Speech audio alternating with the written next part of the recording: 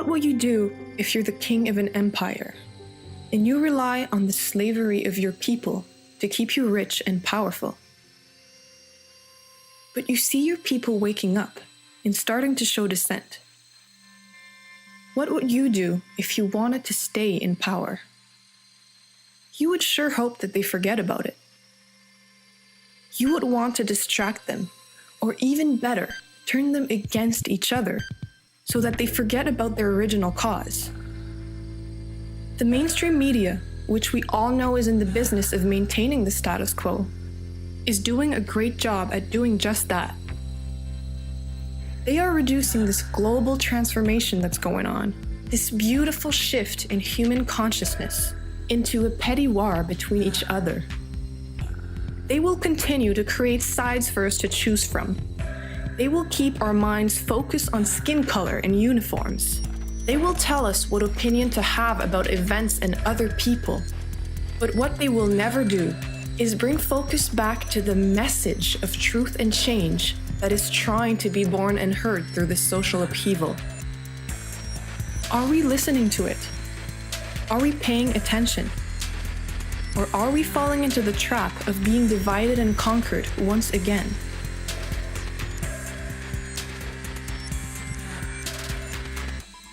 Who are underneath these uniforms? Who are those we call protesters? From up close, one may be wearing a shiny badge that supposedly grants them authority over others, while the other may be holding a sign of rebellion against this said authority. But from a higher perspective, it's all the same. We are all human beings. And the reason why change is needed is meant to uplift not only those walking the streets, but also those wearing the uniforms. So let's talk to each other, not yell at each other. Let's talk to each other, not kill one another. Let's give power to our message, not our egos. Let's remind each other of the beautiful and unifying cause behind all of this. We want a world that honors all life. We want a world that is fair for everyone. We want peace. We all want to stop surviving and start living. We want to be free. It's time for a new philosophy, folks. One based on, yes, the principles of Jesus, which were love your brother as yourself, because you know what? He is yourself. We are literally all one. When we finally stop fighting against each other, we will gain enough perspective to see the real issue here. Now, one might say that the issue is the king of the empire, the corporate elite that is enslaving humanity. But even that is thinking too small. What is the life force of this system? Is it the small group of people calling the shots at the top of the pyramid? Or is it the 7 billion strong army of people complying? That is us. That is humanity. We do it because we want to keep our jobs, because we want to survive. But we only have to struggle to survive if we comply with a system that keeps us in isolation and competition.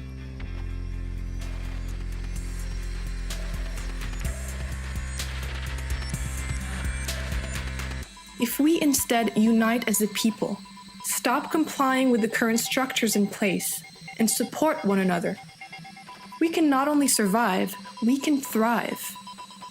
If we focus on solutions and learn about ways to be self-sufficient, we will no longer need to depend on the so-called owners of this world.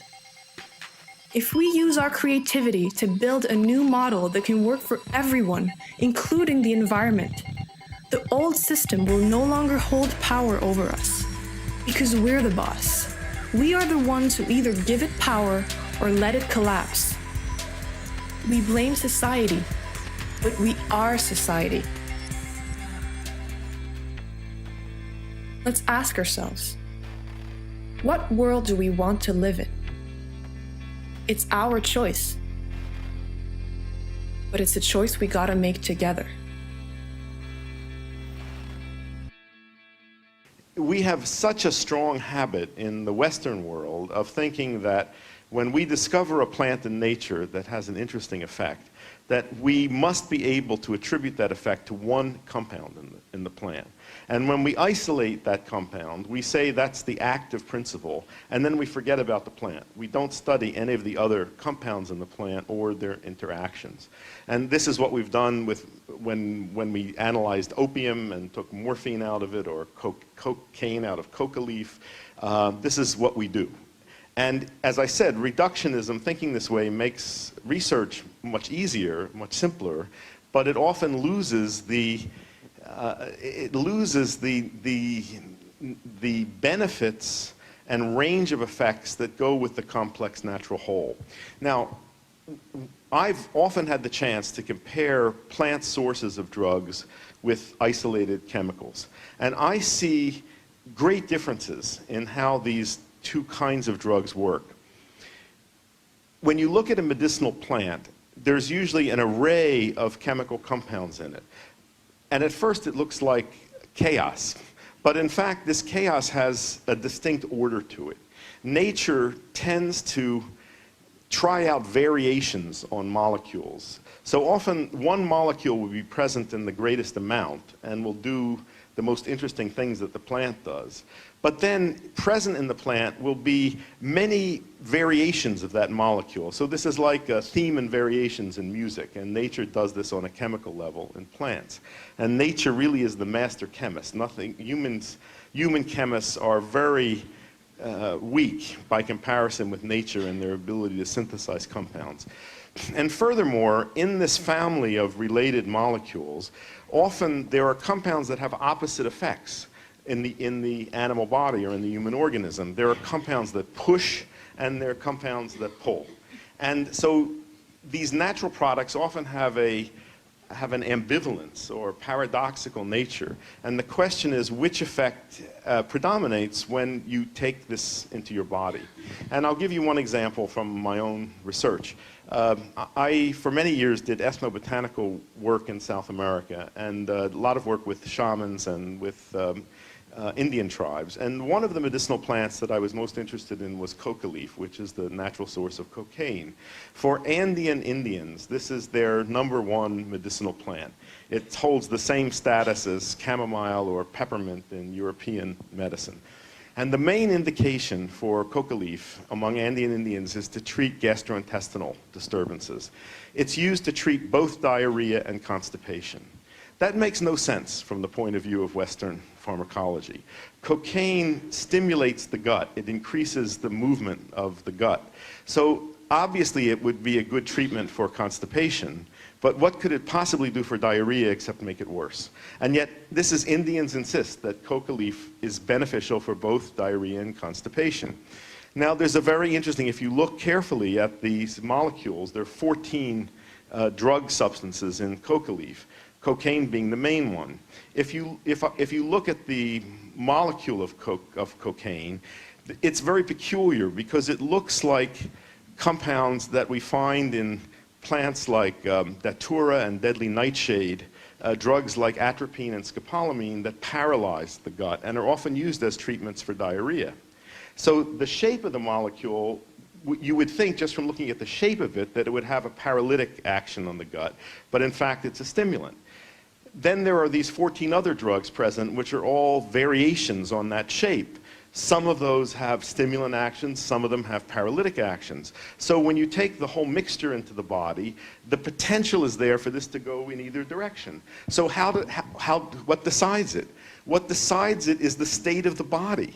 The body, in a way, selects the action it needs. And this is not mystical. I think it has to do with which receptors are available for binding. And this is, to me, a fundamentally different way to treat the body when you give a drug to it.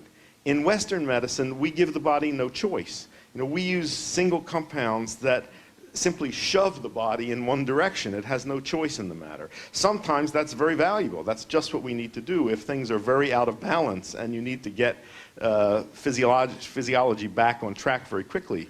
But in many cases, there's not that kind of urgency. And it seems to me it's just a different way to treat the body. You let the body participate in the choice of how it responds when you give a drug treatment. And this is just one illustration of the difference between thinking in terms of complexity and thinking reductionistically in very simple terms. Life never be continuous happiness or continuous unhappiness. Life is always changing, happy state to unhappy state, rich state to poor state. And that is the order of the universe. And when we understand that order of the universe, then we can start to see very large view of life. And we do not move ourselves because of vicissitude, because of small up and down. And we can orient our direction towards the last goal, which we go with everyone to the ultimate happiness. That is health, play on this planet. Anything that comes from nature cannot be patented. They're not interested in that. So, we translate that into the real world of FDA approval. Surely these drug companies aren't going to spend $20 million or more testing any substance from nature because it can't be patented. That, and of course the FDA says it's illegal to use unless it's been tested for efficacy and safety. Now you see the catch-22 you're in there. Nothing from nature, regardless of how effective it might be, will ever be proven safe or effective according to the FDA. It'll never be. Because nobody's going to spend the money to go through the test. So therefore, everything from nature will always be condemned by the FDA as unproven.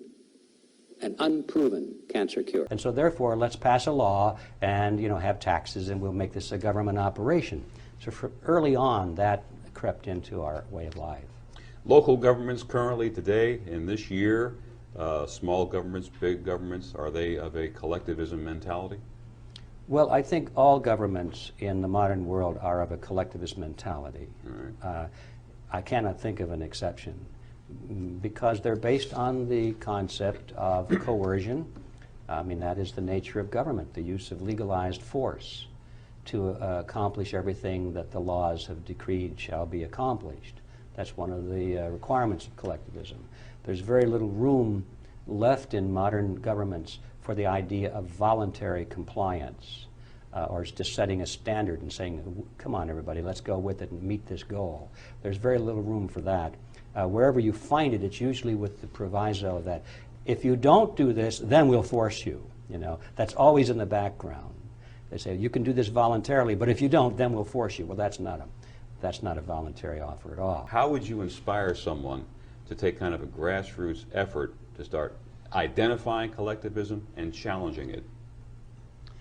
A very good question. I think first, you laid the framework for the action right there. First, you have to identify it, which means you have to understand it. It means you have to know what it is. And for most of us, and that involves a learning process. And so I would recommend the first stage in this process is to become better informed as to what collectivism is, what its roots are, where the idea came from, and how it evolved throughout history. And we have some excellent material on that for those that want to pursue that at our Reality Zone site. So that would be our realityzone.com. You can find all kinds of books and recordings and videotapes on that topic. And then having gotten up to speed so we really know what the enemy looks like, so we don't make fools of ourselves, then how do you go about unseating collectivism? Well, now that opens up a big question. Not just know about collectivism, not just worry about it, not just to complain about it, but to actually get mobilized and organized so they can recapture control of the power centers of society away from collectivism and turn these structures back around in the direction of freedom. I wanted to remind everyone of what mankind is capable of building. I'm here in San Marco Square in Venice, Italy, Venezia, and it is a truly amazing sight, but it also kind of reminds me of where we've gone as far as striving for excellence, striving for strength, striving for innovation.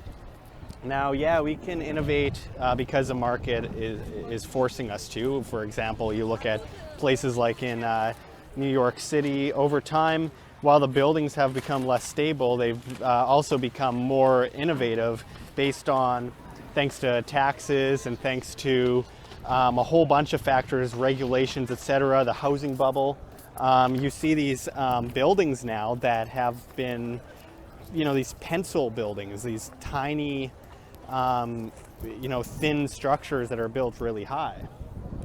But with that said, in 1,000 years, even small remnants of those buildings will hardly exist. But here, after all this time in San Marco Square, you could see, obviously, these buildings will exist for a long time into the future, probably far long after humans are gone. So I think that is a lesson to us that we've seen over time, and this has gone on for a long time. Humans have this strange thing about, as time goes on, becoming more and more primitive. Sure, we got electronics. We banked all of our records on, computers, on the internet, in ways where we will not be able to save them if the grid goes down, if humanity is plunged into some kind of, apocalyptic event, which it very well may be. We are passing through the Taurid meteor stream twice a year. It's basically like dodging bullets. Now, of course, the spaces between each asteroid are pretty large, but we're constantly passing all the time massive meteors that would wipe us out entirely. We would not survive if one of them hit us, and we have been likely hit multiple times before, and we've seen just in the Tunguska event about 100 years ago what an asteroid blowing up just above the Earth can do. My point here is that we have developed in all the worst ways around regulations and taxes, around all that kind of stuff, but not in the sense where we can strengthen ourselves for the futures and for the future and protect ourselves from coming cataclysms. We have instead developed the best, most unique ways to kill each other. Nuclear bombs, best weapons of war, robots, AI, all that kind of stuff. But what about ways to avoid the fate of nature, which is far stronger than human beings? The fate that we face in the face of, objects from outer space, meteors, plasma bursts, all that kind of stuff, which you'd think, after all the times we've seen these great catastrophes wipe out most of mankind, that maybe we might want to work on that. You see behind me here in San Marco Square examples of incredible ingenuity in Venice in general. Just all these back alleyways, all these bridges, people living on water.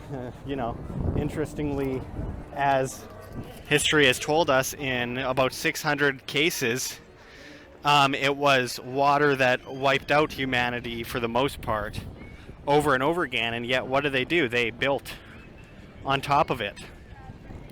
One of the most dangerous things to mankind, well, two of them, I guess, are the sun and water. And both of them bring life to us as well. It's ironic that we live in that balance. A very fragile balance, because you have to respect both of those things as well.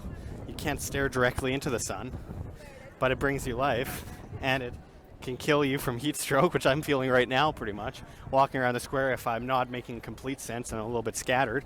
It's amazing what the sun does to us. Without the sun, we also don't get crucial vitamins, we die, and it's something that we need, obviously, no matter what kind of technologies we come up with. With that said, we don't develop around those things anymore to a great extent. Sure, you can bring water to Dubai and build massive skyscrapers, but those skyscrapers won't even exist in thousands of years. This will. This amazing site here will.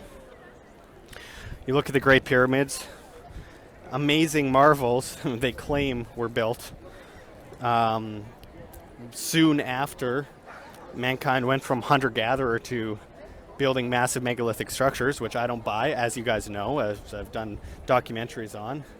I believe that humanity is quite cyclical, that we live and we die, that we rise up and we fall, like the Tower of Babel. We end up building to the stars before getting struck down, for getting too arrogant and carried away. Again, my point is that throughout time, you see humanity seems to start with the greatest ingenuity, like a helping hand passed down over the generations, and then end off with the worst structures, getting too carried away, creating a bunch of problems, thinking we can play God, centralizing everything, building up, and then toppling over.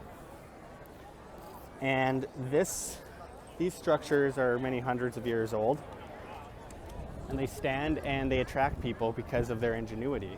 And of course, you can go back to the Industrial Revolution, and you can find a lot of cases of this as well with, the Empire State Building, all, very well-built structures. And as Ayn Rand would have said, they amaze her more than nature in a lot of ways, because human beings came up with an idea and built it.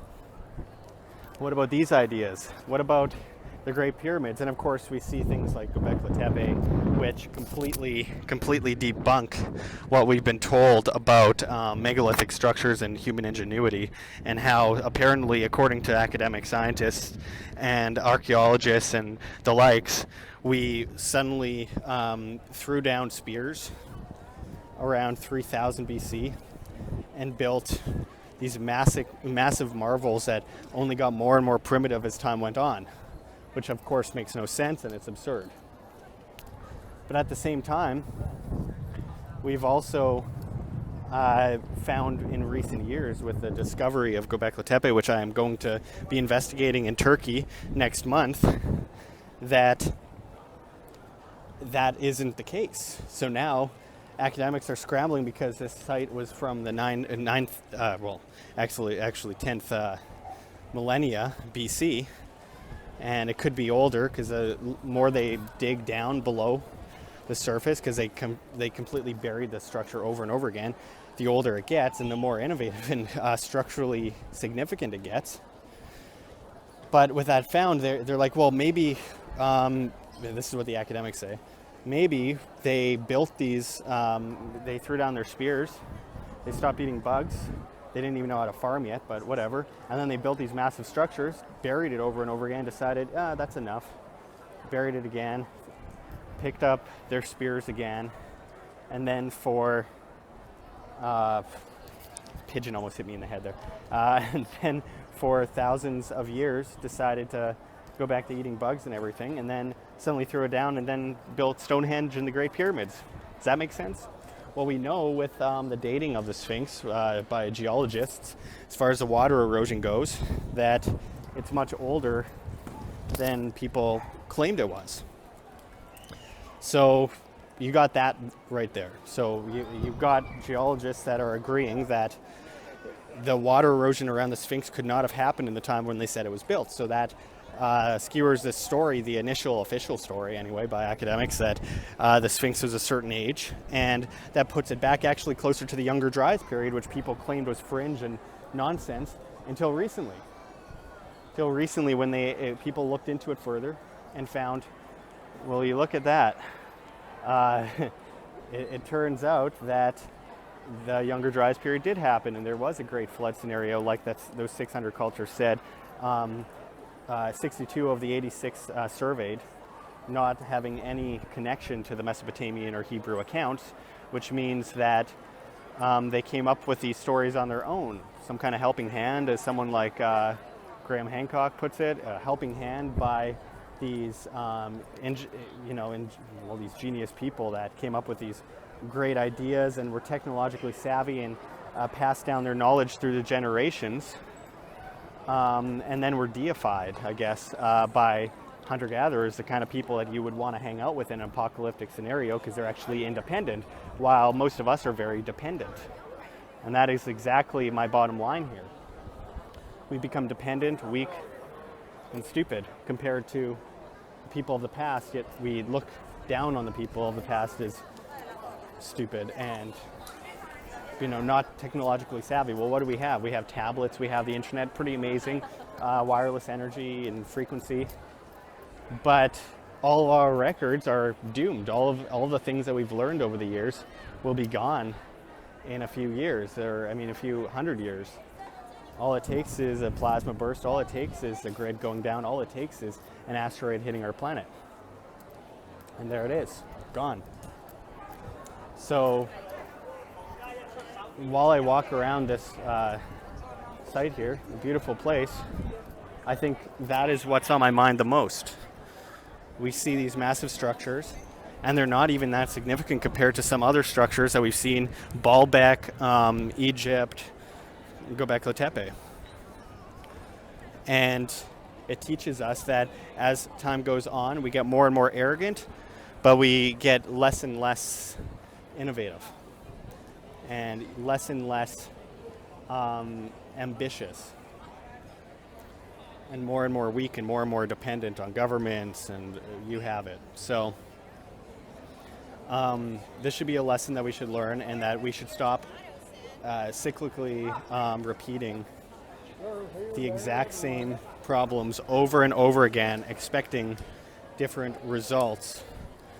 I believe that humanity, as I said, is cyclical and has risen up and fallen time and time again, not just in our history books, but long before that.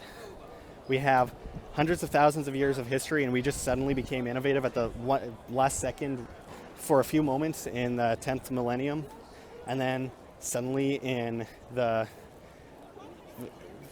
third millennium and fourth millennium, suddenly we became incredibly technologically savvy.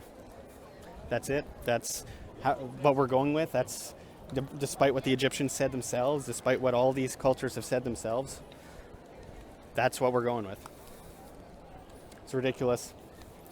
We need to innovate. We need to build. We need to especially build for our future as we face a torrid meteor stream regularly. And we've seen the face of death on this planet so many times before and have done nothing to prepare for the next time. Instead, we found new ways to kill each other. So is it just me, or is this whole world getting a bit crazy, right? Now, I want to make this video about the golden rule, as it's called. But before I get to that, let me share with you what brought me to being inspired to make this video. So about a week and a half ago, I was out of town for a wedding. And I had a number of different just great conversations, catching up with old friends and a bunch of different people there. And I got to chatting with some people about how I'm making, I'm doing a YouTube channel. And one of the conversations that stood out, and actually let me just mention that I asked a number of different people what it is they would say to humanity. Like if you had the audience of 7+ billion people right now, and you could say something to them, give a message, what would it be? And one of the conversations that stood out, and let me also mention that a lot of people said similar things, like people need to be nicer to each other, people need to just stop freaking out about money. People talked about how this whole world is being controlled by the few, which stood out to me, obviously, if you listen to any of my other videos. But one of the conversations that stood out was from the mother of the bride. And I had a real nice, candid conversation with her, and I asked her, look, if you could say anything to humanity, what would it be? And she said, literally, people need to start being more kind to one another. And it got me thinking about the golden rule, as it's commonly called. Treat people the way you want to be treated, so to speak. And now, when I was in my undergrad, I got my minor in religious studies. Couple reasons. One, I needed a GPA booster, and I knew that a lot of these classes, according to ratemyprofessor.com, was like easy A's. You could take a lot of them online and do discussion board posts. But that aside, I learned a lot of things in the process. And I also wanted to take those classes because I just find it interesting that most of the world's population is religious. Now, me personally, I'm not religious. I was raised Catholic.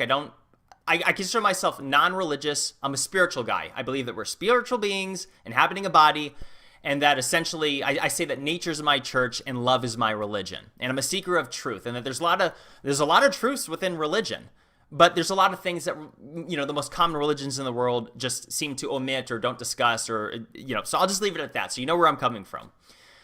But are you aware that the 13 most common religions in the world, that the most simplest foundation of every single one of these 13 most common religions is literally the Golden Rule? Now, they all word it a little bit differently, and let me give you some examples. And I know that the print on there is a little bit too small to see, so let me bring you up this one that just shows 9 of them. So you can see that they all have something similar. So Christianity, as an example, a quote, you know, from straight from Scripture is, "In everything, do to others as you would have them do to you, for this is the law of the prophets." So let's skip over to Judaism. "What is hateful to you, do not do to your neighbor. This is the whole of the Torah." All the rest is commentary, which I think is pretty interesting if you think about it. It's saying that this is the most important thing, right? Hinduism. "This is the sum of duty. Do not do to others what would cause pain if done to you." Islam. "Not one of you truly believes until you wish for others what you wish for yourself." That's from the Prophet Muhammad. Buddhism. "Treat not others in ways that you yourself would find hurtful." They all basically say the same thing, that be nice to others just as you want people to treat you, and everything will be fine. And, you know, you have, like, say, the 10 Commandments as an example, or different rules and guidance that all these religions detail and outline, that ultimately, if you just follow the Golden Rule, everything works out, right? But the problem in that, you know, so many people, you know, the world's population is religious. The percentage of this varies. I've tried to look. You know, most people believe in a divine being. Not everyone's religious, so keep that in mind. But is it just me, or are you must know people that are quote-unquote religious. They don't seem to follow the Golden Rule on a even close to a regular basis, right? Even good people that you think very highly of, you see that their egos get the better of them. Maybe more often than not, right? And one of the things it comes back to is a lot of people say respect is a two-way street, right? Now, what I'm saying right now, I myself have also, like, followed a significant majority of my life kind of saying the same thing. Like, I believe being nice to others. There's been plenty of times where I've been nice to others that weren't very nice to me. But there's been a whole bunch of times where others have crossed my path and I crossed it right back over to teach them, right? Teach them a lesson. When people cross you, you teach them that it's not nice, and you shove it right back in their face, right? So, yeah, that doesn't work. The ego versus ego is an unwinnable battle that only causes more suffering. And I remember hearing back in the day, people say, look, by being mean to others, only it's hurting yourself in the process. And I always, like, kind of laughed that off. I'm like, or scoffed it off. It'd be like, well, that's just something people say to try and encourage others to be nice, right? But think about that. When people cross you, when people disrespect you, do you know what you're witnessing? You're witnessing a time capsule within themselves, their own life experiences, because we're all a product of our experiences, and we've had millions of life experiences. And what you're witnessing when someone treats you poorly is how others have treated them in the past. Think about that. Am I wrong? When you reflect on it, you'll see just how true it really is. When you get to know people, like, there's been a couple people I've become very close friends with that when we first met, we didn't really hit it off, didn't really see eye to eye, and we kind of weren't very nice to each other. And as we got to know each other, we realized that we both had flaws within ourselves. And that we come from backgrounds that maybe, we had certain life experiences where, we felt we had been wronged, and you carry those things, but it's a subconscious thing, right? So when you start to realize, when you become aware, as I say that I am now, that I'm aware, I'm awakened, so to speak. I mean, every day is, I feel like I'm waking up more and more every day. But you get to this point where you start to figure out what the underlying issue with humanity is that, say, these 13 most common religions, how many of them discuss in detail to their followers the ego, the workings of the human brain? That essentially, guys, we are an animal species, and just like any other animal species, we have personality characteristics. And part of the ego has to do with denial. projection that, like, you know, when people judge others, for example, which is something humans do all the time, even if they don't do it out loud and talk crap about others behind their back, they, in their brain, in their thoughts, they'll think, you know, oh, look at that person, look what they're wearing, look what they're doing, look how that person reacted to that. Wow, why would they behave that way? It is my belief that we all are just operating based on the experiences that we had, and that because we've walked in our individual shoes for our entire lives, no one can truly appreciate you, no one, or the experiences that you've had and why you act a certain way in certain circumstances. And that essentially, going back to the ego, that most of us weren't trained. We weren't trained in school about this. We weren't trained in religions. Our politicians don't discuss it. The news media doesn't discuss the ego and how we can train ourselves to identify that, you know, when people are behaving like dickheads, like assholes, like fucktards, excuse my language, but just trying to cater to every bit of all my audience, that essentially you're witnessing how they've been treated by others, and they're just oblivious to it. Looking back at my own life and the times that I've treated others poorly, I didn't think I was treating others poorly. I thought I was justified. I'm telling them this because of what they just said or did to me. So they need to know that respect is a two-way street, and if you're going to treat me poorly, now you know what's going to happen. Like looking back, how much suffering did I cause others? How much suffering has any of us caused others by simply responding to their own ego, right? And how did it ever work out good? Even if at the time someone crossed you unjustly and you crossed them back, and you get the win over them, essentially. You overpower their personality and you shut them up or whatever. Did you feel good about it in the long term? Isn't there like a subconscious part of you that realized that that person was having a really weak moment and you pounded them? Basically, where I'm going with this, and going back to my friend's mother who says the whole world needs to be more kind to one another. Guys, you are not helping this world by treating others poorly and responding to their own ego, or choosing to be of the philosophy that respect is a two-way street. That for this world to change, it takes all of us, and that you need to be the change that you want to be in the world, right? Think about that. It only takes critical mass. I'm not suggesting here that 7 billion people need to start being nice, because I know it's not going to work like that. There's a sense of balance in the universe that as above, so below, that there is an opposite to everything. So you're going to have nice people, you're going to have unhappy people, angry people. But you can have enough people choosing to treat others the way you would like to be treated, even when you come across as a jerk. Like, have you ever been the person to maybe cross somebody else? You were having a moment, you've had a bad day, you kind of, I don't know, were rude to somebody unknowingly by accident, you know. And it's hard because this is part of the denial thing. You know, people don't want to believe that they've crossed others. They don't want to believe that they have been at fault. It's part of the human brain, guys. This is like the workings of it. I say that it's the software of the hardware. Our brain's the hardware, ego's the software. That denial is a hell of a thing. And most of this world thinks that they're perfectly good people and have done no wrong. Yet most of this world has actually wronged others. It's just part of the human psyche. It's part of the game that we're in, and that we're all screwing over other people. And some of us just do it more than others. So we project, we think, oh, well, this person does it worse than I do, so, you know, they need to worry about it, not me. So the long story short is that the awareness of that, look, namaste, realizing that what's in others is in you. The ability for you to be angry with other people based on their actions is because something within what they did, their actions, is in you as well. That you are capable of it. And maybe you've done those negative actions in the past. I'm speaking very philosophical from a very philosophical standpoint right now. So I hope you're with me, and I hope this is making sense, because this is completely unscripted. So to close this up, reflect on the times that you have wronged others and others have wronged you. And think about how in the future, moving forward, you can help make this world a better place by actually living the golden rule. That when others cross you, say something like thank you. Like if someone disrespects you, says something rude, just say thank you.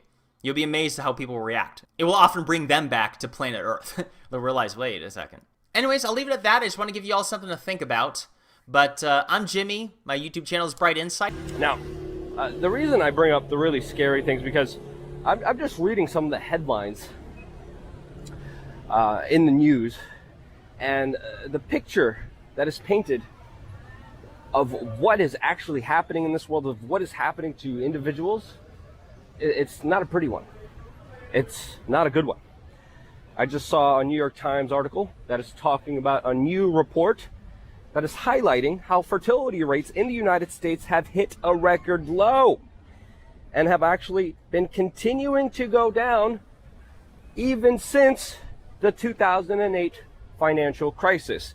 And with the economy being artificially inflated back up, still the population is declining and people are reproducing less than they have before.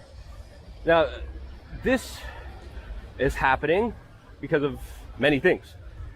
Financial is, of course, one of them. Social is, of course, another one of them, with a lot of propaganda out there telling people to save the environment and not have babies. And also, psychologically, with individuals thinking that they're not worthy enough to replicate. I mean, there's nothing more destructive than this idea that you're not worthy to reproduce, which sadly is an idea that is becoming more and more popular. Now, one thing that's important to kind of highlight here is that natural law doesn't really care about feelings, emotions, gender neutral bathrooms. When we're talking about the physical laws of nature in this world, they are harsh. And if you're not reproducing, I got a sun glare here, if you're not having babies, you're ultimately destroying yourself. You're going to become extinct, which highlights me to the next article that I've kind of seen here, which builds up to this later kind of destruction of our civilization. And that is that binge drinking has actually doubled amongst American women without children in the last 12 years. In 2006, 21% of women between the ages of 30 and 44 who didn't have children reported binge drinking. That number doubled to 42% in 2018, according to a new Columbia University and Washington University research study. Now, if you actually talk to a lot of different individuals, if you actually go out of your little bubble, a lot of this stuff with a lot of these headlines makes absolute sense. Now, it's important to understand, why is this happening? Now, there's so many different things that you could probably pinpoint and highlight and direct to being the creator of this problem. I always point to the mainstream media because information is everything. Like, knowledge is power. And if we're dumbed down, if we're shown messages that are meant to divide and conquer us, that are meant to keep us fighting instead of working cohesively, instead of being together, instead of understanding the power of relationships that individuals could have when they come together, building a family, building a community that of course can't be enslaved, that can't be controlled. That of course is against the major agenda that is perpetrated against a lot of these individuals that we're seeing portrayed in the devastating effects that the kind of counter agenda of that is having on our society. But I also think there's an aspect that's important to bring up here of people being kind of lulled to sleep with comforts. Now, we're living in a time and place where anything and everything is available to us at our fingertips. Our minds and body actually learns to adapt to a lot of the situations we're in. And we're in a situation where we are the absolute perfect consumer of not only just crap, but also the perfect consumers of really bad ideas out there that are pushed on us. I'm going to move away from this truck and keep walking in this direction. And with this kind of emphasis on being comfortable, this emphasis on me, this emphasis on someone else will do this, someone else will fix this, someone else will be responsible, that has been taught to us, by, of course, the Rockefeller indoctrination system. It's not an education system. The current education system is based off the one that was literally produced by the Rockefeller family to create good factory workers. It's made initially to make you a smart factory worker, but not smarter than that. It is meant to cap your knowledge, your imagination, your creative, divine human strengths and beauty. Why? Because it's a lot easier for the controllers to have control of you when you're dumbed down. And I think we're reaching a level of how people have been attacked financially, morally, spiritually, physically, that we're coming to a phase that ultimately is going to be destroying itself. And I believe a lot of this is because people rely on other people to do things for them, rely on institutions that have been corrupted, rely on anyone but themselves, with, of course, a major fear of taking any self-responsibility for themselves or the actions that they take in this world. This to me is very, very self-evident with a lot of this kind of younger thinking and support of these new presidential candidates who promise you everything under the sun that they're going to give to you in this wonderful play world that absolutely doesn't exist. It is a figment of your imagination that is played on psychological tricks to fool you to give up your power so that an institution, a politician, a representative does the hard work for you. And I'm here to tell you, you're going to have to do a lot of the hard work yourself. Personally, as an individual who is coming into their 30s, stuff starts to break down.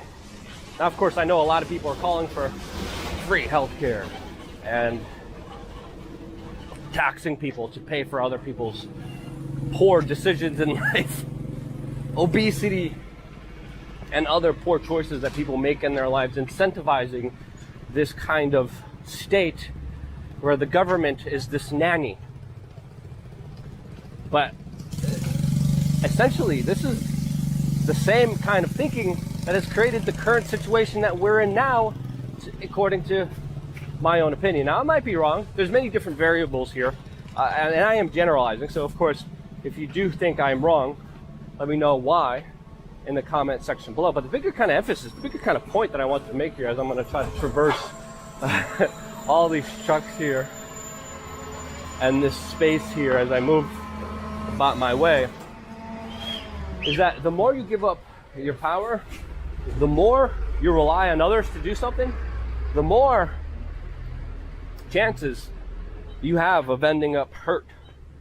Now, I brought up the Medicare thing for very specific reasons, because personally, I had horrible experiences at the doctor. Even recently, every 6 months, I usually like to just get a blood test. I've been really focusing on my health since it's been utterly destroyed because of the kind of mainstream knowledge that is thrown upon us of what we're supposed to do. All of it is completely wrong. All of it is completely wrong. All of it should be based on an individual basis. Even the food chart, even the attack on fat. There's so many different things that mainline establishment kind of culture pushes on you that is just absolutely wrong. And now, as an individual, I'm learning that I need to be responsible for myself because no one else will. And I think that's a lesson that a lot of people need to learn. And if a lot of people do learn that lesson, a lot of the bigger problems that are being talked about, that are being discussed in this particular video, would be resolved. With my particular health, even recently going to a doctor and asking my doctor, hey, let me get a blood test so I can test out the levels of minerals in my body, the level of testosterone in my body, the levels of things that I might be deficient in. The doctor looks at me. She's like, No, you're fine. You look healthy. I'm like, huh? No, I mean, give me a blood test me for all of these different things, because I want to make sure that I am healthy in many different aspects. There's a reason, and again, this is the funny part. She's like, no. I had to literally plead with her to do basic blood tests, which she finally decided to get off of her fat padonkadonk, stick me with a frickin' needle, and finally do her job. And then I get the blood test results, and she didn't do half of the things that I asked her to do. But there's a reason the doctors don't ask you, hey, have you been out to nature recently? Hey, how's your diet? How's your sleep? Are you working out? How are your stress levels? There's a reason doctors don't assess these common sense things that are key to your health, but just literally throw you antibiotics. Now, I've been on a very serious health kick recently, fasting, working out almost every single day this entire year. I caught a bug just a couple days ago. This is why I was out. This is why I didn't release videos on this channel for about 2 days. Just randomly, in the middle of the night, woke up with shivers because I came down with a pretty significant fever. Doctor, what do they do? I gotta take some antibiotics. I'm like, yeah, okay, sure, doc. And again, I'm not a medical professional. Don't take medical advice for me. Everybody is an individual. Every single person has a different biochemistry. But personally, I learned that antibiotics destroy your gut biome, which is critical to your mental health, which is critical to the functions of your entire body and your entire systems in your body. And personally, it's something that I just don't find any common sense in doing. So, literally, just used some of my freaking flyer miles, came down here in Mexico, and the doctor here is my beach. My friend also, Chantal, has a health clinic down here where she does all sorts of stuff, from ozone to all this other stuff that I forgot the exact name of, stem cells and all that. And I'm here to prepare myself for my body degrading later on by doing preventative things to make sure that that effect is not as negative on me. Because as soon as you hit 30, things are going to start shutting down in your body, and you're like, what? You're going to learn how fragile you are. You're going to get hangovers that are going to last. By the way, booze and alcohol, that's the best way to mass condition and mass control a society. I stay away from that as much as I can. I still indulge in a glass of wine sometimes, but knowing the effects that alcohol has and seeing so many people abuse it more and more and more because it's just readily available. The government gets taxes from it. They just feed it to you. They sell it to you as this really cool, popular thing that you're going to get all these chicks and all these hot guys are just going to... No. Again, all subconscious mind control that is meant to trick you into believing that you're going to be the cool, healthy, fit dude if you just drink that fluoride-filled beer. and it's presented to us obnoxiously everywhere. Sports ball, gladiator, all this other nonsense is just shoved directly down our throats without any indiscretion. And that's fine. No one really talks about that. No one really wants to have a large discussion about that, do they? But this is why we try to be different here on this YouTube channel. Another thing that I also am trying to do specifically is in being prepared for my body shutting down is taking measures that could possibly help me, which may include, I don't know if I'm doing this or not, but preserving and harvesting some of my stem cells, since I had a really, really good productive year harvesting my stem cells. So when I do get older and my body starts breaking down, the regenerative stem cells could be used when I'm in my 30s to help me out when I'm in my 50s or later years of life, because I know that if I keep going to the doctor, they're going to keep throwing crap at me. Usually. It's not always the case. If you, obviously, there's always someone who ruins it for everyone. This is why I say I'm not a medical professional. Do not take medical advice from me, because someone's going to break their arm and has a fracture coming out of their freaking arm, and they're going to be like, I'm just going to go to the beach. It's going to make me feel better. I'm going to get some vitamin D. I'm going to go out to nature. I'm going to go swim. I'm going to rest. I'm going to fast. I'm going to have a proper diet, and I'm going to make sure that my body is healed correctly. And then some butt munch is going to take it to the extreme and then ruin it for everyone. And then this is why the health industry is being obliterated, and I mean obliterated, right now on social media, because there are some snake oil salesmen that do need to be called out. There are some bad elements of this industry that do deserve to be called out. But the larger lesson that I'm trying to always coalesce, that I'm always trying to go back to, is you are responsible for yourself. And the fact that people in the Western world are not procreating, the fact that they're binge drinking, the fact that they're resorting to pornography for intimacy, the fact that harmonious relationships between women and men seem and statistically are at an all-time low, it's not a good sign. And it's important to understand what's happening. It's important to know that no one's going to save you, but you, yourself, are going to save you only. And to understand that it takes all of us being the best version of ourselves to really move past this collapse that essentially is happening in many different elements. Talk about the most important aspect of humanity, the things that separate us from our animalistic tendencies and allow us to coexist with each other on this planet. Now, there's an interesting problem facing our advanced, progressive, Western democratic society: empathy. The ability to put yourself in someone else's shoes and understand and share in their feelings. This is declining in the West, not just with millennials, but in our society as a whole. There could be many reasons for this, one being the increased exposure we have to violent imagery on our news feeds and televisions, which experts believe can desensitize a person to cruelty. Why is this happening? Social networking allows young people to lionize their own lives and create a buffer between individuals, which makes it a lot easier to ignore other people's pain or even at times inflict pain onto others. So, what they are suggesting is that the growing emphasis on the self by young people has created a lower emphasis on others. It makes sense. In an increasingly competitive and individualistic environment, ruthlessness and coldness can be an asset for some.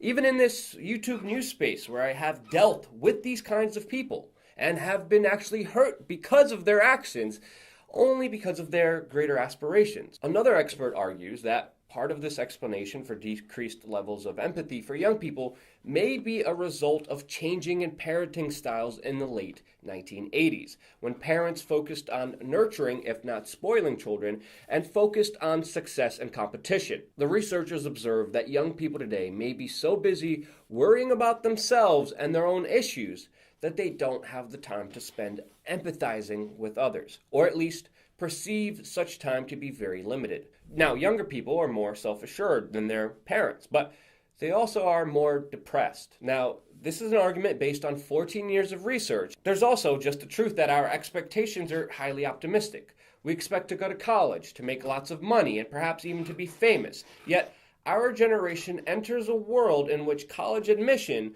is increasingly competitive and costly, putting people into debt. Good jobs are hard to find and harder to keep, and basic necessities like housing and healthcare have skyrocketed in price. This is a time of soaring expectations and crushing realities. The gap between what they have and what they want has never been greater. Generation Y has been taught to put themselves first. Unlike baby boomers, they didn't have to march in a protest or attend a group session to realize that their own needs and desires were important. Television, movies, and school programs have pushed the idea that everyone should be entitled to certain expectations, and the result is a wonderful sense of hopelessness tinged with narcissism and a lack of interest in others. However, young people today have had to overcome many challenges that their parents didn't.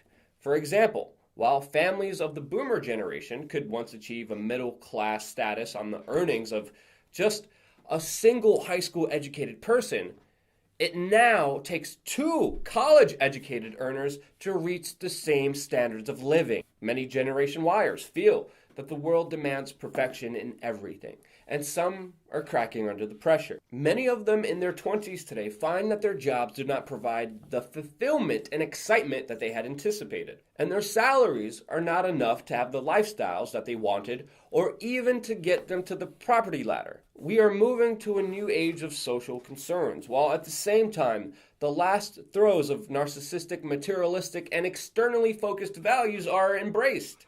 A contradiction, a paradox, perhaps. Millennials are incredibly social and environmentally aware, but at the same time, many have been preoccupied with keeping their heads above the water and don't really have the time to be putting in themselves. As a society, we are becoming more and more fractured, insular, and busy. These millennial issues are perhaps a telling sign of the effects of our increasingly cold culture. Perhaps this is why we stand more divided than ever on social issues, politics, religion, and culture, whenever the cause. Western society is becoming less empathetic, and it's something we really ought to have a look at if we want to keep the integrity of the social fabric and humanity together.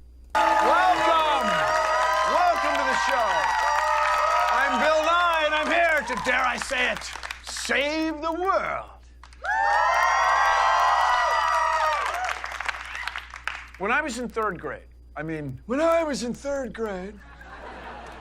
Mrs. Cochran told us that she was the teacher, told us there are more stars in the sky than grains of sand on a beach.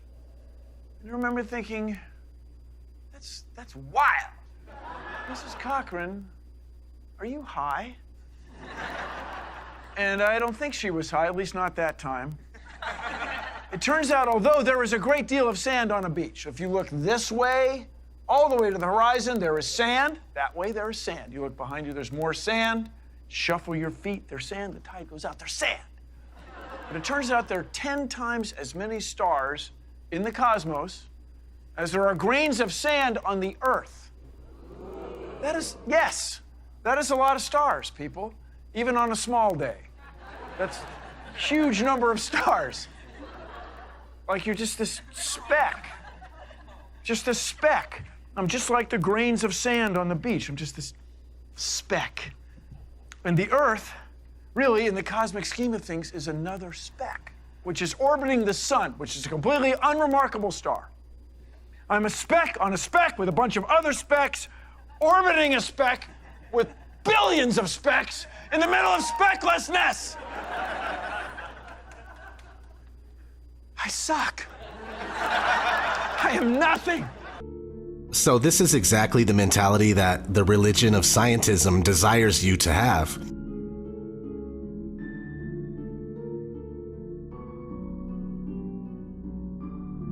And it seems to be working.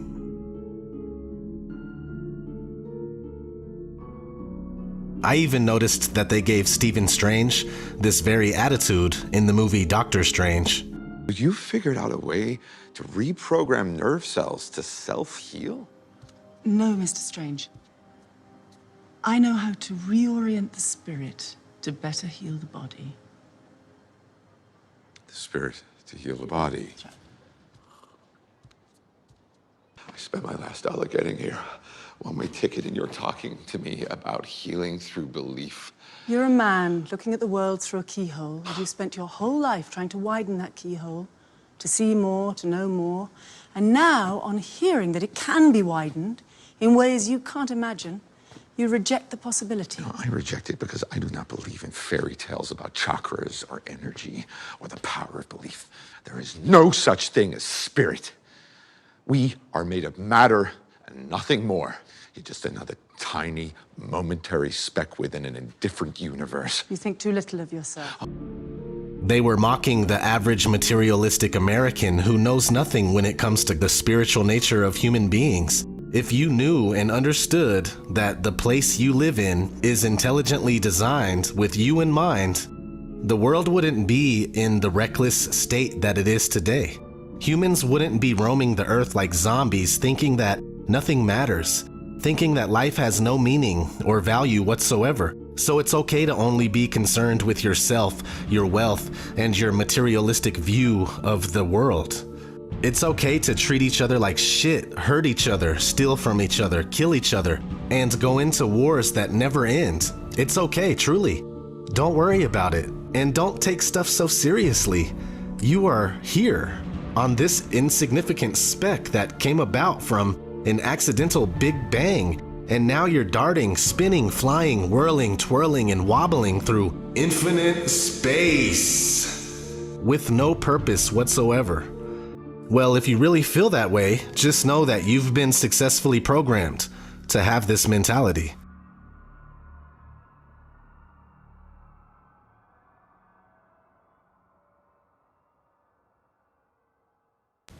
It is the world that has been pulled over your eyes to blind you from the truth. It's just so strange to me that all these things keep happening and nothing is ever done. Like 9/11 and Sandy Hook. Because now we've had this 5G network being slowly implemented over the past couple of years, and it seems like pretty much everyone knows that it's not good. Yet, it just keeps right on coming. Many scientists and other scholars have talked about the negative consequences of 5G, noting that the effects include increased cancer risk, cellular stress, increase in harmful free radicals, genetic damage, structural and functional changes of the reproductive system, learning and memory deficits, neurological disorders, and negative impacts on general well-being in humans. Not to mention, the damage goes well beyond the human race, as there is growing evidence of harmful effects to both plants and animals. 5G damages the immune systems of trees and kills insects. But why were people and animals tested on for such a harmful project? That brings us to Agenda 2030. I asked myself, what is the goal of all of this? And I believe, unfortunately, that the goal is to shame humanity. Climate change alarmism, at its very core, is a despicably anti-human ideology. And we are told to look down upon our achievements with guilt, with shame, and with disgust, and not even to take into account the many major benefits that we have gained from using fossil fuels as our main energy source. Because look around, we're living in such an amazing era of fast progress, of innovation, and we are not allowed to be proud of that at all. Instead, debates are being shut down, and scientists, real scientists, lose their jobs for performing the most genuine and innocent form of science there is, which is just real science, real skepticism. And that is not just an insult to science, that is an insult to the complexity of nature, and most importantly, it is an insult to the freedom of speech. And that's why we are here today, to speak up and to bring the spirit of science back to life again. And I hope that you will do the same with us together. I don't make these videos, speeches and interviews for fun and fame. If I was after fame, I would subscribe to the mainstream views. I have seen my face in a very unhealthy state with huge bags under my eyes, looking like a starved vampire in magazines and newspapers all over the world. I've been called very bad names. And of course that makes me uncomfortable too. And I have had so many people telling me all the time, why won't you just take a break for a while and stop for the sake of your health? But no, none of this ever really affected me in such a detrimental way. And the state of our freedom doesn't care about my beauty or the lack thereof. It doesn't care about my level of sleep deprivation or my desire to be loved by my peers. The state of our freedom is an urgent matter right now, and that's why I decided to speak up when I was given the chance to speak about these topics publicly. And I know that I am a target now because I talk about things that are controversial, and people want to take me out of context to make me look like I have very bad intentions for the world and like I'm a narcissist. I have a lot of stamina. I have a big brain and a resilient mind, and you can defame me all you want, but I will never break down and not stand up again. I've had my moments of despair, health concerns, all of that, but we all do. And the time will never be perfect to fight the good fight for freedom. The time will never be perfect to be politically incorrect publicly and to face controversies. It is difficult, yes. This war of information is very tough for everyone involved. And this one is particularly tiring because it is so draining and excruciatingly subtle. You don't see bombs and weapons flying around. You feel tiny pieces of freedom being pulled away from you, inch by inch, very slowly but surely, and that is what truly hurts. And you're not in full adrenaline mode all the time. You're not running away for your life. You just become more and more fatigued because you realize very slowly that you're becoming more depressed and more susceptible to manipulation. So I need you to step up now, just like I do. I, for the sake of our freedom, need you to become more than a lazy thinker, but instead you should become a researcher, a truth hunter. And I give you the fuel, but we have to ignite the fire. I can burn toothpicks, but together we can burn down the entire world's stage of fake theatre plays that we are supposed to accept as reality. You can come at me with counter-arguments and with tough questions, and I will be there to guide you, but not to lead you. I will not ruin my opponents because I want to open eyes and inspire bright minds and not destroy souls. If you wallow in your depression, or if you say that you have too much to lose and therefore you need others to do the work for you, we will never get to the goal, which is to reclaim our freedom. But at the very least, you can support and promote people who do put themselves out there for your liberty. It's better to be an anonymous soldier than to be a transparent puppet like everybody else. I know these are very difficult times and it's hard to keep on pushing forward, but it's not pointless. And no matter how close to the bottom of the deepest crater I found myself in many times throughout my life, I made a promise to myself to never give up hope and to never spiral out of control and fall into this mass grave of panic puppets.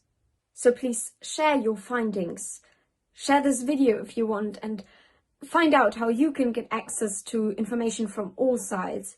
And be curious and open-minded, and don't reject the evidence that might make you uncomfortable. Climate change, for example, is not really about climate change. It is about the restriction of freedom. If it was about science, then people would talk about the science, but all I ever hear them say is, we need to listen to the scientists. Well then please, tell me who, tell me what scientists, explain the science to me. And they only talk about panic and what we have to do right now to fight climate change, to fight for climate justice, to fight for something that is not even real, that is not even human. It is an abstract concept, and panic only justifies coercion with no rational reasoning behind it. Who are those scientists that you say I have to listen to? And do they know the precise makeup of the atmosphere? Can they explain the greenhouse gas effect and why the term in itself is a huge misconception, actually? Do they know which other factors contribute to the change in the climate and how much more significant and relevant they really are, like, for example, the sun and other greenhouse gases in the atmosphere? And if not, if those people who are fighting for climate justice, if they can't explain these very simple things, they are not relying on evidence, but just the false belief that somebody out there who might be scientifically educated in some way, that they believe something that everybody else should believe too. So everybody seems to agree on a false consensus that is not really there. All of this is just a bubble of deception, because nobody seems to want to really immerse themselves in the research and free themselves of this lazy way of thinking. And the same goes for the coronavirus. Do you know how the coronavirus test kits work and how accurate and reliable they are? What if they're contaminated? Do you know how hard it is to distinguish the coronavirus symptoms from symptoms of countless of other conditions and diseases? Do you know how many patients are being neglected due to the sheer focus on the coronavirus, and how many patients are being left to die, stuck to a breathing machine, which is actually quite dangerous to the lungs, and it puts a lot of pressure on the lungs and they lose their strength to breathe independently. So the truth is always bigger than the popular narrative. And your brain is bigger than the popular narrative. So fill all that space with curiosity and the facts. Masks will deprive you of oxygen and impair your ability to think rationally. A lack of oxygen makes you dizzy and even more depressed, slowly but surely. And a masked face doesn't smile and can't talk to other people. So when I say learn to smile with your eyes, I truly mean it. Your spark is needed. I need you. Then I will continue to put myself out there. I will continue to face the backlash. I will continue to face the media that might want to misrepresent me and my views. And I will continue to encourage others to keep hope, just as I do. We're in this together, and I don't want us to panic. I want us to think.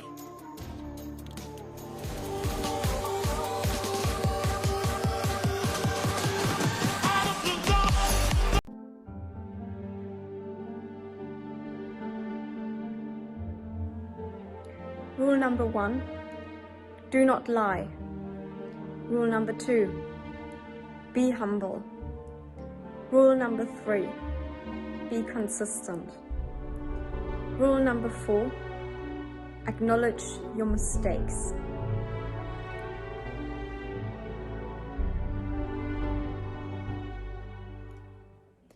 What is the purpose of the culture and information war?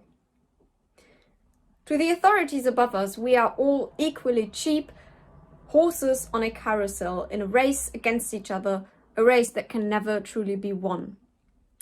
The key to their dominance is to teach us black and white thinking until we are so colorblind that we don't perceive the small details in the bigger picture anymore. It is all about Democrat versus Republican, left versus right, vegan versus carnivore, feminist versus anti-feminist, climate realist versus climate alarmist. The same social justice promoting activists who praise unity and compassion shout their opponents down, and push their policy demands towards a more totalitarian society. I don't typically like to talk about everyday politics because most current issues in the media are usually more about entertainment than education and information. Most public debates are just two sides of the same coin. Every movement provokes an equally controlled opposition. This tricks us into perceiving a diversity of opinions and freedom of speech that is not really there. Drama culture is at its peak, providing bread and circuses for us to make us feel like our life is more exciting and to give you the feeling of being involved in the global controversies, when really you're just another puppet in a global game. So when you think you are especially woke, when you are upset when a celebrity violates the social distancing protocol, that's exactly what you're supposed to do. You're supposed to be upset when a politician makes an outrageous, politically inappropriate statement, or you are supposed to be upset when you see a photo of a crying immigrant child or a plastic straw next to a trash can on the street. Effective propaganda for drastic change and restriction of your freedom starts with a subtle appeal to your emotions.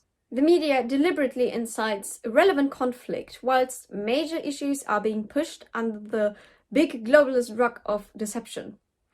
A rug under which your former freedoms are already being held hostage. Every public outrage against a minor inconvenience is abused as a license to take away another piece of freedom from you. Only very few people try to push the rug away and expose the dirty and dark secrets that are branded with the label conspiracy theory. But if you want to keep your eyes open, you must do your research on those exact topics. Topics that might intimidate you or that you think are crazy at first glance. Because what if there is truth to what you were led to believe is purely madness? What if your voice of reason is needed to show that those topics are way more than just ludicrous theories, but rather factual issues? Ironically, we all have so much more in common than we think we do. We all share a love and appreciation for freedom. However, many people mistrust society so much that they cannot imagine a society without coercion. And that is exactly what the state wants you to think. We've been taught to fear freedom. The state's power is predicated on your misconception that you need it, when really the state needs you. During this current crisis, we are being driven into a state of confusion and a longing for guidance.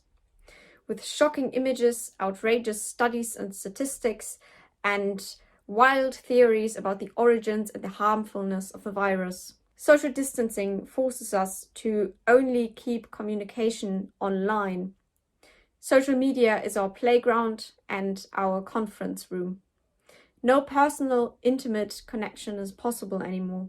Therefore, dominance through censorship is more relevant than ever. The global discourse is thrown out of balance by deliberate silencing and shadow banning of certain opinions.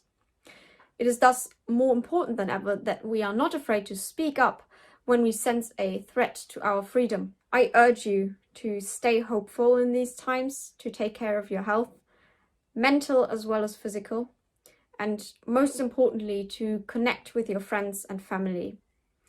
We are supposed to lose trust in society, our closest companions, and ultimately even in ourselves. So, rule number 1, do not lie. If you don't lie, you can't be exposed for the shadows in your past and the darkness behind your words. There are enough liars and hypocrites out there, and they are parasites to our community. The invisible enemy is about way more than just the virus. The invisible enemy is the panic and how it manipulates us into becoming submissive puppets. Hope, however, keeps our freedom alive.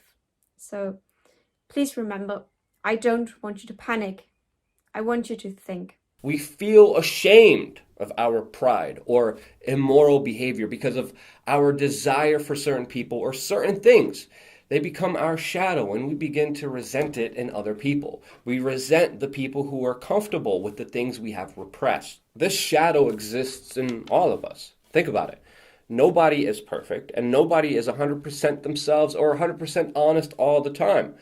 We all have things we're ashamed of or embarrassed by that we bury inside of ourselves to make us more acceptable to society or our friends or peers. We probably all met someone who let the shadow overtake them, who is just one great big pile of resentment and bitterness. So how do we avoid it? How do we not hate the other people for something that isn't their fault and really has nothing to do with them? We have to learn to embrace our darkness and our light. We have to embrace the things that we bury and face them, not repress them. We are beginning to learn that denying the dark only gives it more power. Instead of us controlling it, it controls us. Think about those things you hate about others, but see within yourself. Think about how much time you spend thinking about it, or how much time it ultimately even indirectly dominates your thoughts or desires, your dreams, or your loves and hatred. The only real way to control shadow material and to stop it from manifesting as hatred is to embrace it, own it. Because when we carry our shadow around with us, repressing our thoughts and desires and our insecurities and hopes, we don't feel whole. If we want to live fulfilling, whole lives, we have to embrace the things we repress, open them up, and deal with them. Only then can we be fully functioning, well-adjusted, ultimately happy people. After hearing everything that you heard in this video, you have to understand, on top of everything, words only have power if you give them power. If you believe that there's some truth in some insults, yes, you will be hurt by them. So it's all okay. Every time I come down on aspects of our own community, there is a comment or two to the effect of, "Divided, we are weaker. Don't fight, team up." A fun fantasy. It's an idea, however, that is built for the world where everyone is special and everyone gets a trophy and participation is tantamount to winning. Not all quacking videos are created equal. Not all quacking videos are about ducks. Some are made by chickens who don't own a mirror, others by foxes seeking a meal. It is so easy sometimes to jump onto something, especially when it's not something you deeply understand, or someone is pointing out something they don't understand and saying, "Wow, what is that?" or "What caused that?" The problem is that 99% of the time it's nothing, and they actually don't know what they're doing. This leads to a lot of distractions, and sadly, the passion and eyes open for any sign mentality of this community at large makes many of those distractions just seem so appealing concepts in terms of being worthy of your time and attention, and maybe a comment online, and maybe even a bit of fear. For those who are in relevant positions, those mistakes are obvious, and they serve to discredit the entire community. I realize this next sentence is going to be hard to hear, but truly, the widespread, "Oh wow, what is that?" attitude of the community, and the propensity to guess in ways that come off a lot like argumentative assertions, hurts the entire community. Truly, for every legit channel out there in our little part of the world, there are at least 9 other channels talking about the same sort of anti-mainstream stuff, but I can assure you they are doing nothing but hurting us all. And you can't imagine how difficult this really is. For example, let's take what I posted on Facebook a few days ago. We've all heard the conspiracy. Bill Gates wants to microchip everyone, like the mark of the beast. Well, interestingly, it takes more than just a mark. It also takes the dedication of one's life to servitude of the beast. Well, this is a patent for a microchip capable of being implanted in anything from a wristwatch to your body, and it will use your body energy to mine cryptocurrency. No more need to sell you anything. This tiny mark serves the source by you simply waking up each day and living your life in servitude. Heck, it serves while you sleep. And now the business plan is to split the earnings with the user. And in the case of poor countries, it will be in return for enough to survive. Basically, take this mark and you won't starve, you won't die of thirst, etc. By itself, that doesn't really sound all that evil of a concept, but the means and mechanism happens to be the actual definition of the mark of the beast. And by the way, its patent publication number ends in 060606, and it's Microsoft Licensing Technology LLC, aka Bill Gates, who got the patent. That's the exact conspiracy about him for years, to deliver the mark of the beast, and here is his patent. And it goes beyond just the mark, but includes the servitude with your very life, and it's got a number suspiciously close to 666. Are you kidding me? Well, let me tell you straight up, the biggest mistake you can make is to say, see, I told you, this proves it all. This is too easy. It's a trap or a distraction, misdirection, something. Because fate doesn't just do that. Not all of these things combined. Even without the conspiracy, how does this patent get that number? You add in that it's the exact conspiracy about Gates, the guy who has the patent. And I mean, come on. This game is harder than that. We're missing something, and I don't know what it is. I do not find satisfaction in the argument by some that part of the rules they play by is that they must tell us the truth. This is beyond that. This is too much, and it's not an easy problem to work through. My working hypothesis is that even Gates has a master and is currently playing the role of bait. But the point is that what I said 9 years ago is still true today, and the reason why I started my channel. Our community is its own worst enemy. For every one of us has a crazy thing we believe, myself included, and every one of us has ways in which we wish the mainstream would change. But we can all still name a number of things we've seen or heard online that we know are super crazy and are just flat out wrong. I'm telling you, that's 90 to 99% of the anti-mainstream community. The same one I attempt to help lead. The same one I love. Most of it is working against itself without awareness of it. The time for, oh, look at that, speculate, is over. So is the time to ignore those other channels and just let them be. If you don't fully comprehend the cumulative damage done by those people, then I beg you not fight me on this one. It's currently my biggest burden. Every professor who hears me out now takes my calls and my texts. Science seems to be shooting itself in the foot and giving our community everything it needs. If you watch The Daily Show, you probably already know that. It's the craziness of our own that drags us all down, that fills my inbox with nonsense, that gets me associated with utter nonsense online.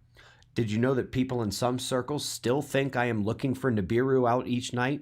And it's not because I ever said anything close to that.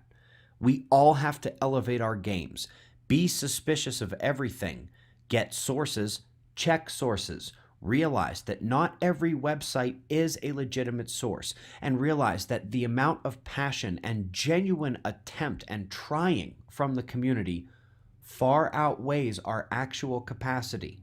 It's a tough truth to bear. It's not easy, which is why I keep doing it. And it's a problem I do uniquely understand in this position, even if I am 100% sure that all of you listening to this do get the idea for the most part. But I do see how bad we are. We all have to be better. Heck, I need to work on everything from this to my temper in the comment section. Nobody's perfect.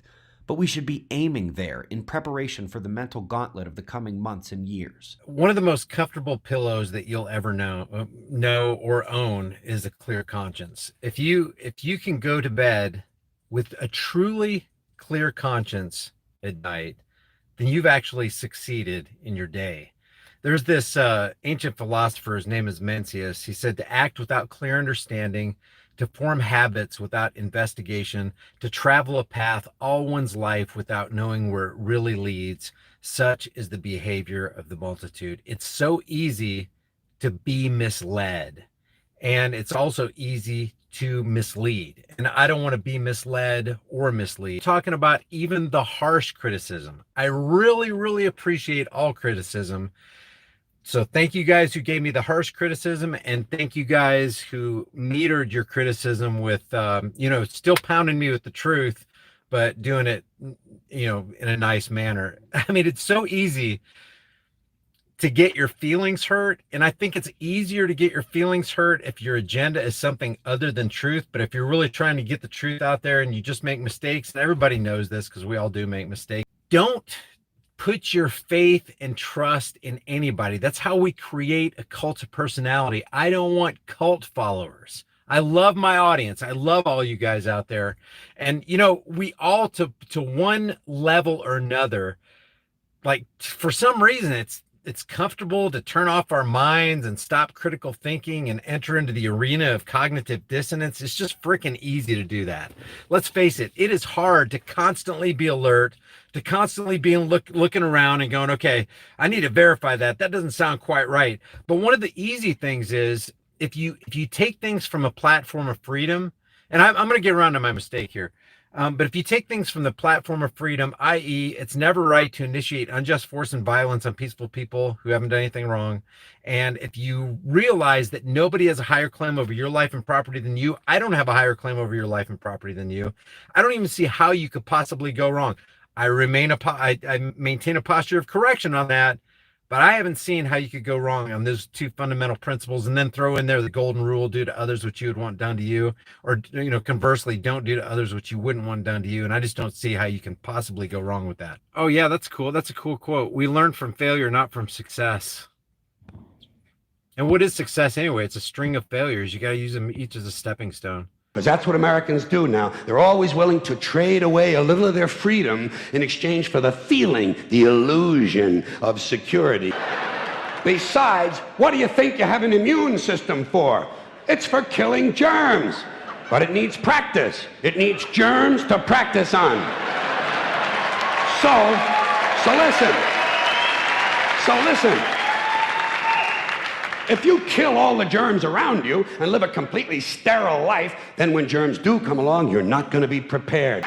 Let me tell you a true story about immunization, okay? When I was a little boy in New York City in the 1940s, we swam in the Hudson River, and it was filled with raw sewage, okay?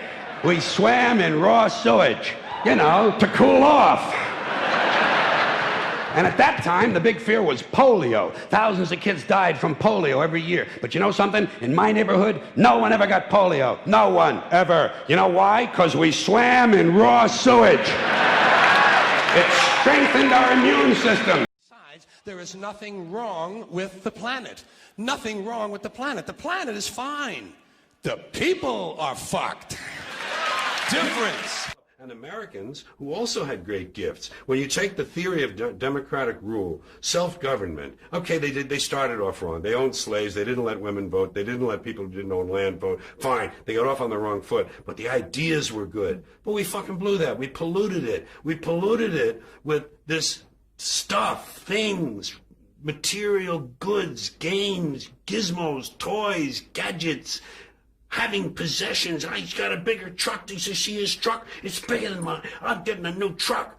Here's a big truck. Oh, I'm getting that one. That's what, you got a video in it? Your DVD too? He don't have a DVD. I got a DVD, you know. Oh, please. Whatever happened? And all of that is what happened. There's a reason. There's a reason. There's a reason for this. There's a reason education sucks. And it's the same reason that it will never, ever, ever be fixed. It's never going to get any better. Don't look for it. Be happy with what you got. Because the owners of this country don't want that. I'm talking about the real owners now. The big wealthy business interests that control things and make all the important decisions. Forget the politicians. Politicians are put there to give you the idea that you have freedom of choice. You don't. You have no choice. You have owners. They own you. They own everything. They own all the important land. They own and control the corporations. They've long since bought and paid for the Senate, the Congress, the state houses, the city halls. They got the judges in their back pockets. And they own all the big media companies, so they control just about all of the news and information you get to hear. They got you by the balls. They spend billions of dollars every year lobbying to get what they want. Well, we know what they want. They want more for themselves and less for everybody else. But I'll tell you what they don't want. They don't want a population of citizens capable of critical thinking. They don't want well-informed, well-educated people capable of critical thinking. They're not interested in that. That doesn't help them. That's against their interest. That's right. You know something? They don't want people who are smart enough to sit around the kitchen table and figure out how badly they're getting fucked by a system that threw them overboard 30 fucking years ago. They don't want that. You know what they want? They want obedient workers. Obedient workers, people who are just smart enough to run the machines and do the paperwork and just dumb enough to passively accept all these increasingly shittier jobs with the lower pay, the longer hours, the reduced benefits, the end of overtime, and the vanishing pension that disappears the minute you go to collect it. And now they're coming for your Social Security money. They want your fucking retirement money. They want it back so they can give it to their criminal friends on Wall Street. And you know something? They'll get it. They'll get it all from you sooner or later because they own this fucking place. It's a big club, and you ain't in it. You and I are not in the big club. And by the way, it's the same big club they use to beat you over the head with all day long when they tell you what to believe. All day long, beating you over the head in their media, telling you what to believe, what to think, and what to buy. The table is tilted, folks. The game is rigged. And nobody seems to notice. Nobody seems to care. Good, honest, hard-working people, white collar, blue collar, doesn't matter what color shirt you have on. Good, honest, hard-working people continue. These are people of modest means. Continue to elect these rich cocksuckers who don't give a fuck about them. They don't give a fuck about you. They don't give a fuck about you. They don't care about you at all. At all. At all. Yeah. You know? And nobody seems to notice, nobody seems to care. That's what the owners count on, the fact that Americans will probably remain willfully ignorant. I have people tell me all the time, you know, you'd get a lot more views and subscribers if you weren't such a downer all the time. All you do is talk about the bad stuff. Why don't you put up some of them funny videos or some of them cute videos, or why don't you do some crazy stuff like all them famous YouTubers out there? That's what people want to see. And I'm sure there's a time and a place for that. I mean, heck, who doesn't want to escape from reality every now and then and watch something funny, lighthearted, or cute? Here, let's try this. In this scene, we have a beautiful impala trying to get some water on a hot day. Little did he know the security he thought he was basking in was only an illusion. Beneath the water from which he drank lurked a predator who was not interested in showing any kind of mercy. He wanted only to fill his stomach with the flesh of his prey. It's no great stretch to liken the agents of government versus those who are governed as a predator-prey scenario. Those who are governed gladly give away their precious liberties so that they can obtain a scant amount of security. But it never quite works out like that for them. Sure, the predatory agents of government promise to make you safe, but in the final analysis, freedoms are eroded. Someone once rightly said, the best way to take control over a people and control them utterly is to take a little of their freedom at a time, to erode their rights by 1,000 tiny, almost imperceptible reductions. In this way, the people will not see those rights and freedoms being removed until past the point at which these changes cannot be reversed. The gazelles that you see here, like people, are acting out of fear. But their fear plays into the hands of the waiting predators. The predators initiate force and violence on the gazelles and have their way with them. Whatever their actions, the predator always attempts to turn the tables in their favor. In the same way, those whom we call lawmakers don't in fact create actual legitimate laws. They codify opinions and through the legislative process, write them down on fancy pieces of paper, get their buddies to sign off on them, and call these opinions laws, which are backed by the threat of force and violence from their enforcers. If the common people don't submit to the commands of the authorities, they, like the gazelles, are harmed in some way, whether by fine or by jail time, or in some cases, death. But there is something we all need to remember. There are way more of us than there are of them. The only problem with the us part is that through distraction, falling into the left-right paradigm, or just plain ignorance, we allow ourselves to be divided and therefore conquered. But if we all got together, like these animals right here are getting together, uniting against their common enemy and fighting for a common cause, we can prevail. We just have to get on the same page. And that page is simple. It's the non-aggression principle. The initiation of illegitimate force against anyone who has neither harmed nor threatened to harm another individual must never be tolerated. If we can all get on that page, we could unite against corrupt, money-hungry politicians and their behind-the-scenes banking handlers who do nothing more than strip more and more of our freedoms every single day. If we all stood up against them and protected our own against those who believe they can tell individuals what they can and can't put into their bodies, where they can and can't go, what they can and can't say, what they can and can't do, we can put an end to our oppression.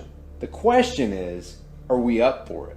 And yes, in nature, there are things that just don't seem like they could possibly happen. Like this zebra. His neck is firmly in the jaws of a hungry lion. It appears that his death is certain. When things have gotten to this point, they don't usually turn out too well for the prey. There just doesn't seem to be any way out, and it looks like there's no hope. But sometimes, something happens and the tide turns in the favor of the oppressed. And like this zebra, who is determined to overcome what otherwise would have been certain death, we can overcome. We can overcome the Federal Reserve's monetary stranglehold, the money-sucking waste of the Pentagon and the military-industrial complex, the wars without end, and the unwelcome intrusion and prying eyes of the alphabet soup agencies. We can come together and fight for individual freedoms. And yeah, sure, puppy and kitten videos are cute, and it's good to laugh and cut loose every now and then.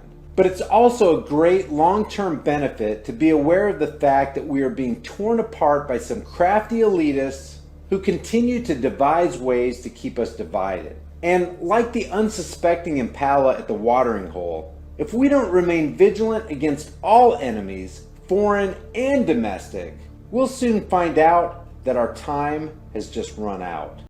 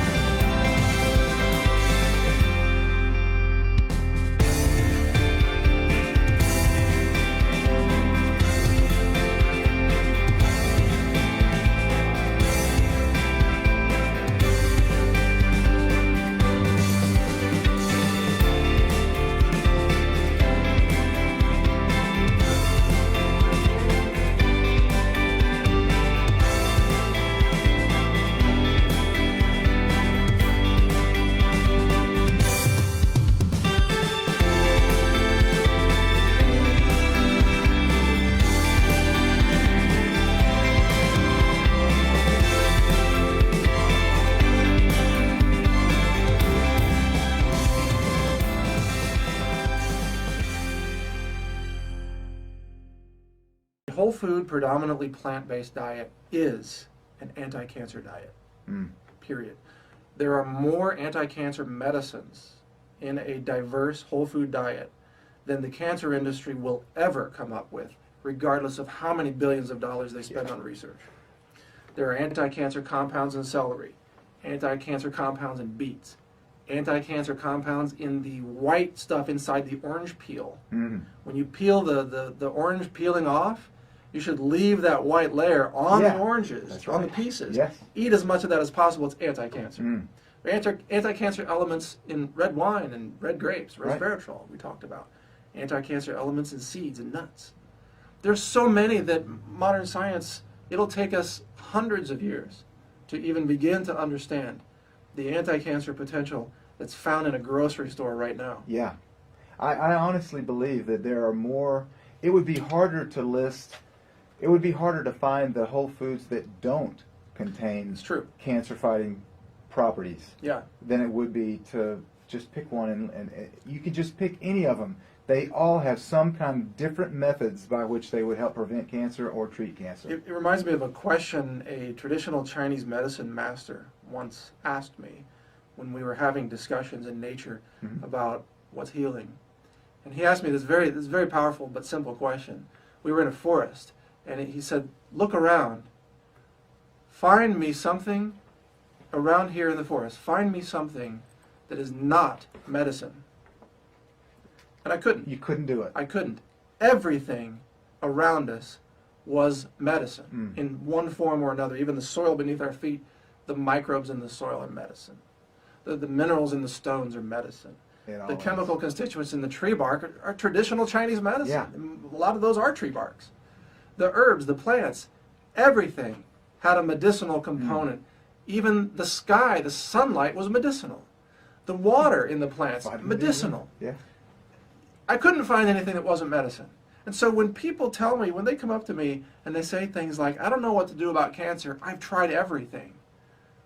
Have you tried nature? Yeah. Have you, I bet you on the way to your cancer clinic, you walked by nature. You walked by some plants that probably have anti-cancer medicines in them. I guarantee they did. I used to live in the desert in Arizona, and there were anti-cancer treatment centers there where in the parking lots had anti-cancer plants, desert plants, very potent. And they probably were better treatments than were inside. Absolutely. So people would park their cars, ignoring the medicine right there for free, and they would walk inside the cancer treatment center and get poisoned and pay for it and wonder why they were still sick. That's how messed up the cancer industry is today. That is the insanity that we call the cancer industry today. Yeah. Literally. In many parts of Arizona, you can just go out in the wild and you can harvest masses of anti-cancer desert plants. Sure. Wildcrafted for free. Yeah. I know. It's nuts. Yeah. It really is. Well, Mike, that reminds me of the old mantra from Hippocrates, let food be thy medicine and medicine be thy food. Yeah. That, I think, if we could sum up what we've talked about today, if we can get whole plant-based diet, whole food to treat cancer, to prevent cancer, that would be the direction we should go. That is a sustainable path for humanity. We are at a preserve here, and not only has the electrical company sprayed poison all over, this is a natural conservation area. Natural conservation area, no dumping and clearing. Yet the electric company dumps glyphosate along the edge of the forest, and the slobs who travel up and down this road. Now here's more dead trees. The slobs have, as you can see, dumped plenty of their own garbage. This is the America of today. A bunch of slobs, litter bugs. Let's just go down here this way. Get a closer look at all the garbage.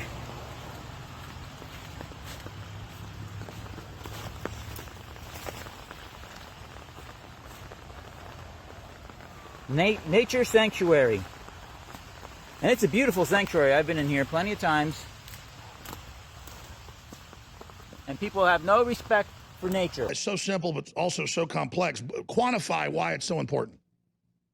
Well, I mean, the first thing is I'd like to clear up what natural law is not, because a lot of people have a mental definition that's quite different than what it really is. Natural law is definitely not and has absolutely nothing to do with Darwinism. It has absolutely nothing to do with the so-called survival of the fittest or the so-called law of the jungle or what people often term as the so-called natural order. These have nothing to do with what I'm referring to when I talk about natural law. Natural law is cosmic spiritual law of creation that is all about objective morality. It's a set of universal, inherent, objective, non-man-made, eternal, and unchangeable conditions that actually govern the consequences of the behaviors that we choose through our own free will. That's what natural law really is. So it's God's law. It's absolutely God's law. That's probably the best term for it that it's been called over human history. This is God's law, not man's law. And, you know, freedom depends on whether we understand it objectively or not, whether we understand which behaviors are actually moral behaviors. Why is Satan or why are these evil people at war with natural law when it gives you freedom and prosperity and empowerment? Well, as you know, the highest level globalists and social engineers of our world are Satanists. They are Satanists and dark Luciferians. They are dark occultists, as I refer to them. And they want to turn God's law on its head. They want to reign in hell rather than rule in heaven.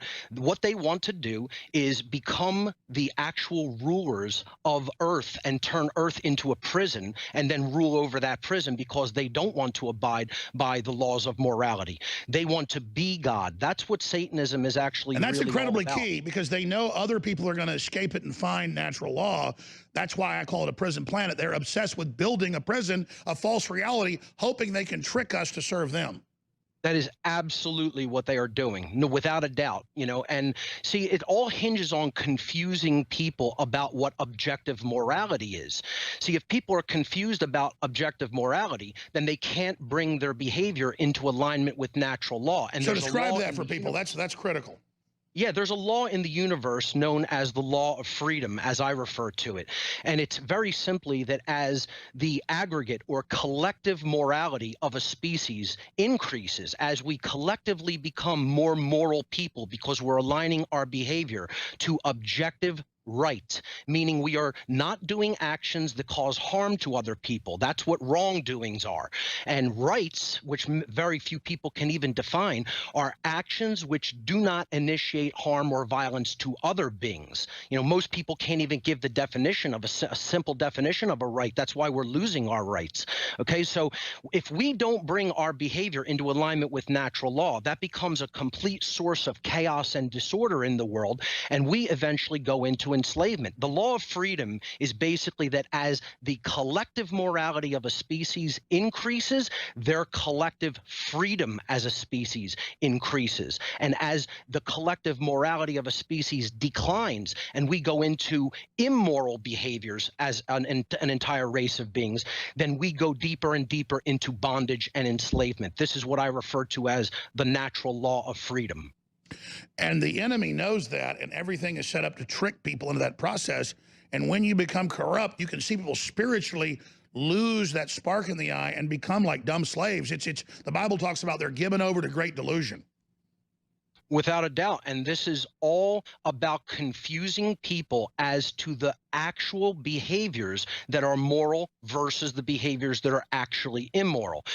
Most people have taken on the mindset of these dark occultists and Satanists by buying into what is known as moral relativism. And moral relativism is the destroyer of human freedom. It's the belief or religion, if you will, the ideology that objective morality doesn't exist inherently in the universe, and that right and wrong are actually subjective constructs of the human mind. And your brain's just a computer, and there is no right or wrong. You're not really alive. Dogs really don't get excited. They don't have emotions. Of course they do. They're just teaching you that you're a robot because they want you to think you have no consciousness so they can program you. Exactly. They want to give us their mindset. Their mindset is this totally degraded, immoral mindset, and they want to spread that mindset through society, because only when people buy into a lesser version of these high-level Satanist mindset can they actually be controlled by them. And I've also noticed when I've had the top Democrats sue me and things, they really believe that we're evil like them and running scams. And I've also noticed that that's how twisted they are. They really believe that all there is evil. It's bizarre. Well, part of like what you said, it's about projection. The enemy always wants to project their own mindset onto other people and say that they're doing the same thing that they're actually doing and try to turn the tables like that. And they're going to be able to get away with that as long as the public doesn't wake up to the dangers of moral relativism and learn natural law. You know, it is not about we are not the arbitrators of what right and wrong are. We should be discovering those principles as they exist in nature, because they are inherent to nature. And all the occultists talk about magic. That's all a twisted form. If you really follow God's laws, the magic is immediate. And it's not magic, it's the way the universe works. It's the keys to destiny. So many other people, which I'm not saying this with pleasure, don't know what they're talking about. And truth is so on its face when you know it, but then you run into other people that have never discovered it or never even experienced God's laws, universal law, that they are at war with it. They get angry that you possess it, and there's like a spiritual envy. I would almost describe evil or Satanism or the demonic forces is they're upset by the very existence of the spirit of natural law, that I guess almost like a prism comes down from God and almost beams out from us. I don't mean that to sound new age. Something's happening. People are either getting more demonic, more fallen, or more awake. How does that fit into what's happening on the planet, in your view? Well, I would say that there are spiritually fallen individuals that have really a very degraded sense of self, and they're in a deep state of self-loathing. Only self-loathing people would want more control and violence in the world through government. You know, only self-loathing people become authoritarians and support authoritarianism. And these people don't have an actively developed sense of self and morality and truth. And they're very cut off and disconnected from spirit, and that is the underlying problem. You know, I think what sets my work apart from many other researchers' work is that I don't so much focus on the symptoms of like what is actually going on in our world. You know, it's that my name of my site is What on Earth is Happening, but it might be more apropos to call it why on earth is this happening? See, I focus on the underlying causal factors within consciousness. And you're right, because as a news show, we have to cover all the crazy things happening. But it's important to realize the root of this is that there really is, just like computers have programs and computers have viruses, there is information in the universe that either destroys you or information that empowers you. That's exactly right. And you know what they're doing is they are confusing everybody about what the actual difference between right and wrong are. You know, they're trying to tell people that, you know, vices are crimes, instead of actually really understanding the true wrongdoings that we should not be enacting or initiating toward our fellow beings. You know, the real They focus on sins that almost everybody's involved in that aren't good, but aren't the fount of where it comes from, the breaking of the original laws from which all the other vice comes from. So, because I've always inherently said that, like not standing up against evil or killing a baby or being a coward or lying to people to get ahead, that's a real sin. Smoking cigarettes, you know, having whatever, I mean, that's not good, but you always notice the churches obsess on that. They obsess on that because they don't want you to go address the big stuff.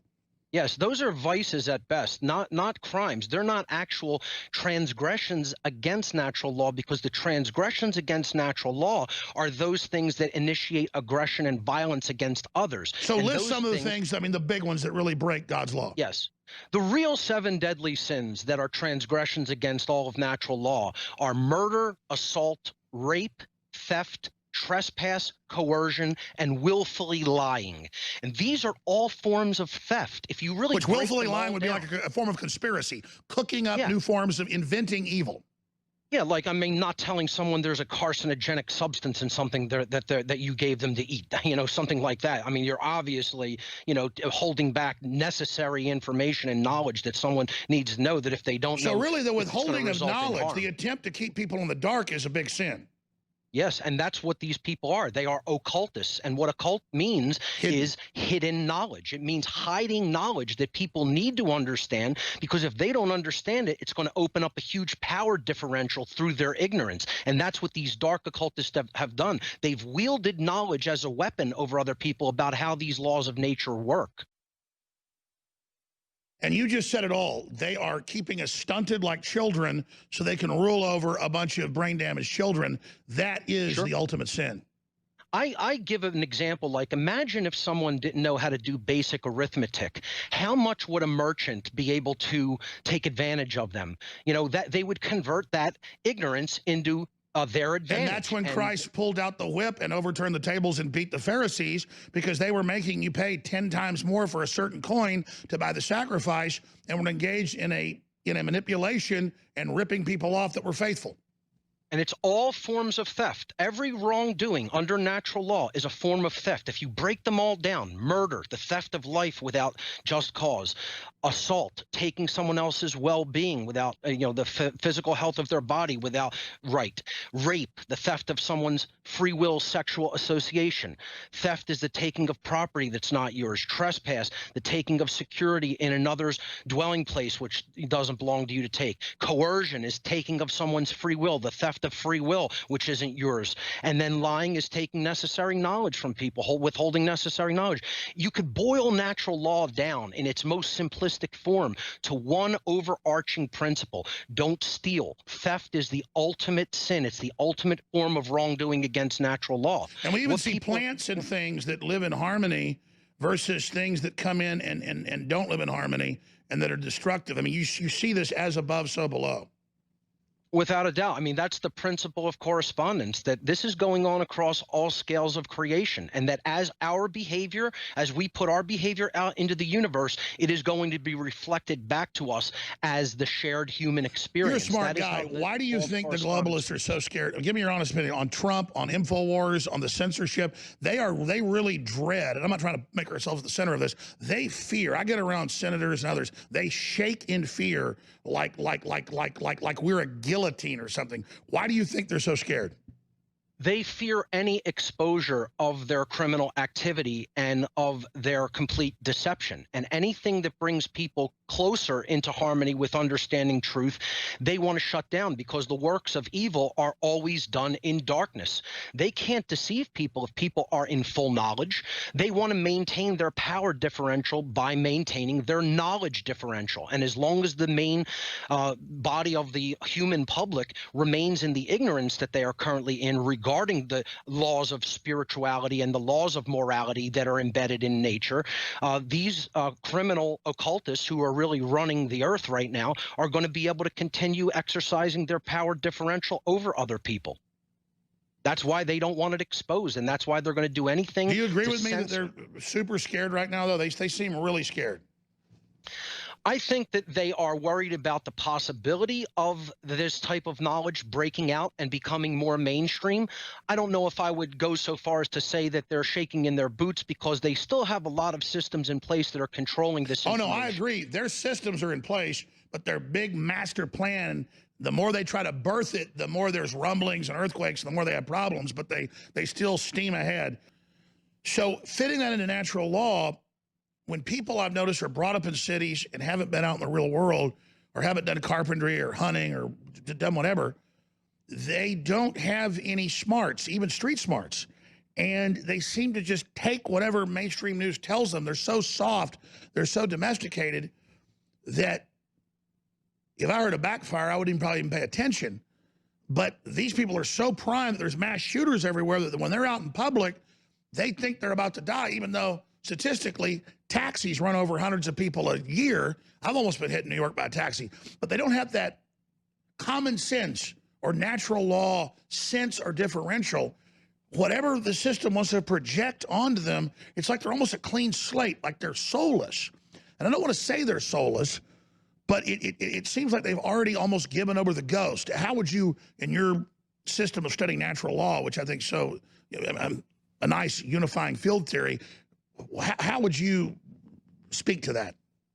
Well, I would say it's absolutely true that they are domesticated and they do not understand the self-defense principle, which is one of the biggest aspects of natural law. You know, there's two unifying overarching principles that one must understand if we're going to understand the totality of natural law. And that is, first, the non-aggression principle. The non-aggression principle just simply states that it is always immoral. It's always is morally wrong to initiate violence and aggression against other sentient beings. But we have to combine that non-aggression principle with the masculine aspect, which is the self-defense principle. And this means that we have the inherent right to defend our rights, to defend ourselves and our property against people who are coming at us with violence and aggression. So self-defense is an inherent human right. And what they've done is they have socially engineered the vast majority of people, especially people in urban environments, to not understand, especially the self-defense principle. You know, we generally, as people, want to live in an environment that's not aggressive and violent, okay? But we think there's exceptions to that rule of the non-aggression principle for people in government, and that's a big morally relativistic problem. But the people in urban environments in particular, really, most of them do not understand the self-defense principle, which is we always maintain the right, the inherent human right, to defend ourselves with weaponry against people who are initiating violence against us. And that's why the ownership of arms is absolutely so important and can never be given up if we're going to maintain our freedom. You know, it's always a matter of these authoritarians, I'm sorry, that actually like position the people in a position of authority up as their gods, prop them up as their gods, their priests in this priest class, this religion of authoritarianism. And, you know, then they find out that they're only going to allow them to serve their purpose for as long as they're I was about to say, there's useful. always, whether it's fascism or communism, a useful idiot group that helps the evil guys come to power. And the globalists, I've noticed, the Satanists always are very OCD. They follow exact plans. It's almost robotic. A, do you agree with that? And B, why do they throw their own minions under the bus? And then B, why are they so robotic? Or am I wrong? They are absolutely robotic and follow very stringent guidelines in their approaches, in their whole formula that they follow, because they are trapped in the reptilian mind, the reptilian or reactive part of the brain. And this part of the brain does not allow for creation. It is simply fight or flight mechanisms, and it sticks to the same plan as long as that plan continues to work, like repetition. And, you know, they don't really create. All they do is take things and twist them and distort them and invert them. And, you know, they absolutely follow a script because, unfortunately, it has always worked. They haven't had to deviate from their plan because the public is still in a very deep level of trance and ignorance. Yeah, so an a priori justification basically says a thing is true in itself. A thing is true, and we basically know this because it's simply common sense. So I know Destiny and perhaps even Sargon are big believers. Wait, I just have to interject for one quick second. A priori and common sense are not even remotely similar to one another. Yeah. But keep going. Let me finish. Yeah, go for it. That's great. That's great, Steve. So basically, Steve and I'm sure Sargon and maybe even Hassan believe in this stuff where everything must be determined by a person in a lab coat. Everything must be determined by a study. We have to crunch the numbers. I think we know. I think we know our own nature. I think we know from history. I think we know from tradition what works, what does not work. We're all human beings. I think everybody knows exactly what I'm talking about. So that is the fundamental distinction. You say, well, we don't want to live in the world Nick is building. We want to live in a world where we treat everyone equally. And I'm saying that by the very nature of who we are not equal. And if we're not equal, if we have these distinctions, which are qualitative and quantitative, then it necessarily follows we have to have a society where difference is allowed, where you have specialization, where you have people living in accordance with their own unequal, different, distinct nature. And so it's actually you who wants to build a world. I want to live in a world where it's conducive and it works alongside our nature, not going up against it. You want to live in a world where we're going to bend the society, bend our nature to our will. We will force everyone to be equal. Even though equality has never existed in history, empirically, I mean, there's just in no way, shape, or form is there any evidence, you talk about empiricism, for equality, but because you think, according to your ideology, that this is the positive good, this is the vision we all must strive for, we are going to force society to its knees, to bend it to our will.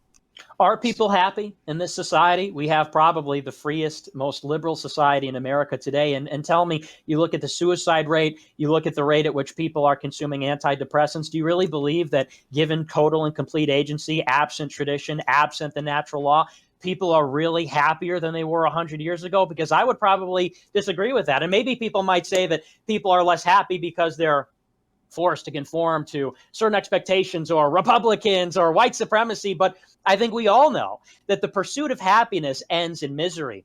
The pursuit of satisfaction, of fulfillment, living in accordance with our nature is what affords people that deeper happiness, that deeper satisfaction, that people are acting according to their teleological purpose, people having a purpose. So, for example, I would posit that a mother who has 5 children and took time to raise them and know them and rear them in the way that she wanted to according to her morals, I imagine that that mother is probably more happy. The ancients had different symbols that they used for consciousness and energy, and this is one of them. This is called the Tao. Some may know it as the yin and the yang. And this represented the all, everything, because everything is conscious. Everything is consciousness ultimately. It's all energy. And there are different mixtures of different types of energies. And the Taoist philosophy codified this in this symbol, the Tao, the yin-yang, by a mixture of 2 basic polar energies. One being light, one being dark. One being male, one being female. They called these the yin and yang. Now, yang is on the left there, and it's solar. It has to do with light, the sun. It's masculine in its qualities. It's active. It's more analytical, and it's a dominant energy. It's more left brain. We're going to talk about the structure of the brain later on. And it can be aggressive. It's dominant, it's active, it's a male thrusting principle, okay? The darker energy, yin, is associated with the moon, which is up at night, okay, when it's dark. It's a more feminine or passive energy. It relates more with intuition than with analytical thought or logic. It's more submissive than dominant. It's more right-brained. And it deals with concepts of compassion and nurturing. So the ancients looked at this as these are the qualities that are in all of us, not just men and women. It's not just male or female. This masculine and feminine energy is indwelling in all of us, whether we are male or female. And we have to strike a blend, a perfect blend, or an equilibrium of these 2 types of energies, male and female, yang and yin. So what we're going to talk about later is how one of these energies is really seemingly dominating the other more in the modern world. You see, for years, I thought that the New World Order was something that was coming in the future. And I still see a lot of truth seekers that think that as well. The fact is, we have been living under the New World Order for centuries. We can visibly see it as far back as 1782, when the Great Seal was officially adopted as the United States national emblem. On the reverse of the seal, we have the phrase Novus Ordo Seclorum, which means New Order of the Ages. I'm sure most of you know this, but that's just it. From that time up until now, they have been telling us that we live in the New World Order. Let's cruise up to the year 1913. The Federal Reserve is established, and for the very first time, the reverse of the Great Seal, containing the unfinished pyramid and the all-seeing eye, became a common image for the public to see due to it being placed on the back of the dollar bill, along with the obverse, or the front of the seal, that has the eagle holding the 13 arrows and the olive branch with 13 leaves. These images are now constantly in plain sight for all to see on a daily basis, and between 1913 and right now, so much has gone down. Literally, the value of the dollar has gone down with extreme precision, and you can get a feel for where we are now, on the brink of a total collapse. This is all by design, no question about it. The ruling class intended on the dollar bill crashing since its inception. This is the exact reason the Federal Reserve was created. They knew that if they established a monetary system that lost value over time, that in return, they would gain a society that lost value over time with it. This chart can be used and seen as the decline of standards and quality of people, not just the money. In the same way that the dollar has lost worth, so too have the individuals that make up society. Society has been completely brainwashed and dumbed down so that when the dollar finally falls, we do too. We are so stupid that we can't solve our own problem. We begin begging and praying for solutions to be offered to us because we are so reliant on an established system in order to live life. We know no other way. Meanwhile, during the initial chaos of the dollar collapse, they continue faking terror events all over the place. Shootings, bombings, virus scares, man-made weather disasters, and maybe even some Project Bluebeam type scenarios. We're freaking out. We're worried for life as we know it, and we don't know what to do. Enter the United Nations with a plan to save us. They tell us that in order to get back on track and restore order, all nations and people of the world must unite under a one world authority, a one world rule for everyone to follow. We're so eager to regain safety and comfort that we all jump at the opportunity. But with the one world rule comes the one world government, obviously, the one world currency, one world clothing and food distributors, even a one world religion, one world everything. This is the definition of order out of chaos. They create so much chaos so that they can apply the desirable order. And this brings me back to the Great Seal of the United States. On the obverse of the seal, we have the phrase E pluribus unum, which means out of many, one. We still have some time before all this happens, but it's surely on the way. One of the next phases for humanity is getting as much of the population crammed into megacities as possible. On the website America2050.org, we get a blueprint for the main megaregions that will be used and expanded upon in the future.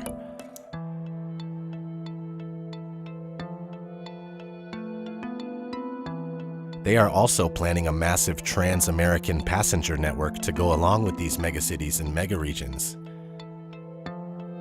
This reminds me a bit of Taggart Transcontinental from the books and movies called Atlas Shrugged. You should check those out if you haven't.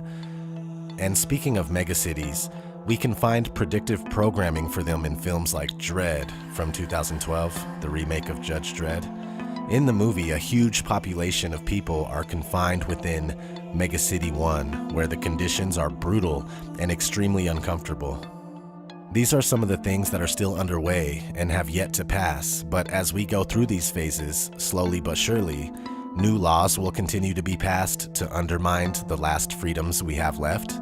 New ways to depopulate, imprison, and get rid of undesirables will be implemented. They will most likely use some of the megacities to contain undesirables, just like the movies Escape from New York and Escape from LA.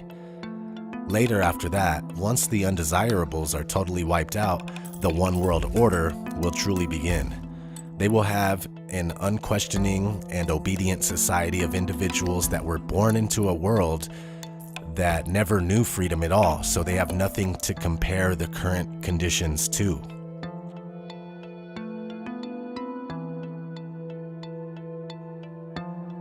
It will be exactly like The Giver, where you have to take a shot every day on the way out the door to suppress your feelings. Same thing in the movie Equilibrium. Shots in the neck to suppress your emotions.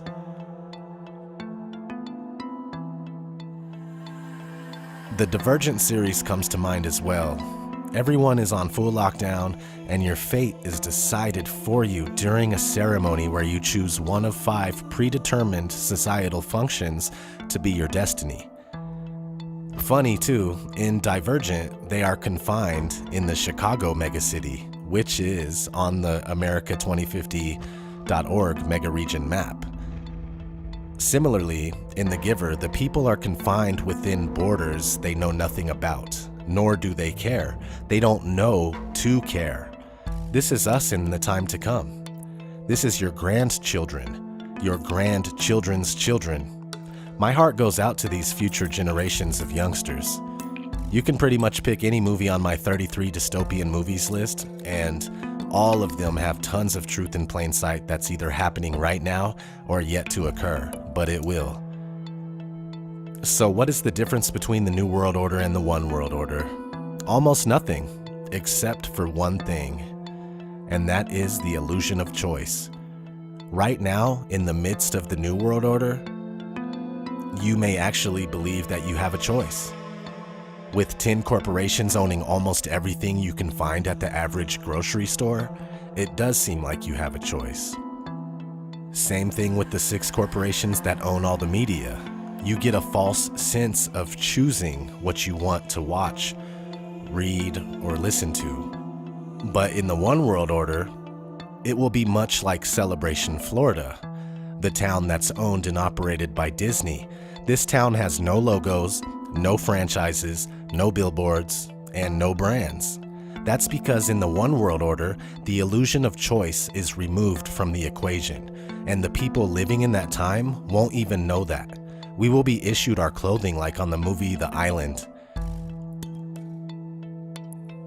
We will be eating mystery food, maybe bug bars like on Snowpiercer, or maybe undesirables from the prison regions will keep us fed, kinda like the film Soylent Green, where they eat people and don't even know it. Well, the new trendy thing is forest bathing.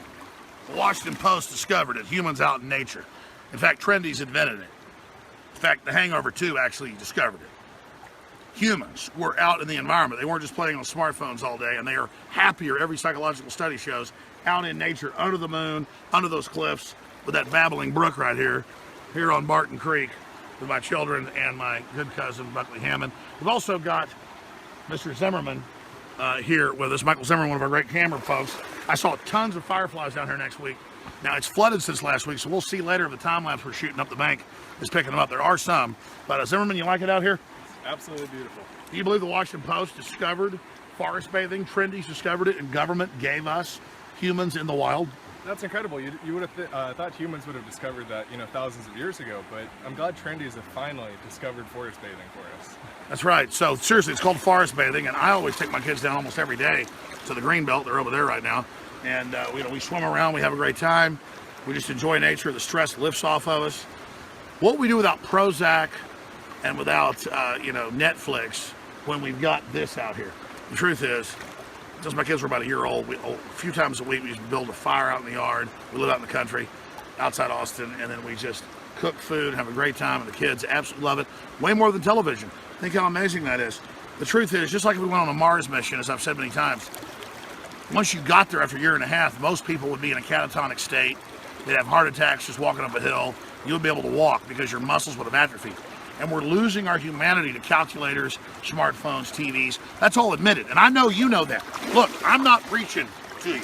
I'm bad about not getting out here enough myself. But my God, this is absolutely gorgeous. So Buckley, let's get you over here and get some of your comments. Let's go walking off here with our shoes off into Barton Creek.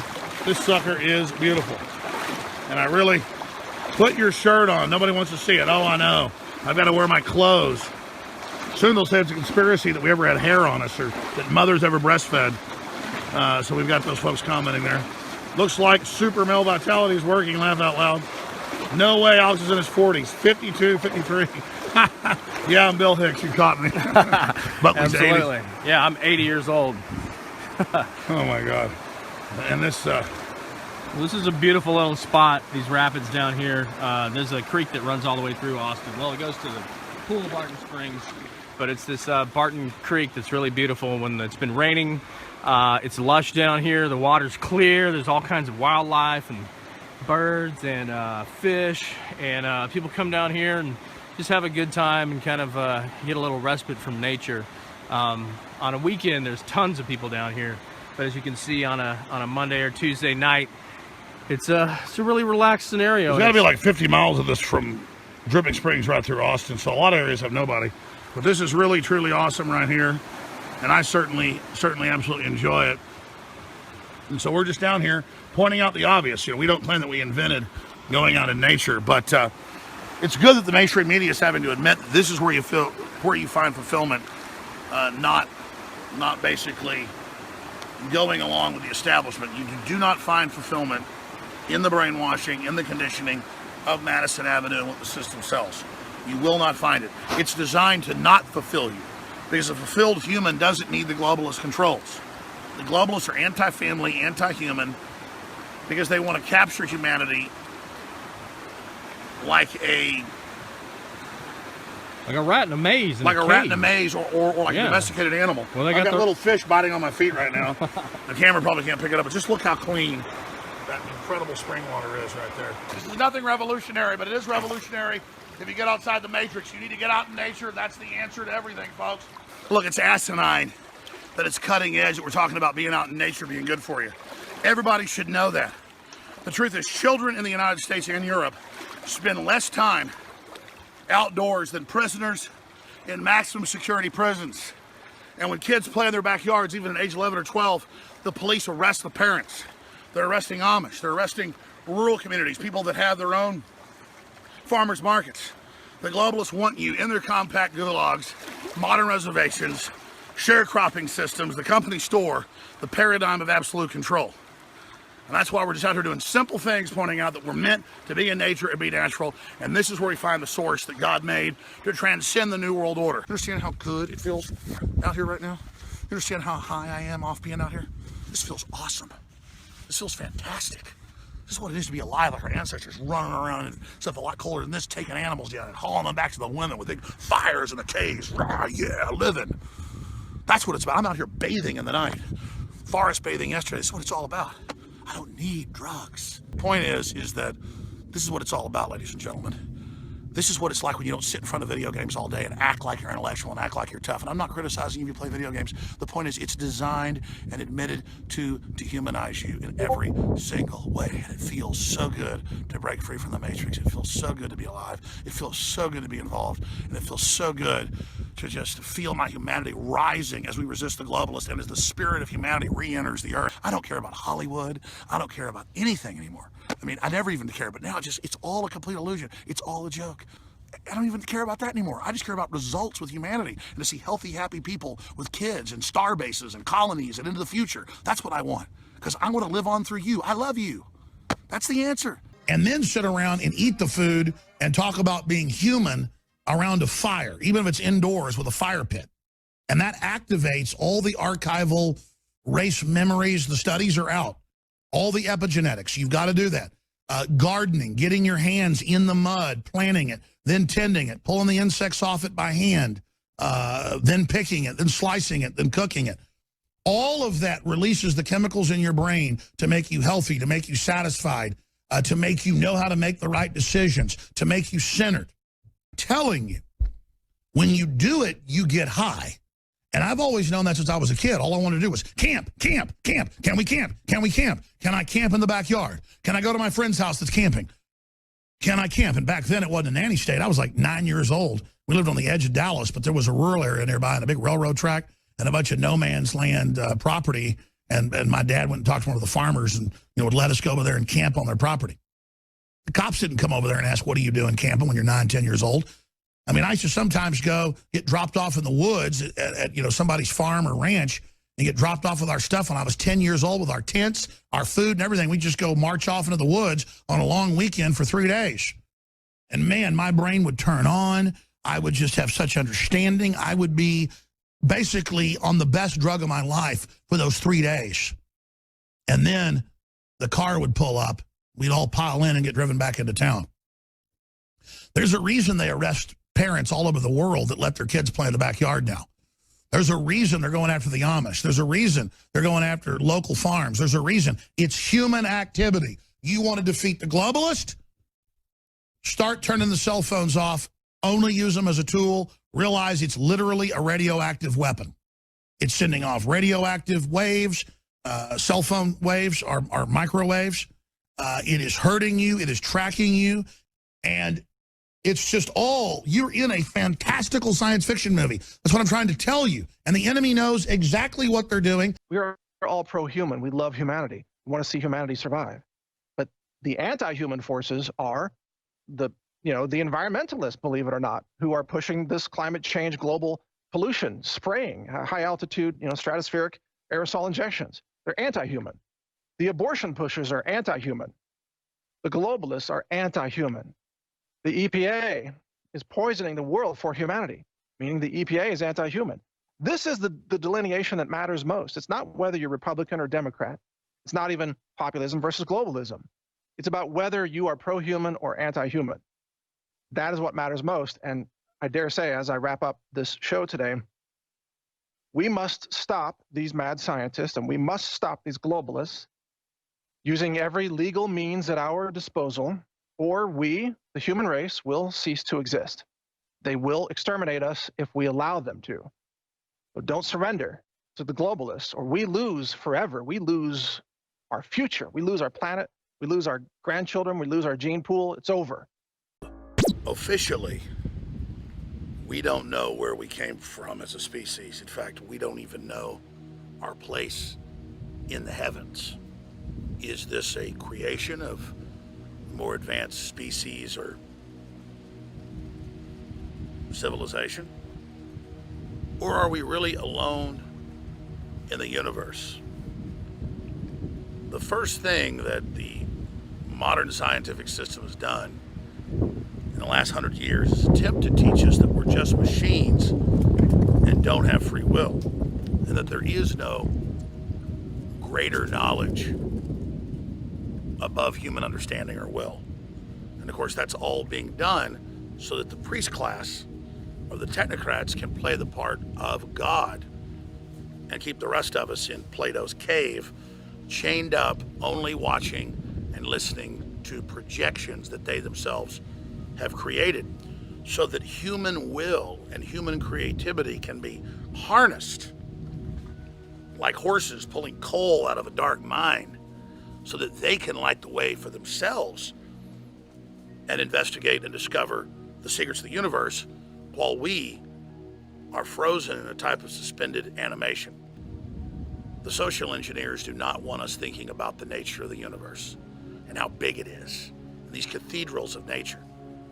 Because if we do that, we transcend the little men and little women that seek to control our lives. If you pull back and then look at what the technocrats are doing to society and doing to our species, they're slowly poisoning us. They're killing us physically, mentally, and spiritually. They're assaulting every pillar that makes us virtuous and strong. Because if there are virtuous people, they will contend for power and will challenge the establishment who seeks to control the future, who seeks to create what they call an end of history for us, and the true discovery of the universe for them, the ultimate form of selfishness. That's why they seek to domesticate populations and keep them in shuttered, compact cities. That's why they bombard us with artificial radiation, chemicals, biologicals, to again jam our perception so that we don't make a larger connection with the universe, itself energized and powered. There are several different definitions of symbiotic relationships, but they're all basically the same. Two or more species who live within close proximity of each other, and both of those species' life cycles and activities contribute to the others. And so they live simpatico, or in a symbiotic relationship. They're linked up. Now, if we pull back and we look at what Hollywood's doing, what the universities are doing, not just here, but all over the world, there is a unified effort to sabotage the family, to sabotage culture, to get people into debt, to make people ill, to make them sick. I mean, it's all out in the open now. And there's different ways to learn. You know, you can learn from experience. You can learn by being warned, being educated. And you can also, of course, learn by revelation. Revelation would be the best way, wouldn't it? From your own instincts, your own spirit, your own understanding, and just follow what you know is right. That voice is never wrong. But we can live by experience and by education. By experiencing globalism and the New World Order and all the poison and all the curses and all the bad things that come with it. And we can read and learn from people like Alexander Solzhenitsyn what they went through and say, let's not do this again. But to be able to do that, we're going to need to get aggressive and not see fighting tyranny as work, but see it as breathing air into our lungs when we climb a hill. And the more we do it, the stronger we get, and it becomes a compulsion to fight tyranny. It becomes an enjoyment to fight tyranny. Better than food, better than sex, is fighting for our very survival. Because if we don't fight for our territory and fight for our human will and fight for justice and fight for our children, well, all the food and the sex and all the things God's given us to enjoy our lives with our husbands and wives won't mean anything. But you notice they're trying to take our food and they're trying to take our sex away, our normal, natural men and women, because all of that is holy. What does holy mean? It just means sacred. It just means what's good, what was meant from the beginning, what works, what connects us to all those that came before us. It's not human culture, men and women and families. It's survival. It's who we are, forged in the fires and the frozen waste and the wars and all we've been through. All of us are the inheritors of that majesty and this incredible experience together, and we're not going to let our species down, and I know you aren't. And together, ladies and gentlemen, we're going to march into the future. We're going to fight this dehumanizing force, this tester, and we're going to win with God's grace, because God is good and evil will fall and fail, but it must be given its 1 hour to test us, and the test is now. But it's very simple. If you uncover a agenda for the world, which I've spent 30 years doing, and nothing intervenes to stop that agenda, then you predict the future. Because you're not actually predicting the future by, a seer sitting in the ether. You're actually just predicting this is the agenda that is being manipulated.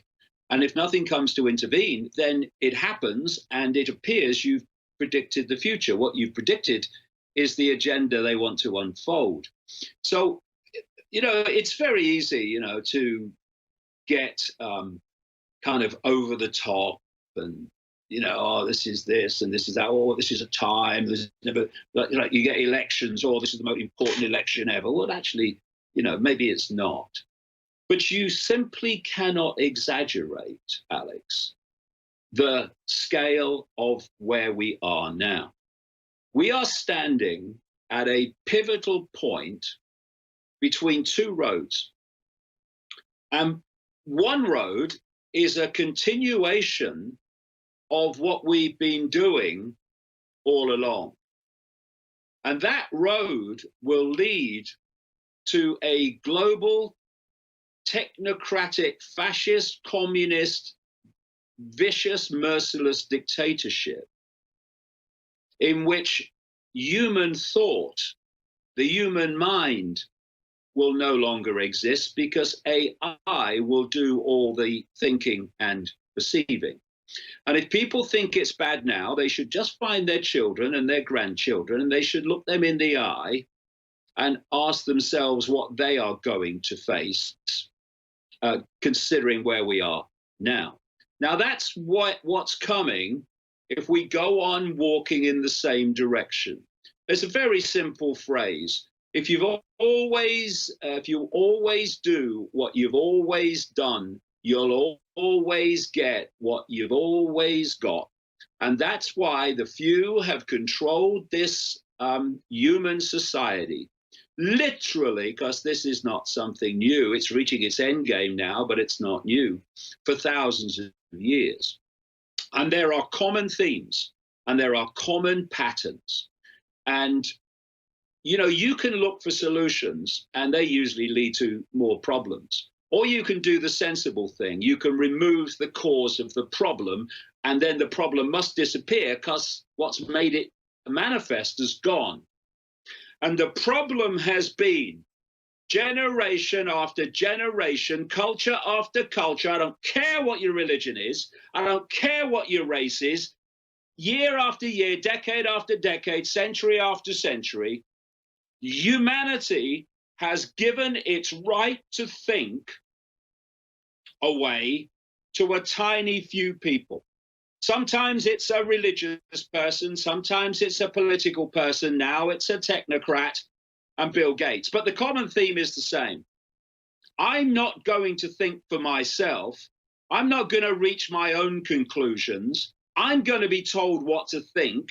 I know my place, and I'm going to do what I'm told, because authority knows best. If there's one thing we know about authority throughout human history, it knows what is best for itself and not the population. My father used to say it's not that power corrupts only and absolute power corrupts absolutely. It's that power attracts the corruptible. And that means your that father was damn right. That's it. Power corrupts the corruptible. Through all this human history, humanity has been giving its power away to a few. And the power that the few have is the power the population has given away. They have control of the infrastructure because they're evil, but they're losing control. What will they do now to try to block us? Because I agree. I see us winning, David. Well, I mean, I haven't come here to lose, or there will be no point in that. But the thing is that we are at this pivotal point now, and people need to stiffen their backbone, and they need to just realize this. What they do all the time is try to get delay on human reaction and response. So they'll say, for instance, we're just going to increase the lockdown for 3 weeks. It's only 3 weeks. But government is essentially a myth. It is based upon mythology.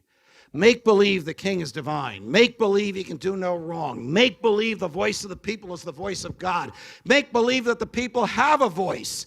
Make believe that the representatives of the people actually do represent the people. Make believe that all men are created equal. Make believe that they're not.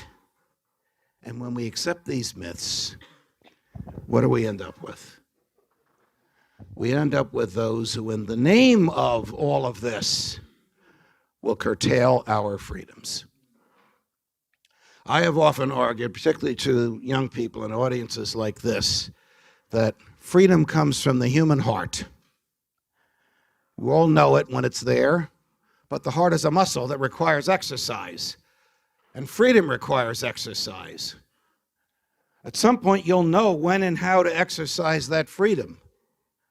Well, I expect that when I reach the end of my days, I will die in my bed, surrounded by those who love me, faithful to first principles. But some of you might not have that liberty.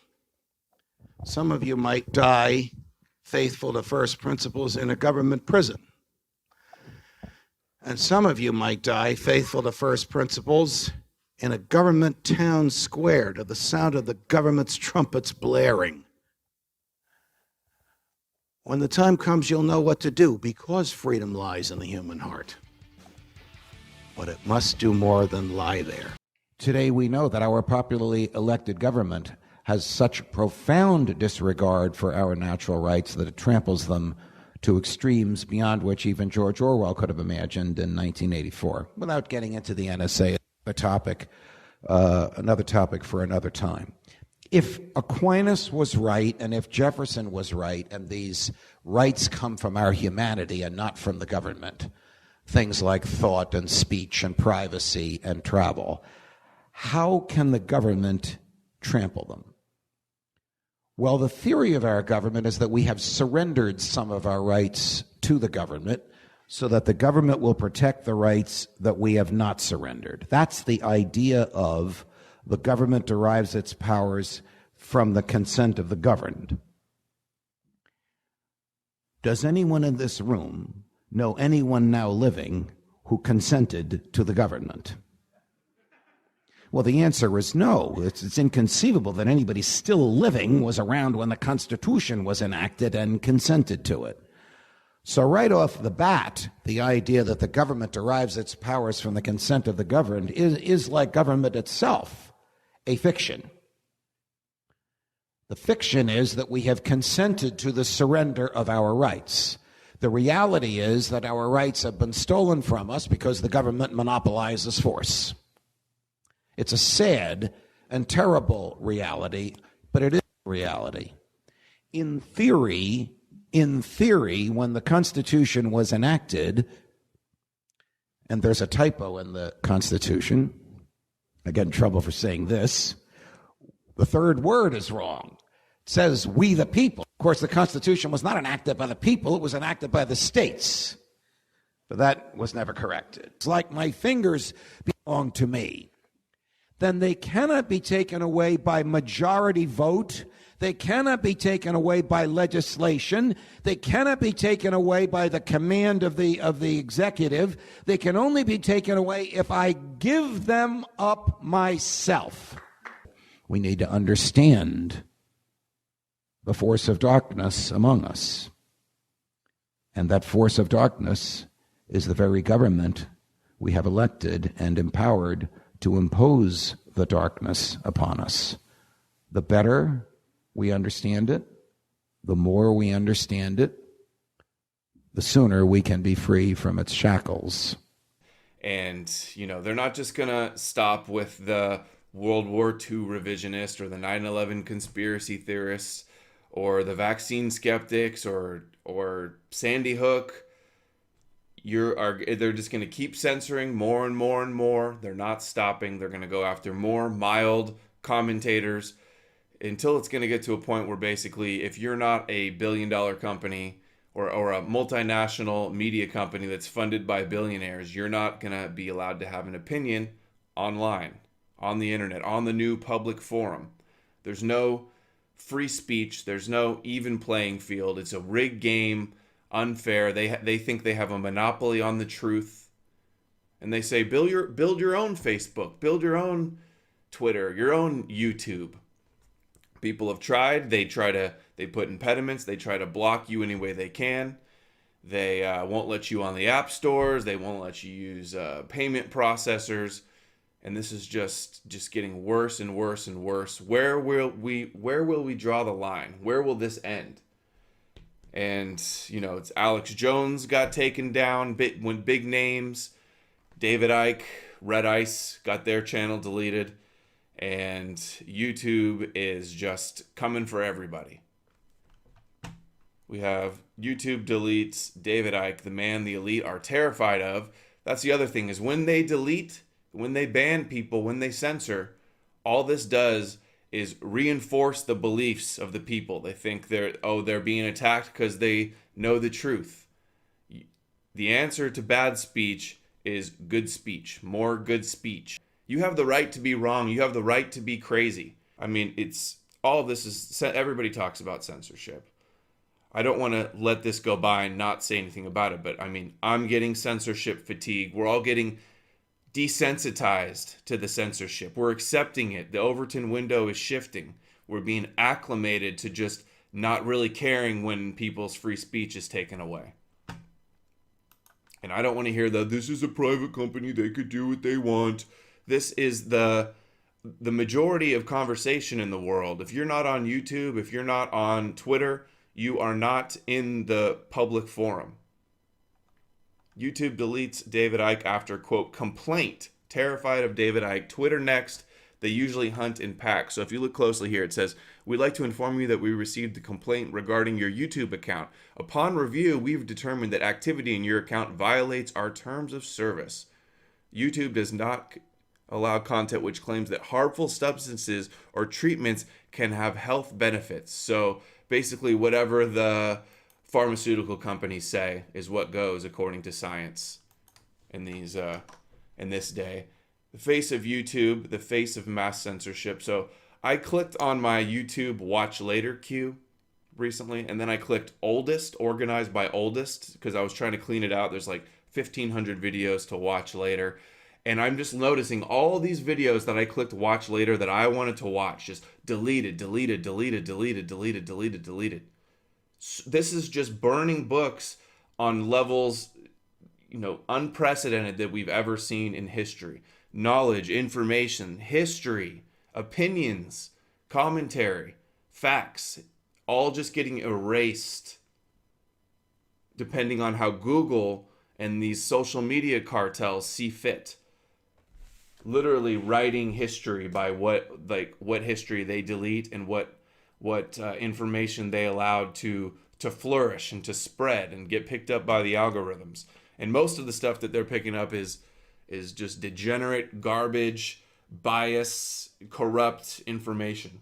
I despise people who shut down free speech. There's tons of people online that say stuff that just, it's offensive. I disagree. I think it's dangerous. Do I ever run around trying to get them censored? No. They're not going to stop with kicking us off social media either. And Facebook and Twitter and all those and YouTube. They're going to come after the websites. They're going to come after the domain hosts. They're going to come after your bank accounts, your PayPals. They're not going to allow you to support the information that you like. They're going to systematically suppress the information that exposes the establishment, and they're going to promote everything that they want. That history is written by the victors, and they're doing it to this day. Whoever controls the present, controls the past, controls the future. And we have got to stand up. We are more powerful than them. We got to stand up, speak out, share the information.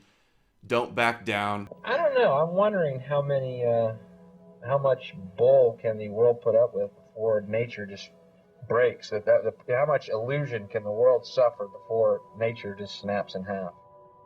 Well, I spend a lot of time with indigenous people in places like the Amazon. They don't do anything that isn't sustainable. You just don't do it. If it isn't sustainable, it's not even possible or conceivable that you would do it. And so now here we are at a time where we've come through several hundred years of history doing non-sustainable things. And we're all sitting around now, big corporations are getting together for conferences on sustainability. Should we become sustainable? Can we become sustainable? Well, the obvious answer is if we don't become sustainable, by definition, we're not here any longer at some point.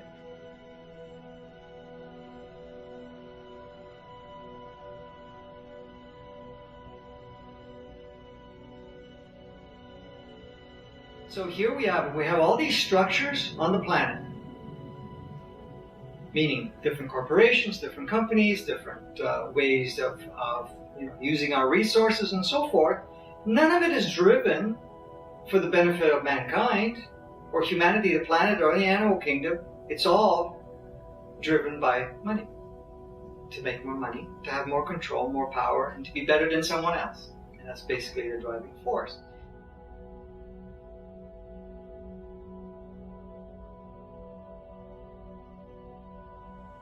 An economic system that is so sane that the more successful it is in its own terms, the quicker it destroys the planet.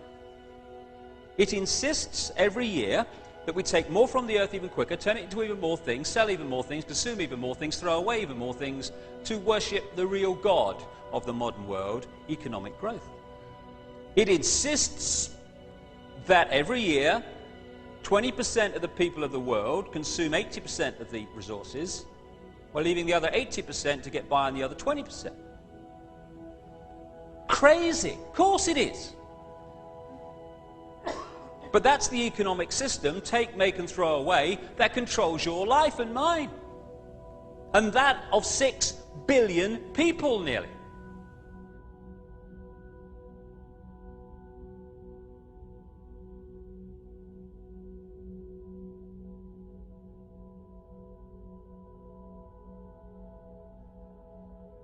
You got to take care of the whole community, or you're going to have serious problems.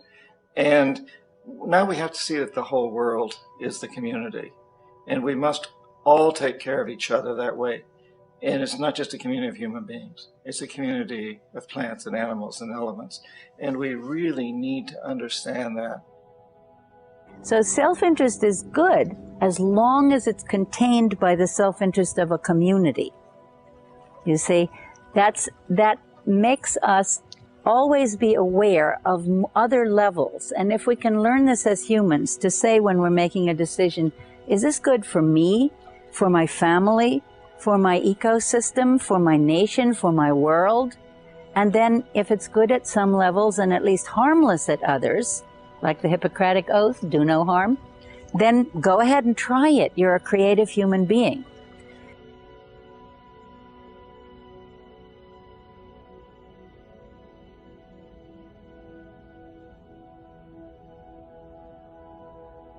Why is marijuana against the law? It grows naturally upon our planet. Doesn't the idea of making nature against the law seem to you a bit paranoid? You know what I mean? It's nature. How do you make nature against the fucking law?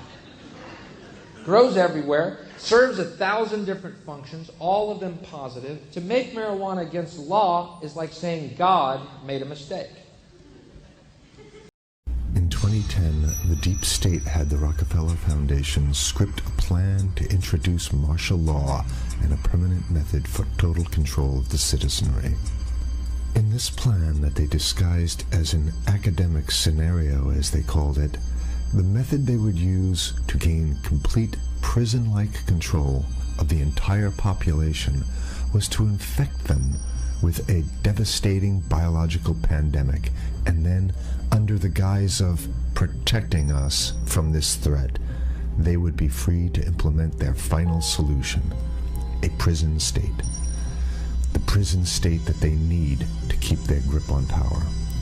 As usual, the fascists disguise their crimes as helping us, and as is typical of this new type of fascism, they always make the claim that we the people are begging them to have more and more control over us.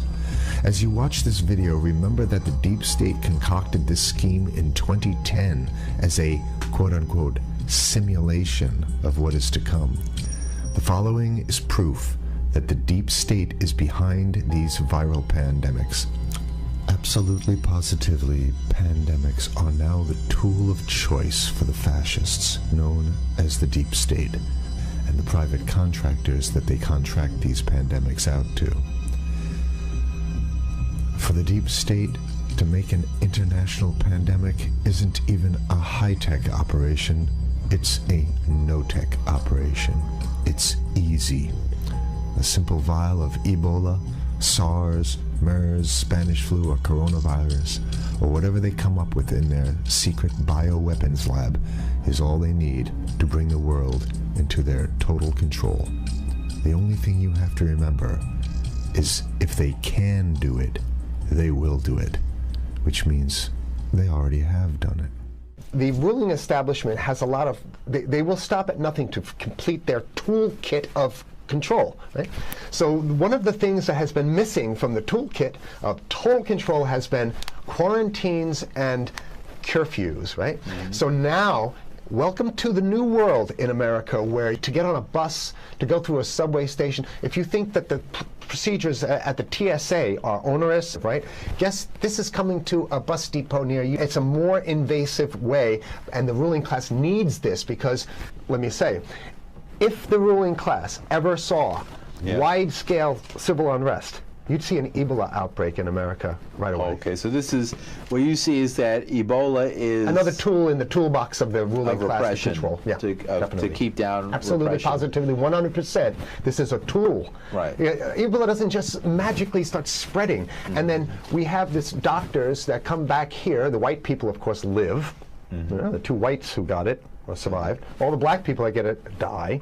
Right? It's very possible that these one of these NGOs over there is going around with a veil of Ebola or spreading it from a small plane onto villages.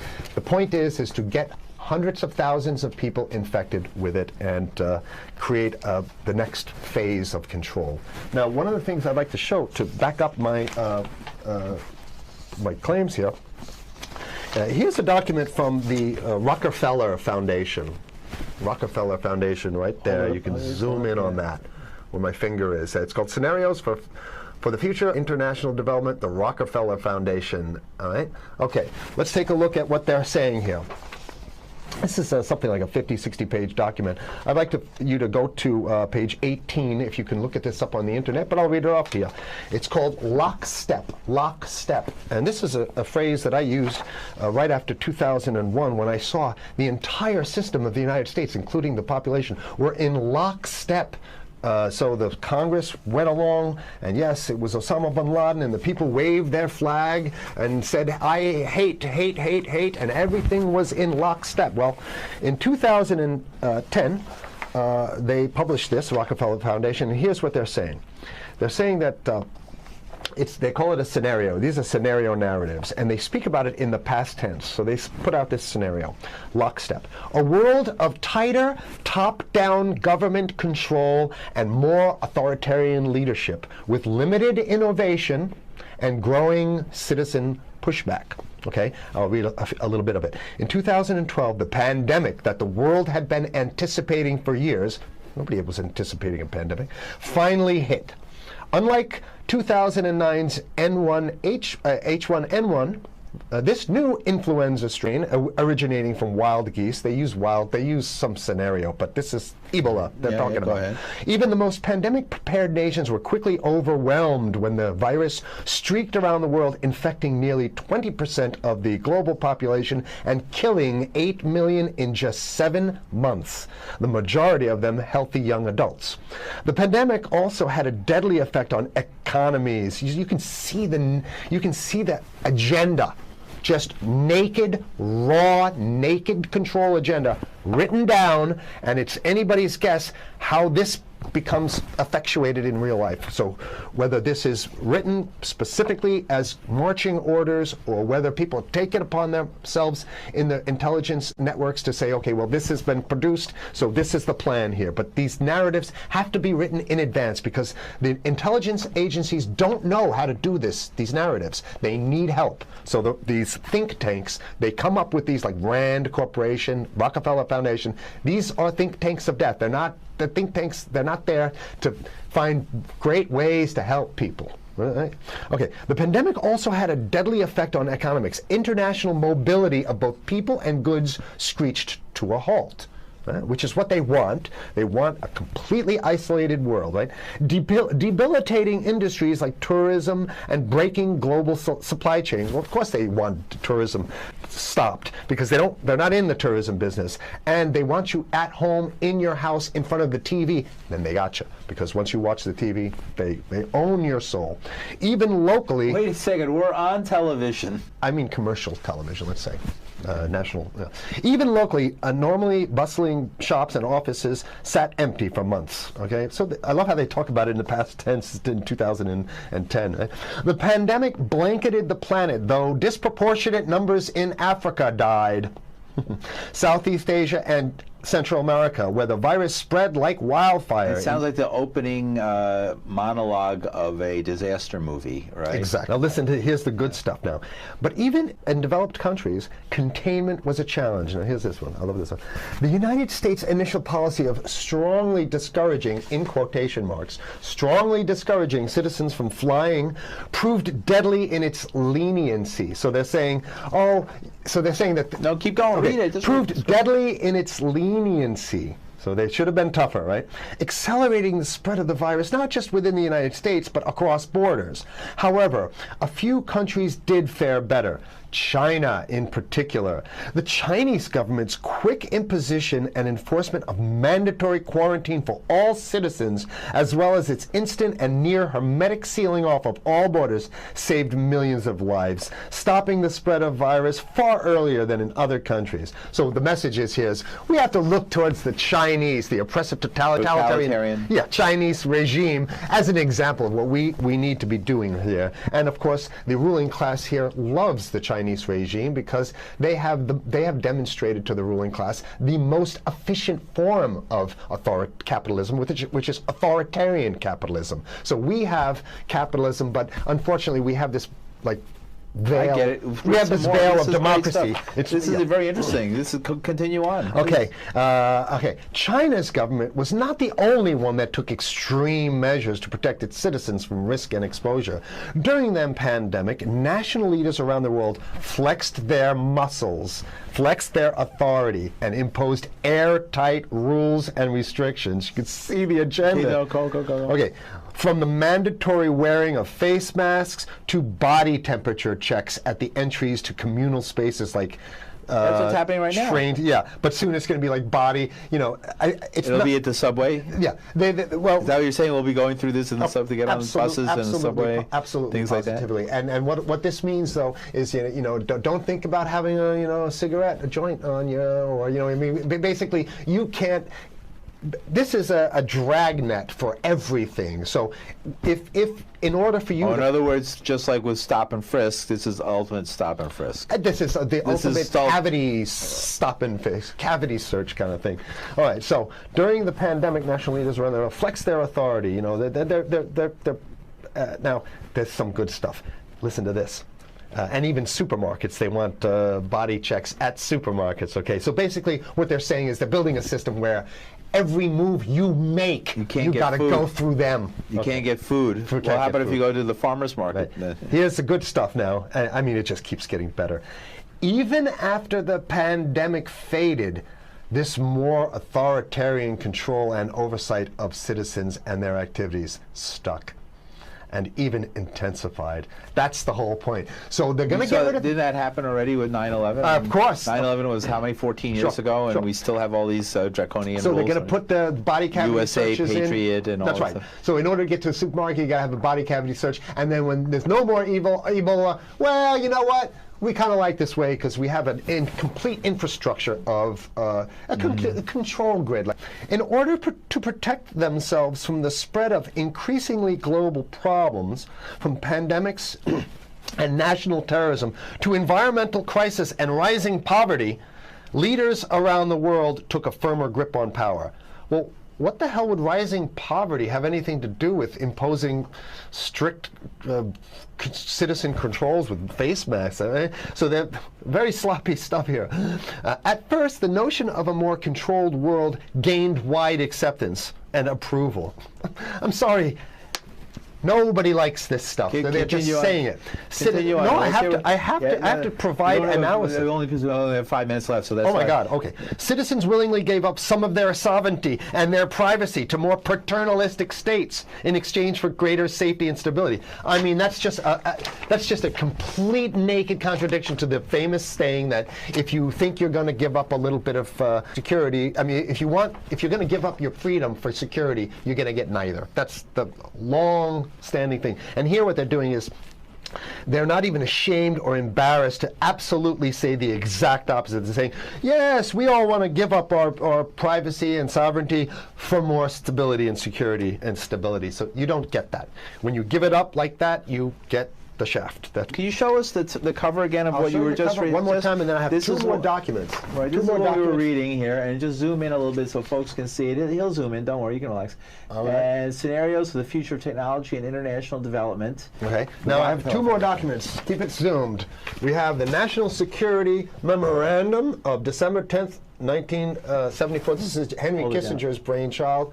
The National Security Memorandum number 200. You can look that up on your internet. I'll summarize it. He says that there's too many people, we got to get rid of the population. So to answer your question. From earlier. Yeah, he says, he used the word depopulation, which is different.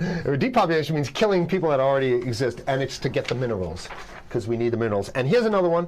The CDC has a patent on Ebola. They patented it. Yeah? Right. So basically, if you want to get a cure for your Ebola, it says it right up here, right? It says human Ebola virus species and compositions and methods thereof, and it's a patent. It's a patent. They patented the main strain plus something like 17 other strains of it. So they own it now, and I don't know how exactly you can own that, but apparently they've done the same thing. Yeah, I didn't think you could own a natural. Yeah, you can.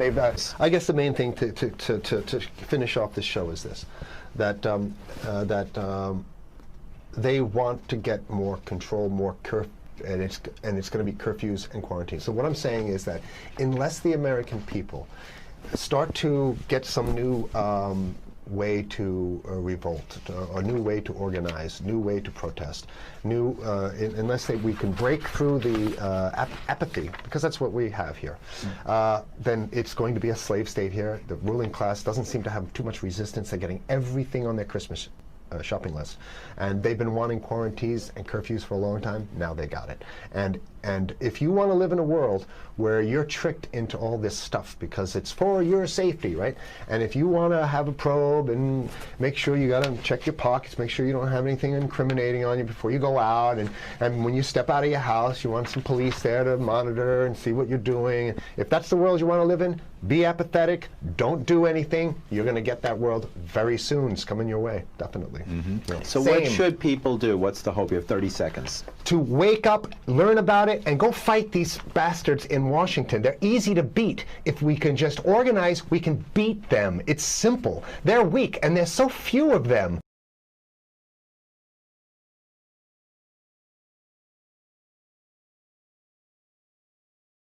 Almost everything that the system essentially shows you or tells you is completely backwards or uses and abuses you. We're living in a society where we think war is peace, drugs are health, and debt is wealth. And guess what? It's not, and it's backwards.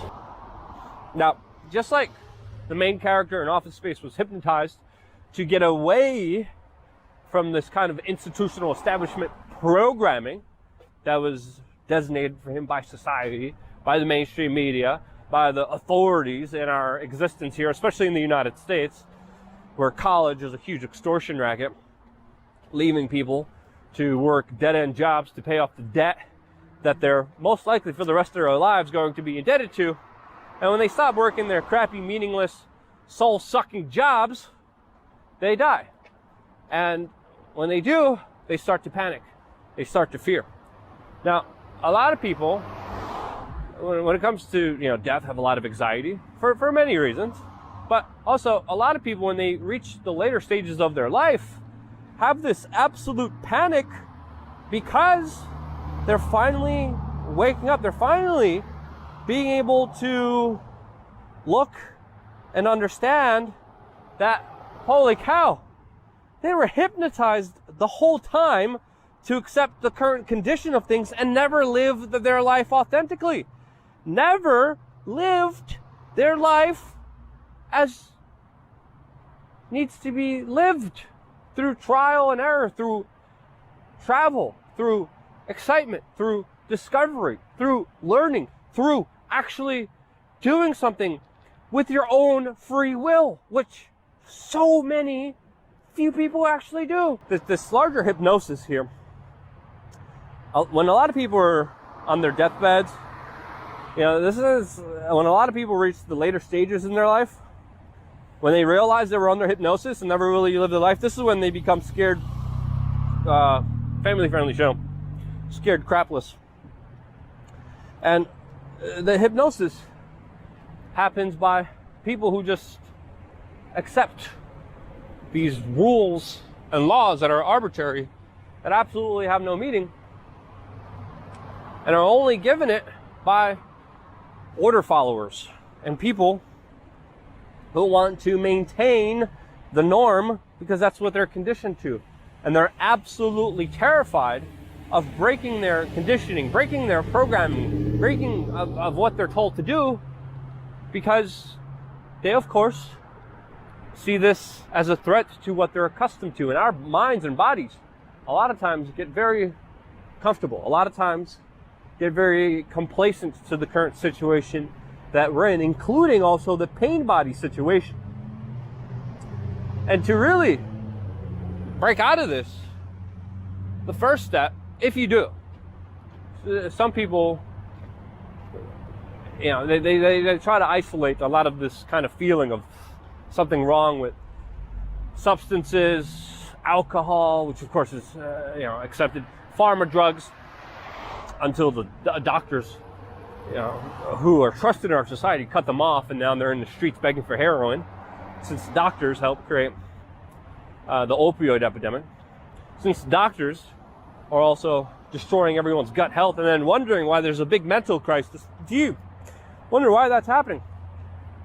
And if you're one of these derper orderer followers of the norm of the establishment, there's something wrong with you, because there's something wrong with the establishment. And the reason I'm making this video is to kind of help you assess that. The best way to assess something like that is to, one, have a conversation about it. Two, admit that I might be wrong, I might be right.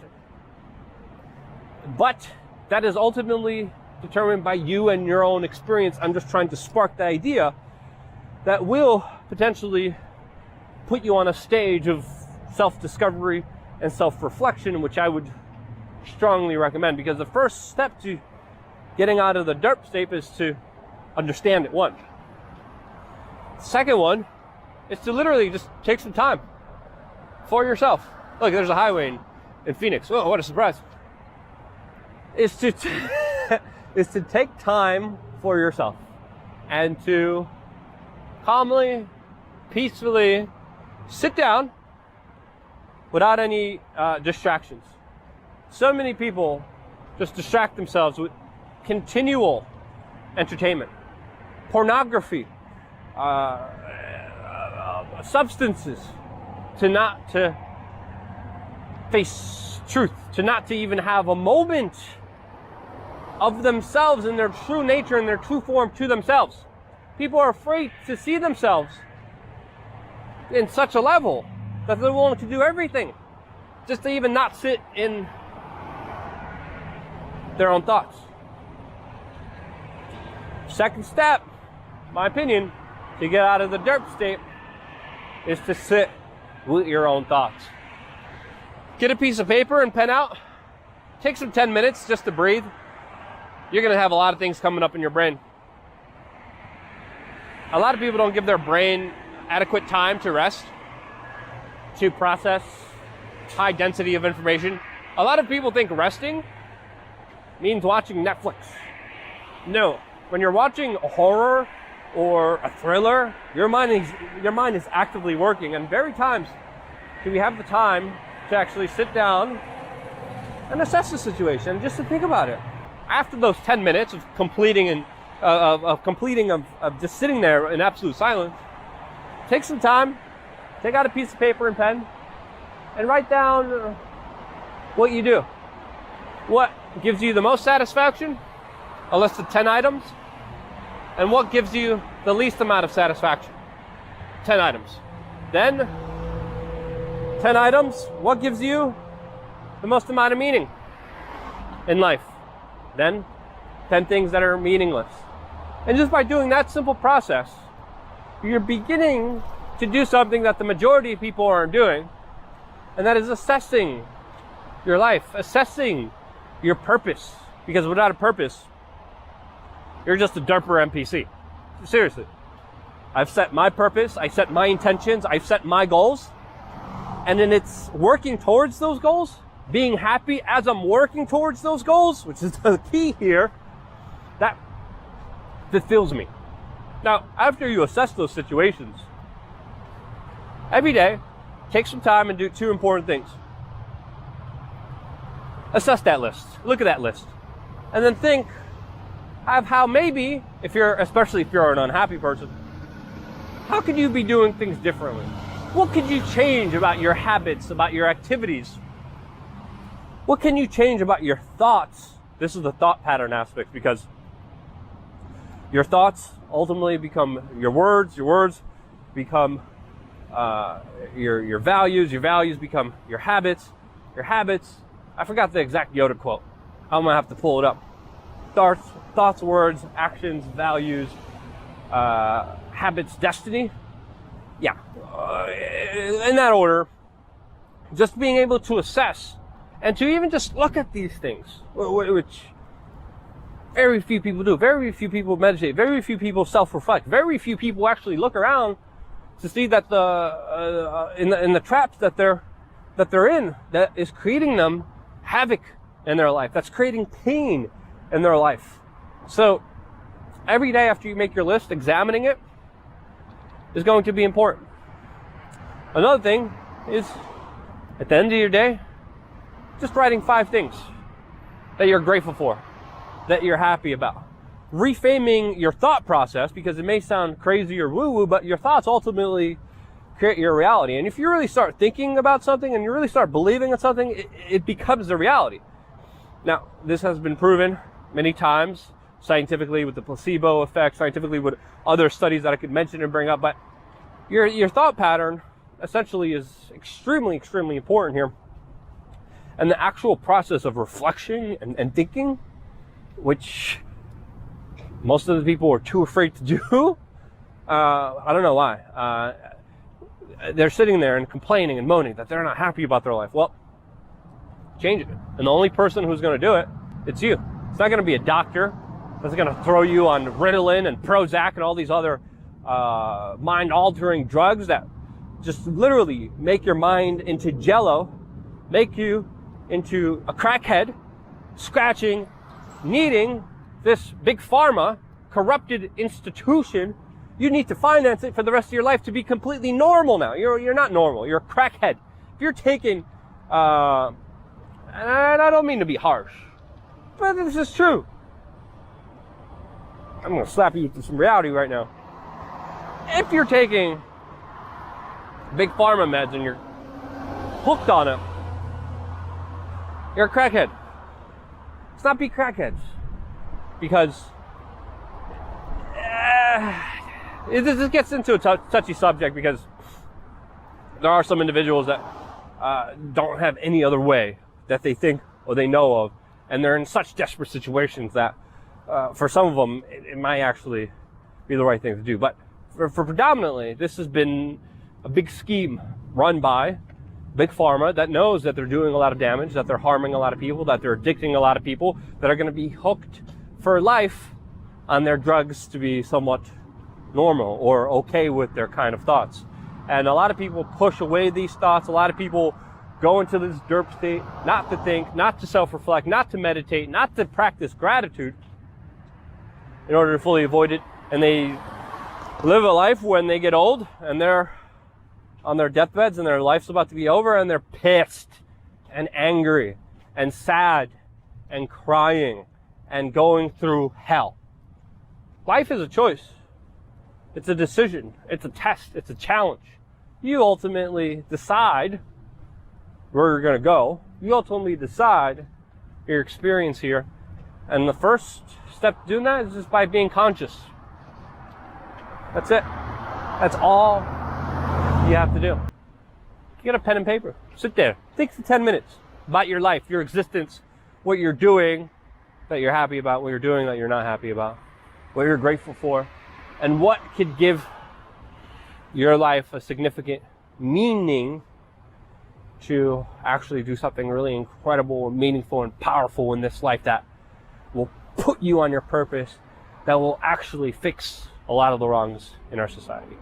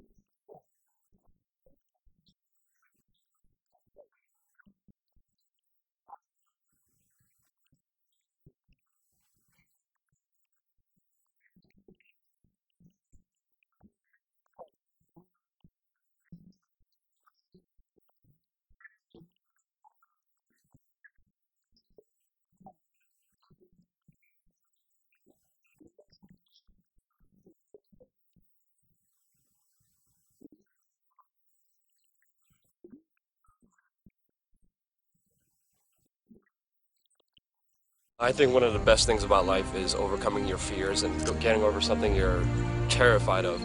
And my whole life I've been afraid of a lot of things, but the greatest moments in my life have come when I overcome them. My biggest fear in life is public speaking, and I got thrown to the wolves and was forced to give a speech in front of thousands of people. One of my other biggest fears was these ruling elites taking over the world and doing all these crazy things to us. And one day I just decided to suck it up and look them in the eyes and confront them on it. That to me is what life's about. It's about facing your fears, and once you overcome your fears, that power that they had over you, you now have over it. And I think once we overcome it as a society, as human beings, life is so much better. It's within us to do anything we want in this world.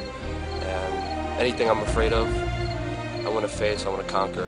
The power of letting go and living your life's purpose. Now, the reason we say this is because financially, we are not supported by anybody but you, the viewing audiences. And incredible, amazing moments have been happening on this trip that taught me that, you know, I shouldn't just be afraid. I shouldn't just worry about saying, oh no, I shouldn't do this trip. I shouldn't work and I shouldn't go to Germany and Austria because it's not financially responsible. I shouldn't do this because I'm not going to be able to afford hotels and I won't be able to afford this and this. I shouldn't worry about saying I'm not going to be able to cover this. I let all of that go and I said, you know what, this is my purpose. This is my mission. I'm going full force with it. And because of that, amazing doors have opened and life has just been it just unexplainable by words, but we're going to try to explain it as best as we can. Jeff, how would you explain this whole kind of trip that we've been on? I have to say, I'm glad you're doing this video because I hear from so many people, I'm scared, you know, what if I quit my job and just expose the truth and do what's in my heart? I hear that all the time, and you know, I've seen it 1,000 times in my own life, but until I was on this trip with you guys, I've never experienced how when you're doing what you think is right, every door is open for you. Like I'm just a driver here. I just came along. I wanted to see what you guys did. It's been just unbelievable to see. It's almost like there's just a light shining on you guys everywhere you go. Dan?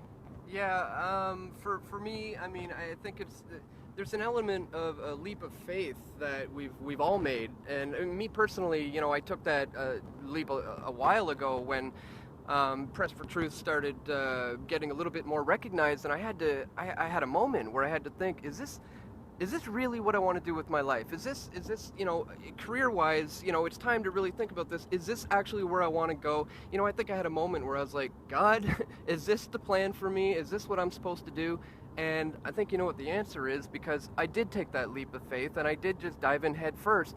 And when I did that, all of a sudden doors started opening and everything just fell into place. There's that moment, that like leap of faith that Dan is describing that all of us here in this car went through. That moment of like, holy crap, am I gonna, you know, go for my purpose? Am I gonna do what I love? Am I gonna risk my livelihood, my career, my family, my everything just to do this? And the moment you make that decision, the moment you fully believe in it, the moment you fully trust in it, everything kind of aligns around your path, just like it has on our trip. I mean, just the incredible things that have been happening here. We've been working and busting our butts, and for some amazing reason, we are always at the right time, at the right place, getting the stories that no one else is getting, being there on the ground, putting in the hours, putting in the sweat, putting in the labor, and it's paying off. And it's paying off in not only just, okay, we got great video, here you guys go, but also in other ways that you don't see, that you don't really understand. So there's been incredible moments where we just land, and the moment we land, me and Dan just hit the biggest protest for the G7 in Munich with like 20,000 people. We meet people, amazing other journalists, like Yeah, you know, as soon as we arrived, when I first met you guys, you had no hotel, you had no plan. Yeah. You're like, we don't really have any money, no one's supporting us. And I was like, whoa. And right then we met the manager of the hotel, and he was like, you guys are here? Thank you guys for being here. Whatever you want. I mean, if we were the mainstream media, all the large corporations or government would be paying for all of our hotels, all of our travels, all of our rental cars. But we actually ended up just being just like, whatever we are. We don't have a ride? Okay, we'll hitchhike, we'll put out our thumbs. People have been picking us up, giving us rides to places everywhere. You know, oh, hey, you know, we're hungry. We meet incredible individuals who are like, hey, here you go. And seriously, just like the fascinating moment is like, we don't even, like we know, like, crap, financially, this is not gonna work.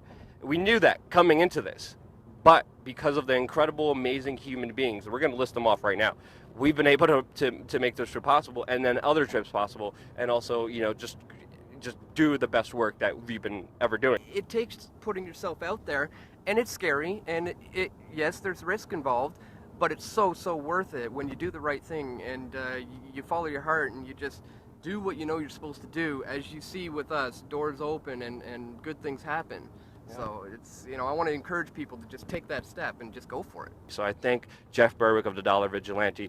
Dan Dix has been busting his butt here. Check out his channel at pressfortruth.ca, also doing incredible work. We only know each other because we're doing the same thing.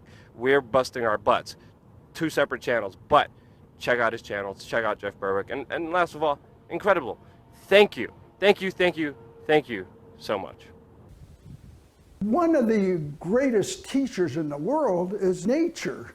Let's look at a seashell. Let's look at the hyperbolic parabola, mathematical equations. Look at the bees and the construction of the honeycomb. Nature, if we think of and look at nature, nature is smart. Nature does things in a very important way. And we are not smarter than nature. We often think we are, but we're not.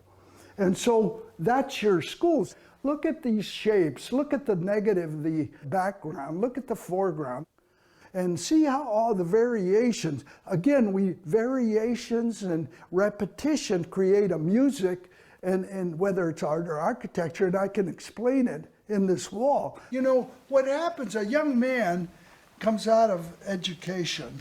In education, they sort of emphasize artistic beauty and all that. You get out in the real world, and an architect is nothing but a bookkeeper. You don't get to really express yourself. And on my palm, and I come over here, and I hand pollinate. I kind of touch the silk like that. You take the food production. Because there's so many people, it's become industrialized to where the soils have no minerals. The minerals in the food you buy, they're full of chemicals. You take 1, 2, those 2 out, and you take 2 more out. And by doing that, to get photosynthesis, you have to have growth. And by thinning, you're going to get more photosynthesis, carbon-oxygen exchange. You're going to get more of it by cutting trees out than if you don't cut them. So people say, oh, you're cutting redwoods. Well, you could be cutting them detrimentally, or you could be cutting them beneficially for the ecology and for the forest. So there's extremes. Human beings go to extremes in whatever they do. The redwood tree, you got the environmentalists, they don't like cutting any trees, and then you got the industry that cuts them all, and they're cutting trees they shouldn't cut. Sustainability that I envision, the climate here is such with the greenhouses, you could do 75% for sure. I think that we need to think in those terms of becoming self-sustaining in food production, in energy, and financially. We get those 3 elements in place, and we could have a good life. But you have to have some money, and you have to have energy. So solar here is about, there would be a potential of doing hydraulic from the river. There'd be a power in it without hurting anything, but the laws won't allow it. There's a cycle of birth, growth, decline, and dying. It's no big deal. People make a big deal. We're all going through that cycle.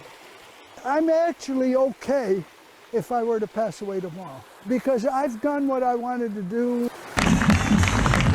Thank you very much. I'm going to say some things today that are going to anger a lot of people and offend a lot of people and probably make lots of people go, yay! But I'm pretty sure you won't be bored. 233 years ago, a bunch of guys got together right over there, and they wrote a letter to their king. And it was a very well thought out, very eloquent letter, but it basically boiled down to this. Dear King George, you're not the boss of us. Sincerely, bunch of troublemakers. Because that's essentially what the Declaration of Independence was. It was not whining to the king, oh, will you please be nice and lower your taxes and do this.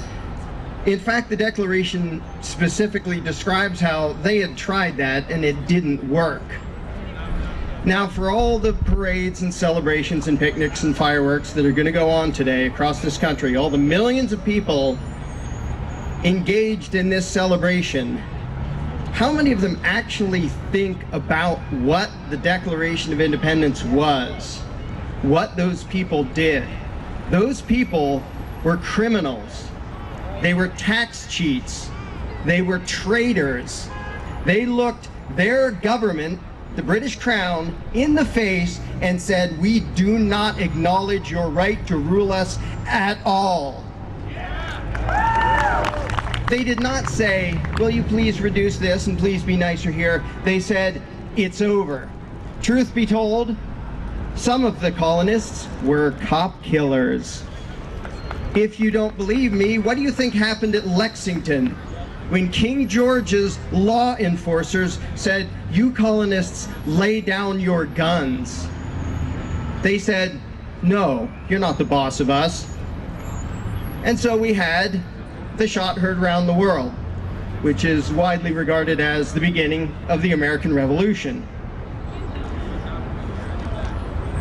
How many people celebrating across this country today actually support that kind of radical extremist action and attitude that you can go to your own government and say, we're not going to obey you anymore. We do not acknowledge your right to rule us at all ever again.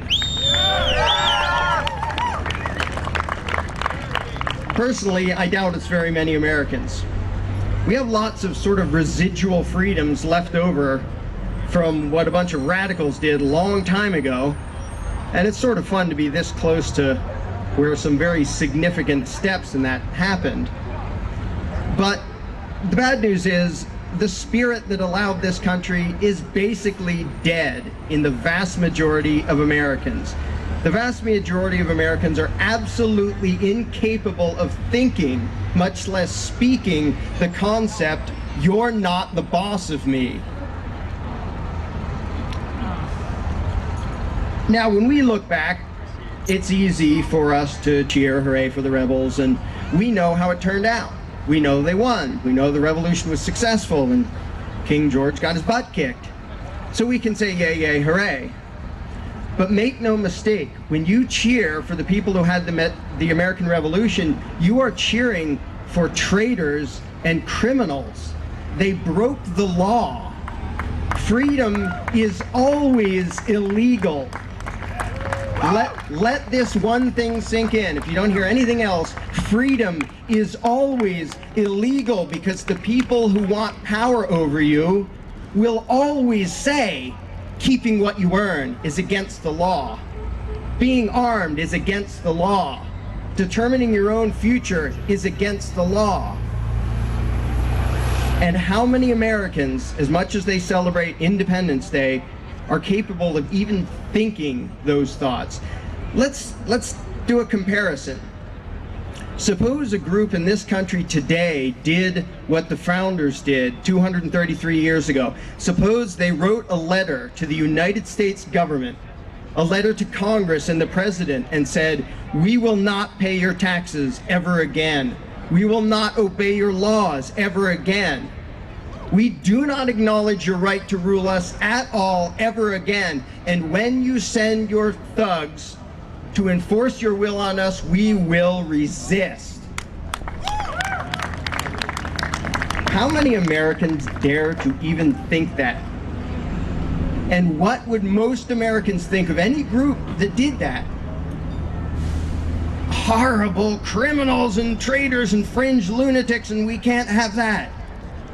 Well, why do we have this double standard? Why is the whole country having these huge celebrations over Independence Day where a bunch of criminals broke the law, committed treason, and resisted authority, when the vast majority of all those people out there having celebrations would be the first in line to condemn anyone who did that today?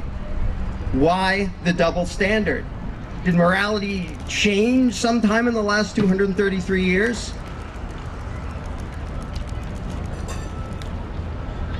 In short, the spirit of resistance, the ability to say, you're not the boss of me, is gone from the vast majority of American culture. It has been trained out of us. And for all the pride people express today, I'm here to tell you, the American people are wimps.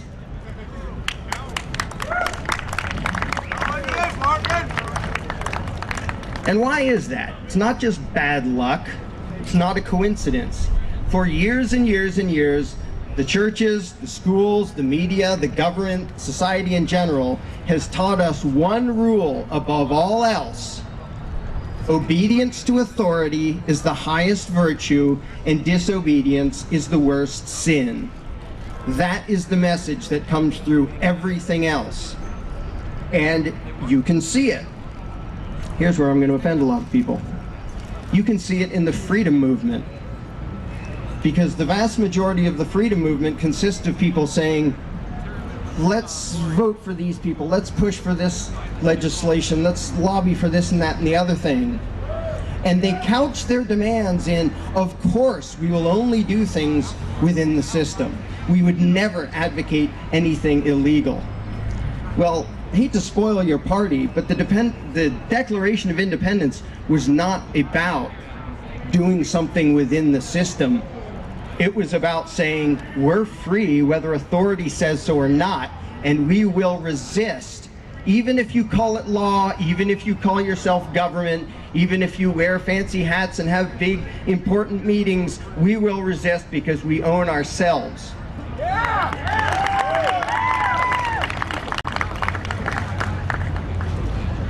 So how many people advocate that now? Patrick Henry, Thomas Paine, where are they in the mainstream? They're not there. There's a few fringe wackos like me and a bunch of people I see here. But these people that get revered all across the country as being these great heroes of the American Revolution, the people who cheer for them do not believe what those men believed in. They believed in something called unalienable rights. That means you have a right to do something. If the law says you can't do it, you still have the right to do it. If the government says you can't do it, you still have the right to do it. Unalienable means nothing anyone in the world can do takes away your right to do that. Now they can infringe on that right, which they do on a regular basis. They can stomp on you and they can hurt you and they can punish you, but it will never be legitimate. And nobody should ever bow. Sorry, I hear thunder here. It's fake thunder, don't worry. That nobody should ever bow to someone who says, well, no, we had these elections and these processes and this and that and the other thing. Now I have the right to infringe on this and that and the other thing. Nothing gives them the right. That's what unalienable means. But Americans, by and large, do not believe that. Now, some people, every once in a while, will say, well, it was really oppressive back in 1776, and we're just not quite to that point yet. If 2 to 3% taxation justified a revolution in 1776, why doesn't 50% and growing justify a revolution? If a few little excise taxes on pieces of paper and tea justified open lawlessness from these rebels that we're all celebrating, why don't the myriad of incomprehensible, unavoidable, crushing taxes, state, local, and federal, why don't they justify a revolution today?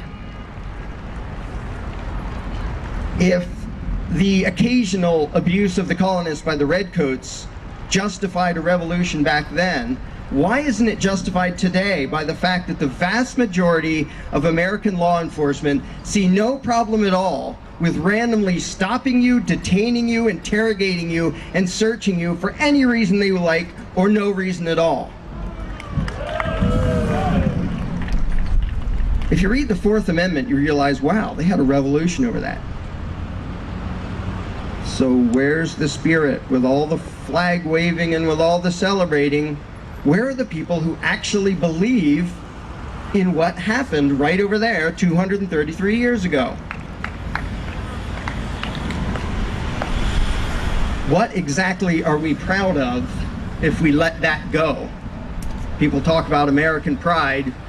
What is it they're proud of? That reminds me, somebody gave me a note here to read you. The guy's name was Samuel Adams. Yeah, the beer guy, but he did some other stuff too. If ye love wealth better than liberty, the tranquility of servitude better than the animating contest of freedom, go home from us in peace. We ask not your counsels or arms. Crouch down and lick the hands which feed you. May your chains set lightly upon you, and may posterity forget that ye were our countrymen.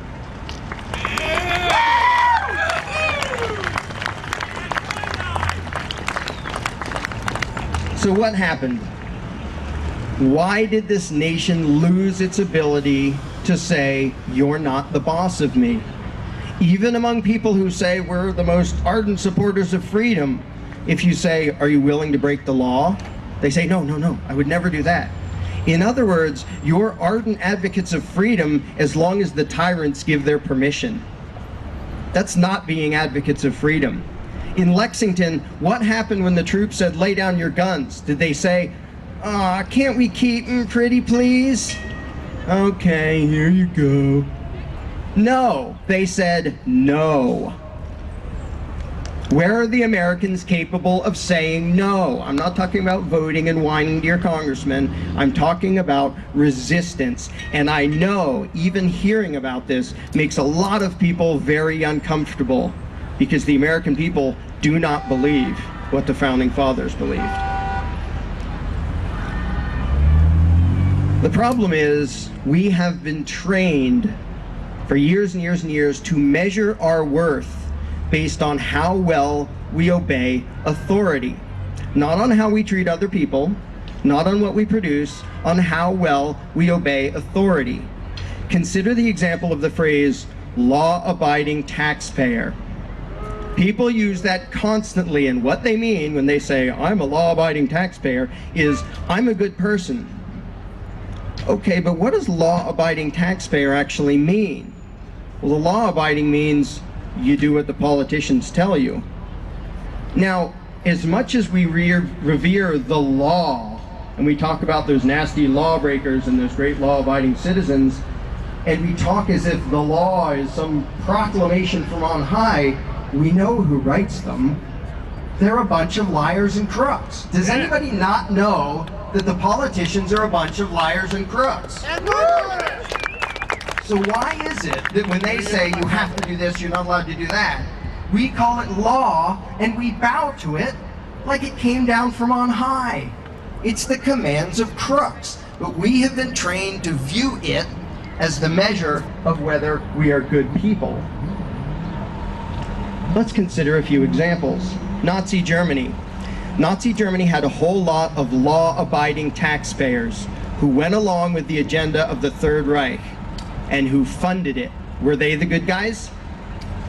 Nope. The good guys in Nazi Germany were the criminals. The people who said, what you're doing is illegal. I will disobey your laws and I will not pay your taxes. Same thing under Stalin. Mao, Pol Pot, Castro, you can go right down the list. It's a really long list. The good people were not the people who were law-abiding taxpayers. The good people were the people who said, I am not going to help those people wearing the label of government to oppress and injure and murder my fellow man. If they call that law, I am proud to be a criminal.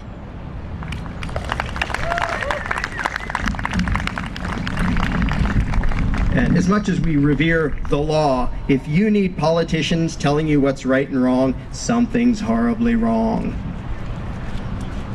Here's a quote from Thomas Jefferson, because I just want to let you know, I'm not the first radical wacko to say these sorts of things.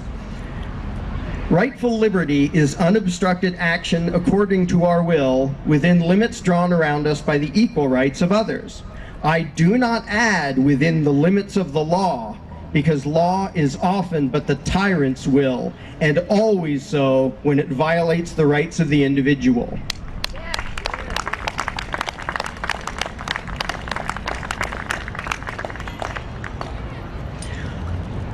So what about right here? We can look at lots of other times, lots of other places and say, hooray for the people who broke the law. We can look back in this country's history when slavery was legal. Just as evil, but it was legal. Were the good guys the people who went along with it? Nope, the good guys broke the law. And we can see that in this country, in the past, and lots of other countries, present and past. What about this country today?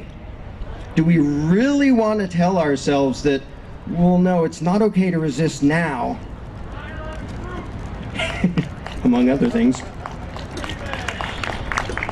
When people feel this moral obligation to obey the law, and they speak it as if it's some proclamation from on high, what exactly is your moral obligation to work really hard so you can give thousands of dollars to Obama so he can give them to international bankers?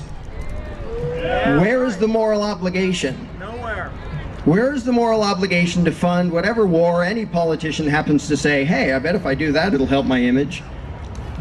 Why do we believe we have a moral obligation to obey whatever they call law? Here's a radical thought. You have a moral obligation to recognize and honor the rights of every individual on the planet, no matter what the law says.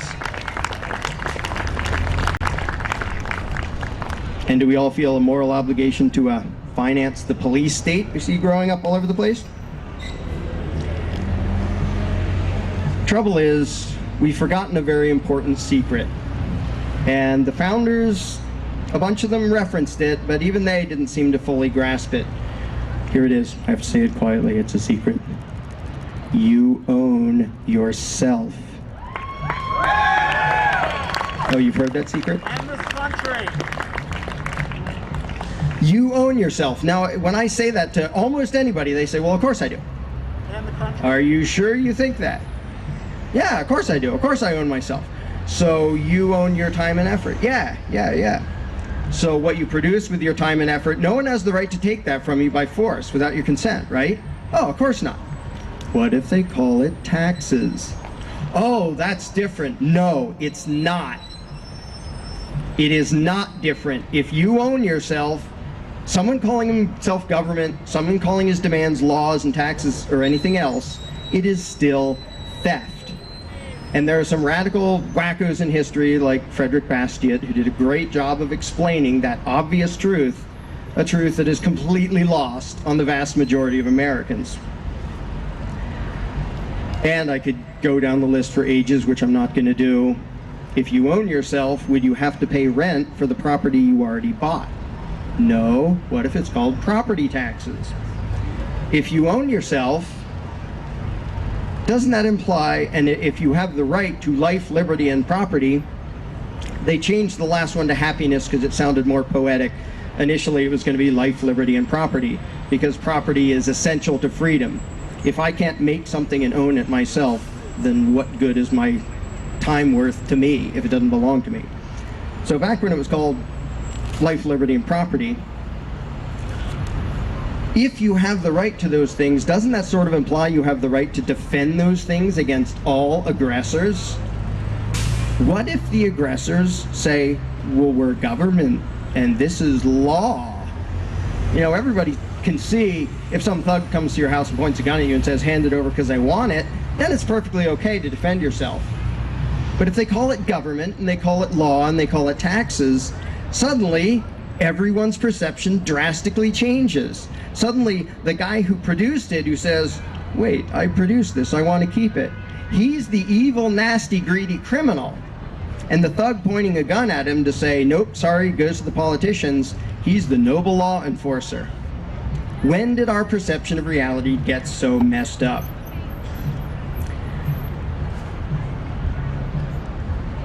Now, I'm going to finish it up here. Hope I riled up enough people already.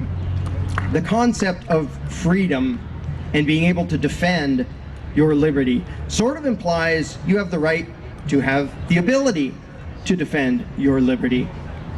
Now, I have an email list, and a while ago I sent a thing to the list that says, I want every American to have the ability to forcibly resist federal agents. As you may expect, it freaked out some people who work over there. And I suspect it would freak out most of the country. What are you talking about? You want people to have the ability to kill law enforcers? Is that what you're saying? Yep. I'm not saying go out and slaughter them wildly. I'm saying you should have the ability. And 233 years ago, some guys explained why and demonstrated why you should have that ability. But as scared as people are of that concept, what's the alternative? That you should not have the ability to resist your own government. Which of those scares you more?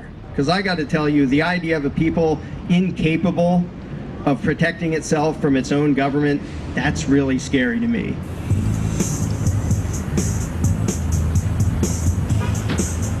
You have one obligation as human beings, and it goes directly against almost everything you've been taught in school and in society and in the media and everywhere else. Your obligation is to judge right and wrong for yourselves and to act accordingly. And if somebody says, no, no, no, I'm the boss, I'm in charge, I'm authority, I lay down the law, you do this, you have the right to say, no, I'm not going to do the wrong thing just because the law tells me to. And when they huff and puff and say, you're nasty criminals and scofflaws and malcontents and horrible people that you would dare to disobey authority, you tell them, you're not the boss of me. Politics. It's ugly, petty, revolting. Now, sometimes you might be tempted to participate. You might vote. Not because there's anything worth voting for, but because you are desperately trying to vote against the greater of two evils. But when you vote for the lesser of two evils, you're still voting for evil. And you know it. But hey, that's the system we have. Those are the options. What else can you do? You could vote for a third party and lose, and end up being abused by the two major political parties anyway. Hardly a solution. Despite what you constantly hear from government and the mainstream media, your vote is not your voice. It's a hollow sham, and you know it. The establishment gives you a couple of power-happy, opportunistic crooks to choose from, and after you pick one, they tell you that you consented to whatever happens after that. Americans may laugh at those countries which have elections, but where there's only one corrupt megalomaniac on the ballot. But putting two corrupt megalomaniacs on the ballot isn't any better. No, you're not free. No, your vote doesn't count. No, the ruling class doesn't care what you want. And it is a ruling class. For all the rhetoric about representatives doing the will of the people, and the most ridiculous one, we are the government. You know they don't care what you want. In their game, they have all the power, and you have none. If they mistreat you, rob you, abuse you, betray you, and sell you out, what are you going to do about it? Wait a few years and then vote for the other crook who will then do the same thing to you? The whole game, the facade, the joke of democracy is designed to keep you helpless, forever wasting your time and effort hoping for a political solution. But there is none. You know we will never suddenly vote away corruption and injustice, suddenly have politicians who do the right thing and institute peace, freedom, and justice for all. So what? Are we just doomed? Is this the best we can do? Is this the best we can hope for? Hell no. But if you want something different, something better, then you need to get your mind out of the complete crap you've been taught to believe.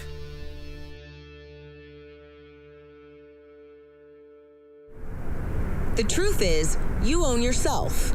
No one has a right to your life, your body, your time and energy, or the fruits of your labor without your consent. Of course, if someone commits aggression against you, trying to assault or rob you, you have the right to defend yourself. But you do not have the right to be the aggressor, the one who starts a fight. This is called the non-aggression principle, and even if you've never heard it called that, most of us learned this when we were little children. Don't hurt people, and don't take their stuff. Simple. So far, all of this may seem pretty obvious, and you're probably thinking, well, who would disagree with that? It's how most people think and act in their day-to-day lives. However, while most people understand the concepts of live and let live and peaceful coexistence, almost everyone has been taught to believe that there's an exception when it comes to politics and government. We've been taught that so-called lawmakers and law enforcers have the right to do things that the rest of us don't, that it's legitimate and necessary for government to tax and control you and me, even if we're not threatening or harming anyone. The truth is so easy to say, but so hard for most people to hear, because it goes against what you have heard all your life from parents, teachers, politicians, and the talking heads on TV. The truth is, no election, no constitution, no political ritual, nothing can give anyone the moral right to rule. They have no right to rule you, and you have no obligation to obey. The beast that calls itself government is merely made up of people. Just people. They have no special virtues. They have no special wisdom. And they have no special rights. In fact, those that gravitate towards positions of power are some of the worst people in the world, and the last people you should listen to or obey. They call their commands law, and they call their extortion taxes, and they tell you that disobeying, breaking the law, makes you a bad person. As if disobeying the arbitrary crap issued by a bunch of crooked politicians is the equivalent of disobeying the commands of the gods. So, do you feel shame and guilt if you break the law? Do you think that whether you're a good person depends on whether you're a law-abiding taxpayer? Because it doesn't. Obviously, you shouldn't steal stuff, assault people, and things like that. But it's not because somebody wrote a law about it. It's because those things are inherently wrong.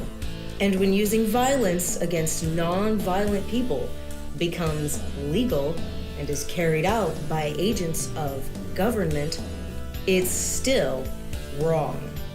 You can call it taxation, or law enforcement, or national defense, but committing aggression against another is still immoral. Indeed, the worst atrocities in history were legal and were carried out by law enforcers. So, am I saying that you shouldn't respect the law? Am I saying that you shouldn't respect the authority of government? Yes, that is exactly what I am saying. Do you really want to let a bunch of politicians tell you what is right and wrong, instead of using your own moral compass, your conscience? Why would you let some of the worst people in the world tell you what you should and shouldn't do? You have a mind, you have a heart. Use them. Because if you think and talk and act as if they have the right to rule you and everyone else, if you think and talk and act as if we all have an obligation to pay tribute to these crooks and obey their every whim, if you look down on those who try to avoid being robbed and who do things which are peaceful but illegal, if you vote and beg to have politicians robbing and controlling your fellow man, then you are enabling and empowering your own abusers and giving your blessing to your own victimization and the victimization of everyone else around you. Stop acting as an accomplice to liars and crooks, thugs and thieves. We are taught that if government wasn't dominating and controlling us, we would all behave like stupid, violent animals. As if a peaceful society is only possible because of the benevolence and wisdom of politicians. That's not just a lie, it's a ridiculous lie. Government is nothing but a giant coercion machine, interfering by force in the lives of everyone and limiting everyone's options. And politics is based entirely upon divide and conquer. Those in power want all of us to be at odds with each other, to be divided by race, sex, age, income, religion, nationality, and so on. They need us to fear, distrust, hate, and resent each other so that each of us keeps begging them to use their power to forcibly control everybody else. And when we fall for that trick, the only ones who win are the politicians. Those in government get their power from you, from your vote, your compliance, your obedience, your words, or even just from your silence. For all of their rituals, all their grandiose buildings and fancy titles, all the rhetoric they use to disguise what they really are and what they really do, government is nothing more than a gang of thugs and thieves. But if you think and talk and act as if they are your rightful lords and masters, then they will treat you like they own you, as if you are nothing more than human livestock. Because of the people who blindly obey orders, who do the politicians' bidding, those in government may have the ability to dominate and rob you, but they have never had the right. It all comes down to the notion of authority, the idea that it is legitimate and righteous for a small group of people to forcibly extort and control everyone else. It's something we were all taught, and something that most people blindly believe and repeat without question, but it's still provably false, and in fact, insane. Civilized society does not require political power. In fact, true cooperation and peaceful coexistence require the absence of political power. Yes, I realize this goes against pretty much everything you have heard and everything you have been taught to believe, but it is the absolute truth. This video is for all the people who are constantly saying, well, if not for government, we couldn't have roads, or we couldn't have police, or nobody would care for the poor, or we wouldn't be protected, whether it's from local thugs or from foreign invaders. We wouldn't have this, we wouldn't have that. So thank goodness we have government and taxes, because we wouldn't have any of those things. And the first way I'd respond to that is by pointing out the assumptions that underlie that complaint, that argument. Basically what people are saying, because let's be clear about what the terms mean, government is the people who boss everybody else around. And taxes are those people demanding money from us. So they basically tell us, hand over a whole bunch of money and we'll decide how to take care of you. We'll decide how to spend your money. If we don't like it, too bad, we don't really have a choice. Like, well, you can vote in a few years and maybe something will change, even though it totally won't. So that's what people are saying. Basically, if we didn't have a ruling class stealing our money and then supposedly spending it to protect us, how could we possibly have roads or anybody to protect us? The implication is that in this country, for example, 300 million people would just sit around thinking, oh, we can't do it. Without politicians and tax collectors, we can't have a road, we can't protect each other, and we can't... And it rests on this bizarre assumption that things that almost everybody wants, they wouldn't do anything to make happen unless there were politicians forcing us to give them money so they can make it happen. And so an example I like to use is, let's apply the same argument to food, because food is pretty darn important. I think everybody can agree. Let's apply the same argument that statists use about the roads or caring for the poor or protection or anything like that. The argument would go like this. Now, in the context of food, listen how idiotic this is. If we don't have government demanding money from all of us under the threat of caging us, and that's what taxation is, here's the money you have to give us, here's the nasty things we do to you if you don't. If that didn't happen so that they could build a big food production and distribution system and feed us, well, we'd all starve. We'd all just sit around saying, gosh, I wish we had food, but, no politicians and tax collectors. We're just going to sit around and starve to death. Now, in this country, nobody would believe something that stupid because all you have to do is go to a supermarket and see a perfect example of really efficient, organized cooperation that nobody is forced to do. There is no, if you're going to make the argument that people make about roads and protection and all that, you'd say, well, nobody is forced to make any food for anybody in this country. How do you know everyone's just going to say, well, it's not my job, and we'll all starve to death? There's no guarantee. There's no master plan guaranteeing that we'll all have food. So obviously we're all going to starve if we don't have an authoritarian government stealing our money and then making food and giving it to us. Because golly gee, we couldn't possibly do it voluntarily ourselves.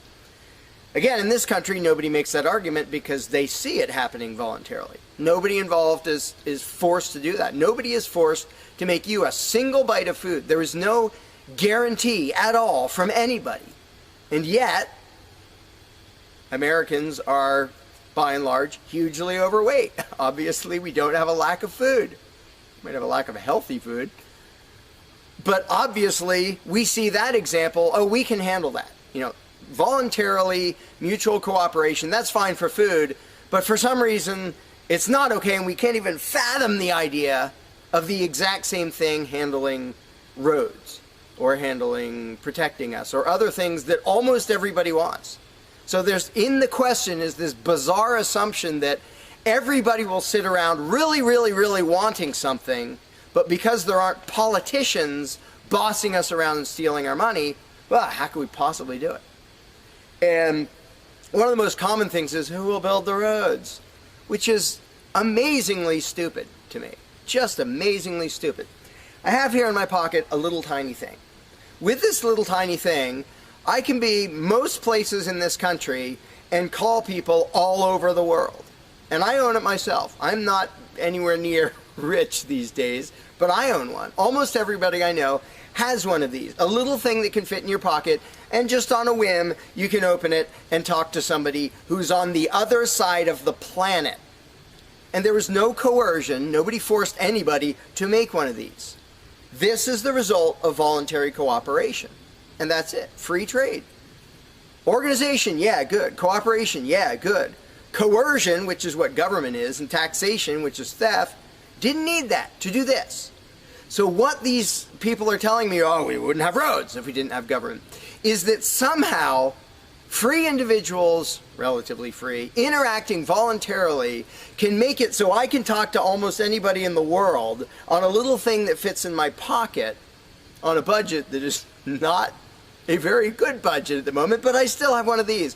That freedom, not authoritarianism, can supply me with this, but freedom cannot achieve a flat place, because that's what a road is. It's a flat place from here to there, because we have these machines that take us from here to there. By the way, we don't have those machines because of government. We have those machines because of free enterprise and voluntary interaction and cooperation. The idea that freedom can make a car but can't make a flat place is just idiotic. You really think we can't make a flat place? And so I ask people, and they say, well, who will build roads? Are you really telling me that you really and truly think that if government fell off the face of the earth, 300 million people in this country, 7 billion if you want to include the whole planet, would sit around in their houses thinking, golly, I wish I could go visit Fred, but I can't, because there's not a flat thing for me to him, and I don't know how to do it. And the other 300 million or 7 billion people, we can't possibly do it because there aren't any politicians and tax collectors. If they were here, we could do it. If they were here to boss us around and steal our money and really inefficiently build a flat place, then we'd be set. Then I'd be comfortable and I could be confident that I could get places. I could visit Fred, I could go shopping, but now we're all going to sit in our houses wishing we could go to the corner store, but we can't because, golly, how could we possibly make a flat place from here to there? We can make these, where you can talk to anybody in the world. We can make machines that you drive around in, but no, we couldn't possibly make a flat place. And when people say, well, who will build the roads? The first answer is the same damn people who do it now. Politicians and tax collectors don't build the friggin' roads. Have you ever seen one out there? No, you haven't. They steal our money, waste most of it, do all their corrupt games, and then they pay other people. Here's an idea. How about if we pay those other people who actually build the stinking road?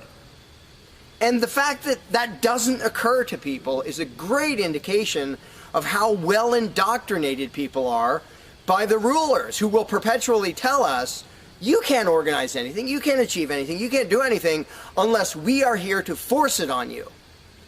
And it's, again, there are a zillion examples, whether it's caring for the poor or protection or roads, obviously, where most of the population will say, I'm really concerned that poor people won't be taken care of, which means most of the population wants people in need to be taken care of. And if we didn't have politicians stealing our money, how would it happen? Here's an idea. Take some money out of your pocket and give it to one of the people that you think needs help. Why would you not comprehend that, but you would comprehend some guy 1,000 miles away passing a law to send an armed thug to take your money, to waste 90% of it, and then give a little bit to somebody who may just be defrauding the system or may actually need it? And the amount of indoctrination required to make people even ask these questions of how could we possibly do this without government? What do you think government adds to the equation? It doesn't add any resources. It doesn't create anything. Everything it gives away, it steals from us first, by way of taxation. It doesn't add any skills. It doesn't add any knowledge. The people who are here would still be here if the institution of government fell over.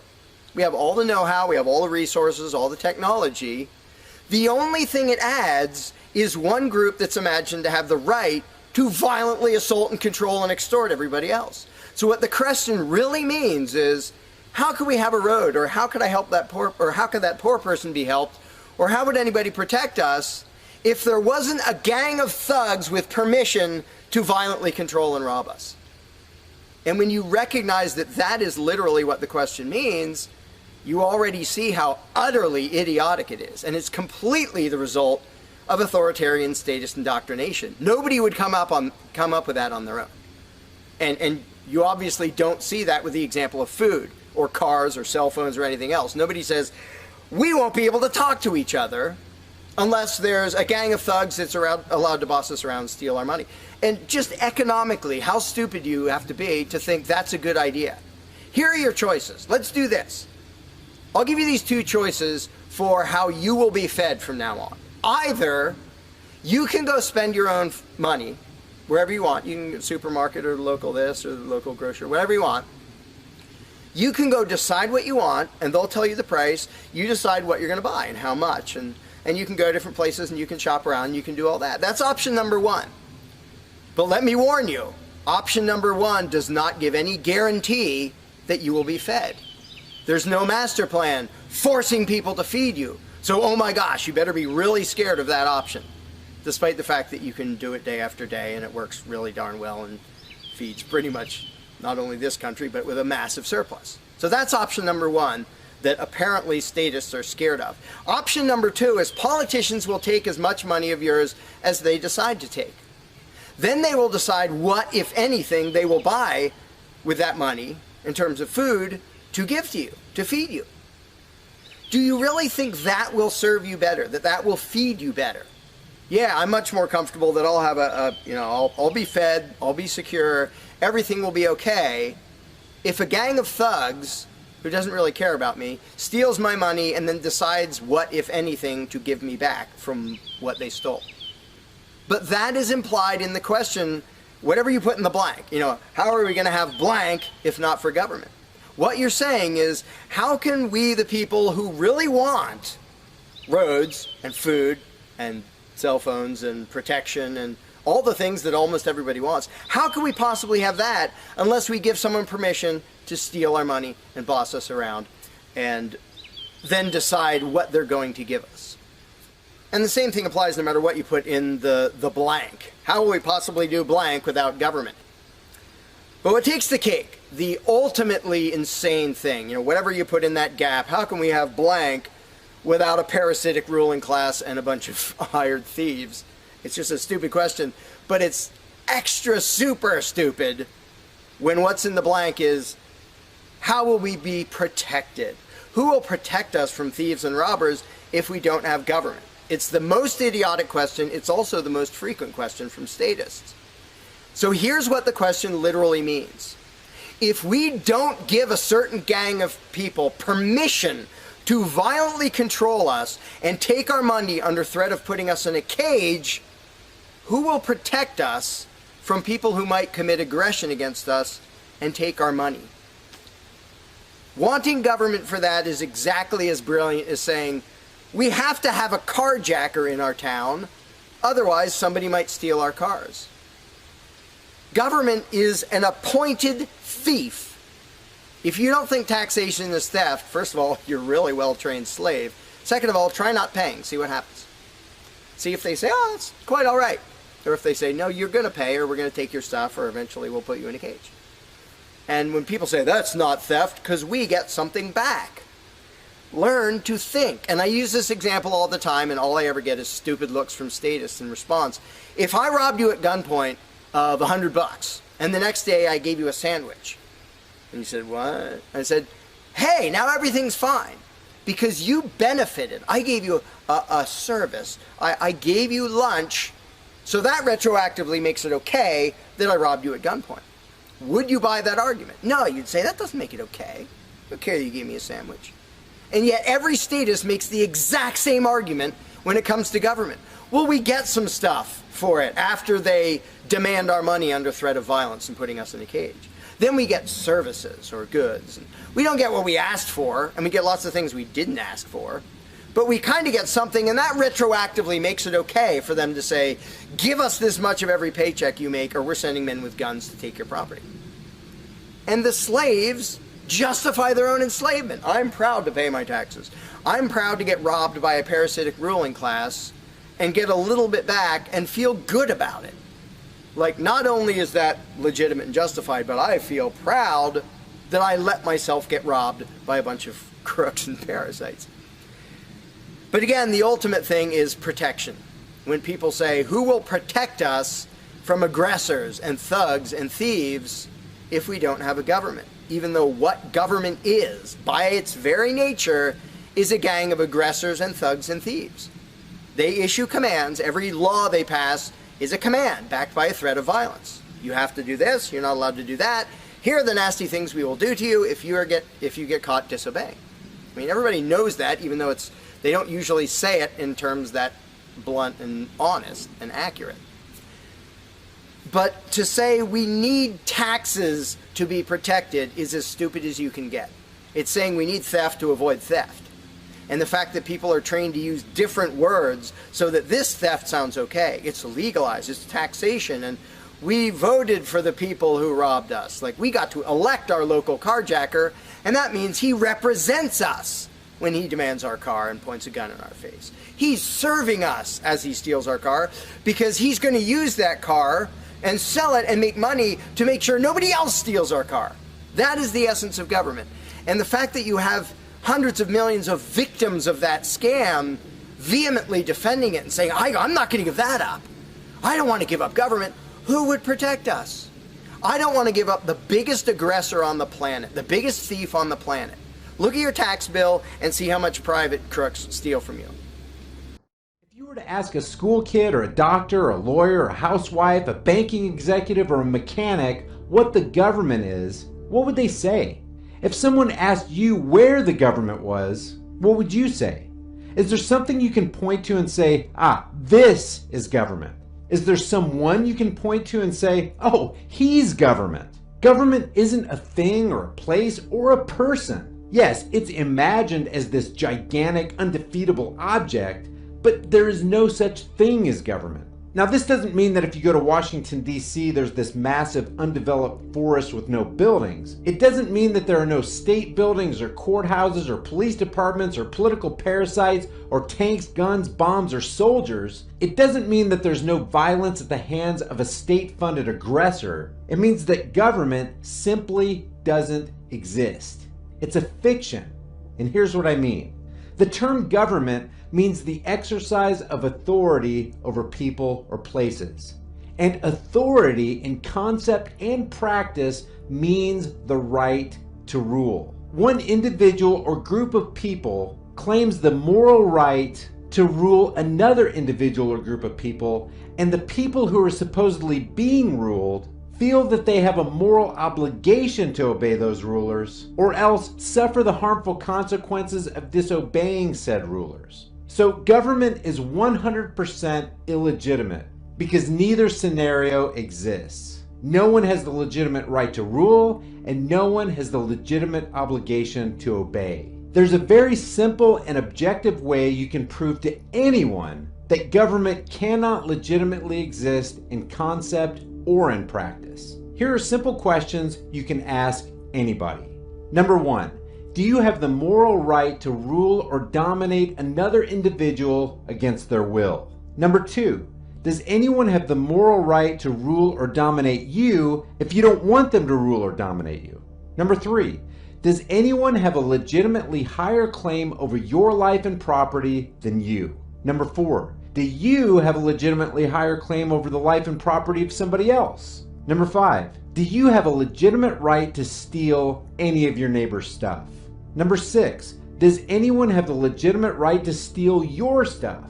Number 7, if you don't have the right to steal from or harm another person, can you confer that right that you don't have onto another person or group? If the answer to these 7 questions is no, and if the people you talk to are honest, you will get 7 no answers, then they have just revealed to you that they do not believe that government exists. Because the idea of government is that there are individuals who legitimately reserve the right to do immoral things to others while calling their immoral actions legal. So this ruling class reserves for itself the right to do things that, if others who aren't classified as government officials did them, would land them in a jail cell. Government in concept and practice does not exist because it cannot exist. 5 very simple questions. You don't have to be a rocket scientist to comprehend these. However, no matter how many degrees or how many years of education you have, nobody can answer these simple questions without either contradicting themselves or giving up the belief in government. So here we go. Number 1, is there any means by which any number of individuals can delegate to someone else the moral right to do something which none of the individuals have the moral right to do themselves? And number 2 is related to that. Do those who wield political power, presidents, legislators, etc., have the moral right to do things which other people do not have the moral right to do? If so, from whom and how did they acquire such a right? Now, most people instinctively and obviously grasp that the answer is no, you can't give a right you don't have. But that logically means that those in government, like Congress, doesn't have the right to do anything that we don't have the right to do, because who had that right to give them? Nobody. And so this very simple question cannot be answered unless you acknowledge that government doesn't actually have any special authority, because we couldn't have given it to them. And yet all of political mythology rests on the assumption that that's possible, to give rights you don't have. Number 3, is there any process, such as constitutions, elections, or legislation, by which human beings can transform an immoral act into a moral act without changing the act itself? Again, a simple question, and most people instinctively say, no, you can't alter morality. You can't do some weird ritual and make bad into good. Well, if you can't, then there can't be such thing as political authority.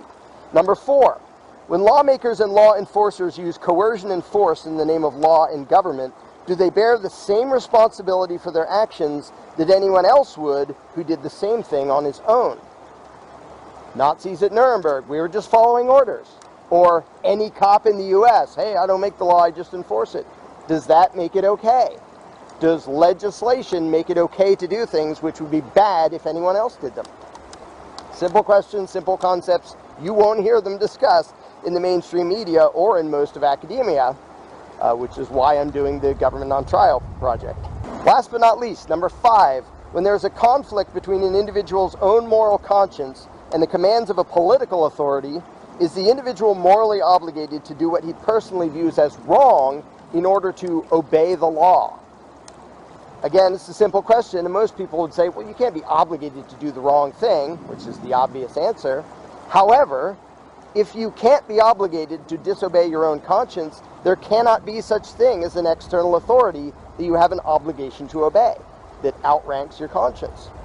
Feel free to try out these questions on anybody. It doesn't have to be a philosophy professor.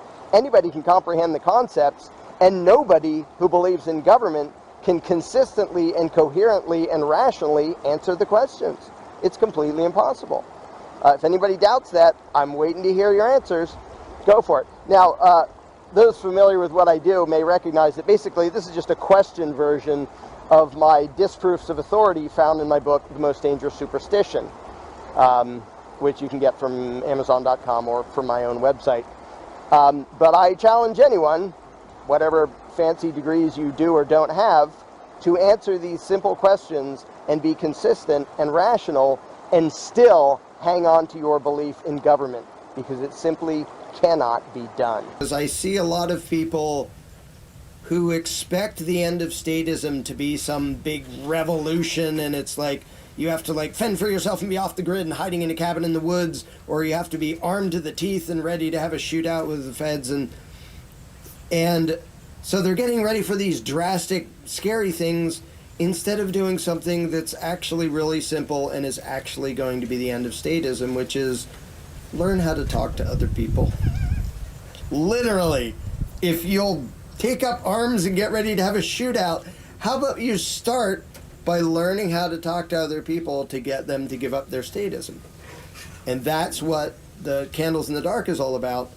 And I still see people who, like, instead of learning a calm, happy, friendly, gentle way to talk to other people to get them to give up statism, they assume, it's like they watch too many movies and think, well, there's this big, huge, powerful enemy, so of course, the way big, huge, powerful enemies fall is a giant, epic battle with severed heads flying everywhere, and it's going to be bloodshed and mayhem. No, it isn't. It's going to be people talking to each other until we all look at the ruling class and go, meh.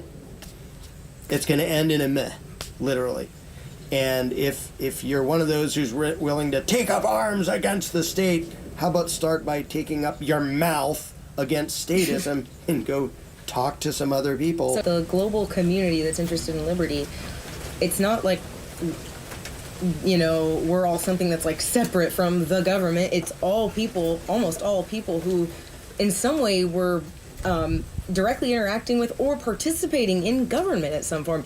Half of the Liberty Global community were military, were cops, were, you know, bureaucrats in whatever layer, whether it's the court system or, you know, they were in, you know, the FBI or the CIA or, you know, they did some other thing, and they were a lawyer. And so many people, the reason this movement is so huge is because it's actually, we were all sadists, so all of us have been waking up, and yeah, there are people who have gotten this their whole lives, or they've been raised this way, but most of us raised in the first world are not that, you know. Sorry, I'm not somebody who can say I was raised as you know, to actually think I own myself and free will. There is a mindset coming from the subconscious of everyone around me of, you know, these people, as soon as they put on this uniform and have this title and badge, you just obey and you submit to them, and that's the right thing to do. And, you know, if you're raised that way, it takes a lot of layers. There's a lot of layers of programming to come out, and that is talking to people. And so we can't go, you know, shooting the people that are literally part of our own families and part of our own networks,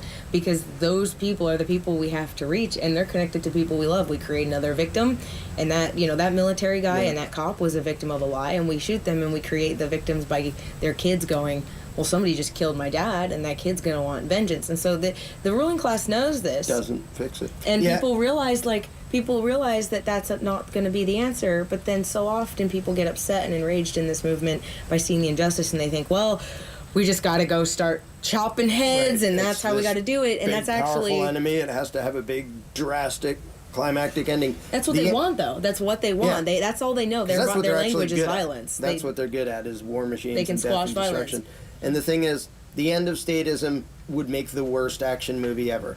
Because it's not going to be, it's literally, here come the big armies for the epic battle scene.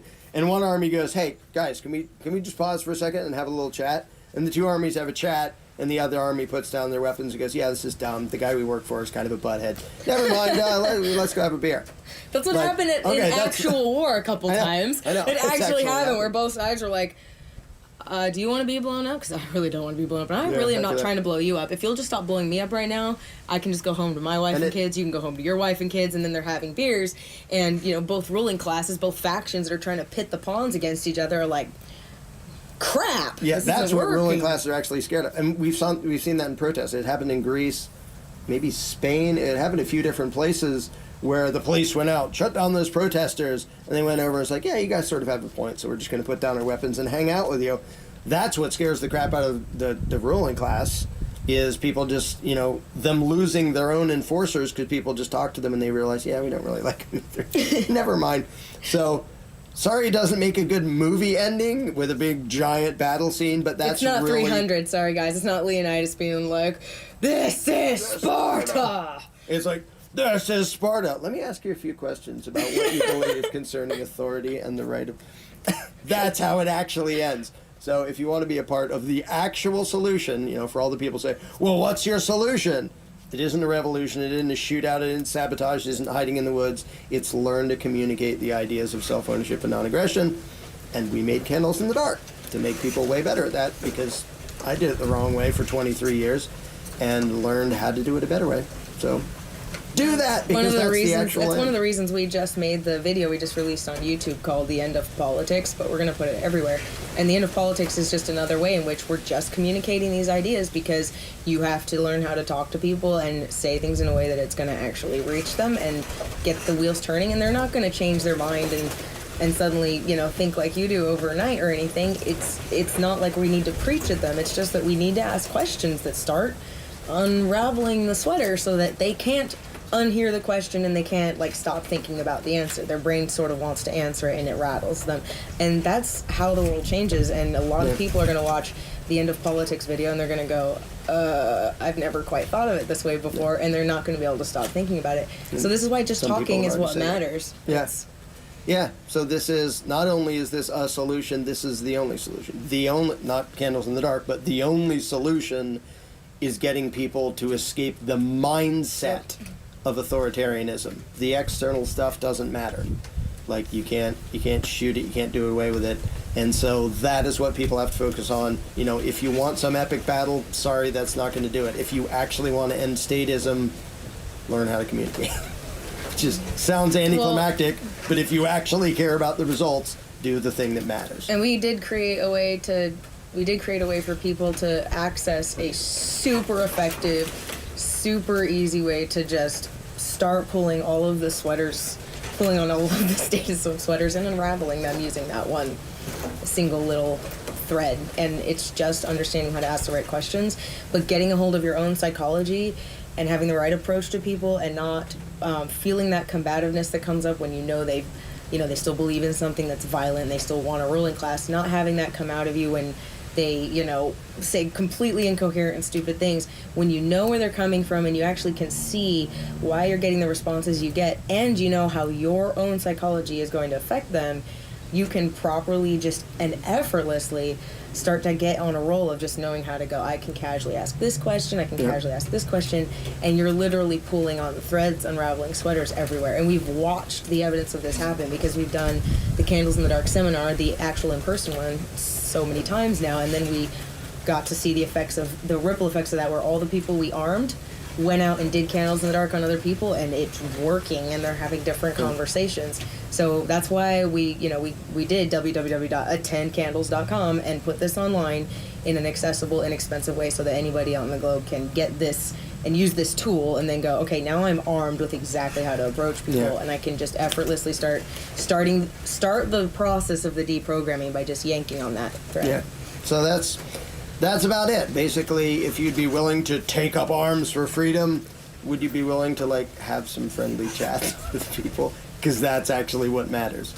So, the taking up arms might matter here and there as they go full fascist, but ultimately the solution is people talking to other people one at a time. So go learn how to do that. Yep.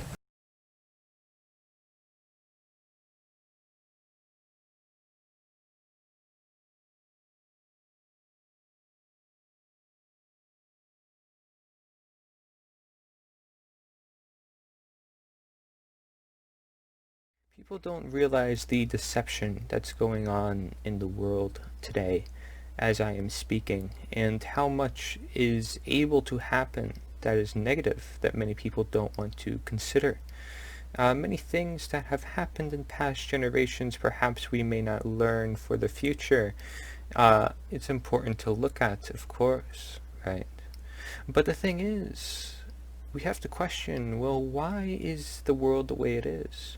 And then we also have to ask ourselves, well, what's the bigger truth to this world? Why does the world have to be the way it is? And do we have to get into this long, lengthy discussion of speculation about it? Or could we keep it rather simple and pass down the message for generations that will work and keep it more self-sustainable? And shall there ever be a threat, there's always an answer that you can rely on that is easy to remember. Something that relates to truth, as much truth as you can, at least for a phraseology. Now, we're going to get into what I mean by this. And I'm going to keep it real simple because this is the biggest thing that I feel like I have to present to people. I really do. People don't realize how much anger one can have, or confusion, or a doubt or regret one can have over the situation that can manifest into something much worse. Because when one person sees what's going on in this world, by observation it could be simple after a while, but hard to come to terms with immediately. You have to eliminate boundaries like you are when you are to achieve good health. It is hard to do that. It is hard to even portray what is the truth once you decipher evil from life. So I think it's important to go over what I believe can be a solution given we create a movement out of it. And yes, it will take strong voices. Yes, it will take many people. And many people indeed we will need to get out of this mess of, well, even subliminals and things we've created for ourselves that don't need to be in existence. I'm not saying that we should live among the trees and live in the woods, but it's no doubt that that will heal us. What exactly do I mean when I say nature is the answer? Well, you're going to find out. Right as you see is a presentation that I have on this. I'm going to keep it real simple as it can possibly be. And you know what? It should be simple. We've created a very complex world for ourselves, and I believe in this wholeheartedly. I did not take this from anybody. The only things that I am taking, and I will gladly share, is the stuff on natural law, which I don't teach. Mark Passio teaches, and I suggest people check that out if they are truly interested in knowing more in depth. But a simple message that a lot of people can abide to, regardless of where they are and where they stand, that will promote truth, regardless of where we are and where we stand, is I feel like what we'll need, especially for generations ahead, of uncertainty for what can happen to them or their children or their generations ahead.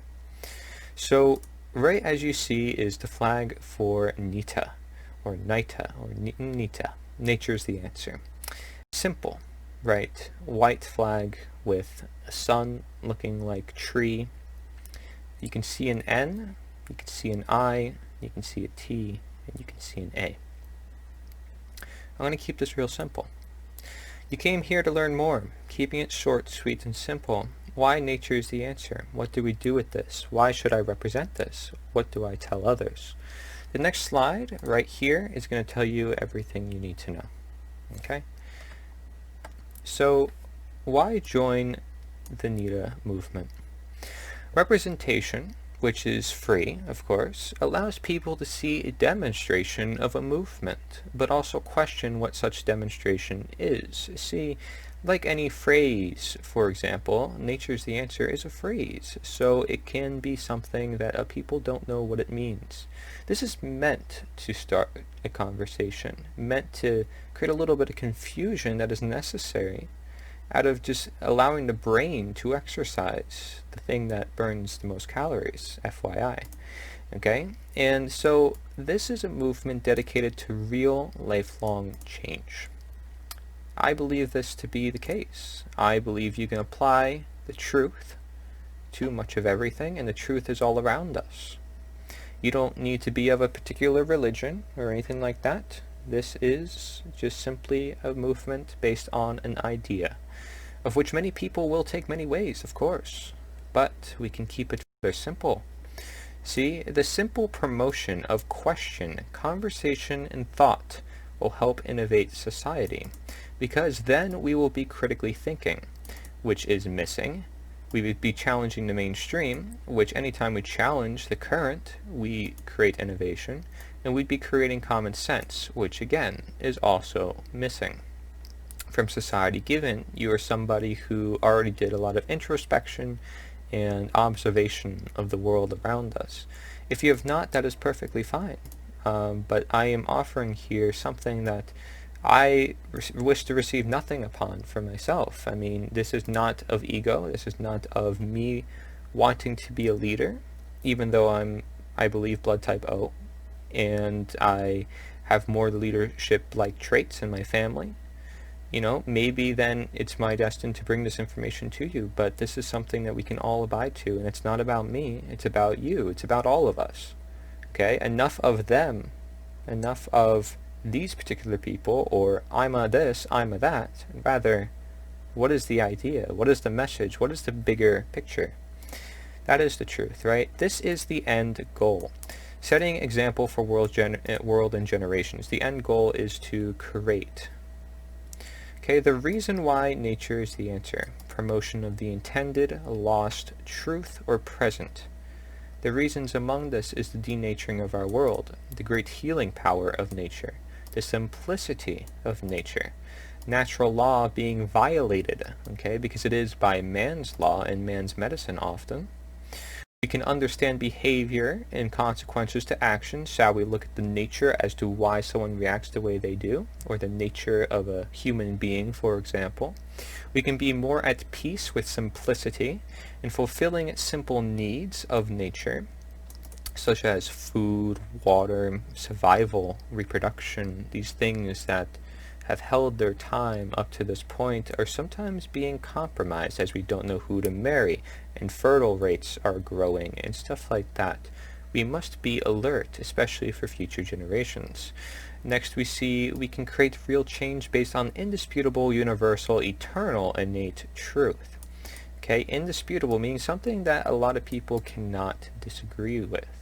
Okay, something that most people can agree with, given enough understanding and reasoning, which we all have the ability to do so, given our conscious willpower as human beings. Okay, universal works all throughout the world, eternal through all of time, innate meaning it's here, and truth, which simply is. Lessening government demands and implications, as we see government has an increasing role upon our life and often grows in a cycle among people falling to the beliefs of statism, or other isms, shall we say. The belief that people have the moral right to rule over you and your property is often seen as absurd by those who claim to be anarchists. Okay? I'm not telling you to claim to be anybody, but rather see the government demands and implications in that nature does not ask that of you. Okay, nature may have requirements, of course, especially if you want to achieve what you want to achieve. However, it's not going to add on to you as a responsibility or an extra obligation that comes with consequences often and is backed by violence, frankly. Shall you not obey the law, man's law? Then we have promote ability to do as born or intended, and upheld human and natural rights. That is what I believe can sum up as simple as possible the reason why nature is the answer. To do as we are intended, as much as simple as that sounds, and how one would like to change that. What we are to be intended is quite simple, right? The reproduction, the eating, the drinking, the loving.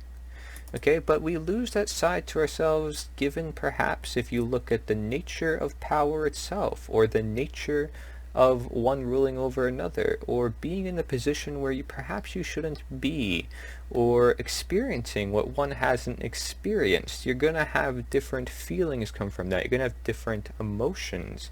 Your whole self could be changed due to your experiences, due to your ideas. And the idea here is to understand all the other ideas that exist, given looking at the nature of each one of those ideas. And again, to keep it real quite simple, it's like nature is the answer. What is simple? What is simply? What is simply outdoors? The nature, the trees. It's simple when we look at it. It can be far more complex shall we look deep into it. It's our choice. And so nature means the innate and or God and or world and or universe and or intended or the righteous, I like to say. Okay? Then there's natural law, which is inherent conditions that cannot be changed and they're not created by humankind. In case you want to say nature is the answer among learning natural law. Like, why should we make man's law and man's, implications upon other human beings? Shall we not understand the laws of the universe first and what overrides all of that? Because, to face it, man's law is not universal. It is not eternal. It has to change through time as every society goes through different experiences and has different things, like technology, for example. Okay, so it can't be necessarily the same, but natural law is always around us. Okay, so despite there being many conditions, the message as mission, mission as message, keeps this quite simple. Seeking truth and doing what's right equals striving as a working representation of truth. So basically what this is saying is if you do the right thing, that's an example of truth, and that is the nature is the answer movement. Okay, it's as simple as doing the right thing and knowing you're doing the right thing and questioning what is the right thing. Obviously questioning what is truth that comes with that. And we can be a representation of truth, and therefore through karmic law, natural law, we receive what we give out, right? The law of attraction, perhaps, is also called natural law. And so if we want good things to come to us, we got to do good things to the universe. And certainly when you have people in power who perhaps I'd like to call are denatured, you're going to create a denatured reality to keep their denatured reality afoot. And in case you don't understand what that means is if they're denatured and they create the world around them because they believe they are God, and there's no such thing as nature, there's no such thing as God or the world, the universe, and this natural law because they don't learn it, or natural medicine because again, doctors don't learn it, then they can move the world in any direction shall they choose because people are complicit with that. They believe in them as being human, as being of nature, when in fact they are denatured. And when they put their belief in these people who are denatured, they could become denatured themselves, or they will face the major implications of the denatured, which is, of course, death and evil, and forms of evil, like theft, okay? And so imagine what we can do if we bring the minds and hearts of many together and know how to use it. See, this movement offers a binding message to those who want to do good and want to know how to keep and share such good. Okay, just imagine what we can do when we take brilliant minds or people who have great reasoning and understanding of many different subjects but aren't on the public eye. There's many people in history who aren't in the history books. Just imagine what we can do, and so I'll keep it at that. Nature is the answer. I hope you can agree. Okay, and so I encourage you to take this logo I have here and share this, print it, okay? I'm going to have stuff in the description. I want you to share this and fly it around, give it to all your neighbors. If we can show a demonstration and people question, what is this demonstration? Then we can talk more about what the answer really is.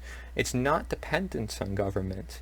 It's actually independence from government and starting to realize who we are as part of nature. Nature is the answer. What does the logo, color, and flag mean? Okay, so we got a lantern, which means light in the dark, for example. Bridges, which means connection. We got hourglass, which means it's time. Like it's time to do something. It's also a matter of time till things can manifest. Then we have a tree, because we could branch from subject to subject, and it also represents growth. Trees represent many things. We have the sun, which is the ripple effect from one person giving to another, healing one another. It's life-giving instead of evil-giving. Okay, person Okay, there's a person in the logo. You see those little blue streaks here? That's a person, okay, because we pretty much are the tree, for example. Okay, and then we have the elements. You know, you have here you have the soil, the earth, you have water, you have air, you have fire. Okay, you have all that there.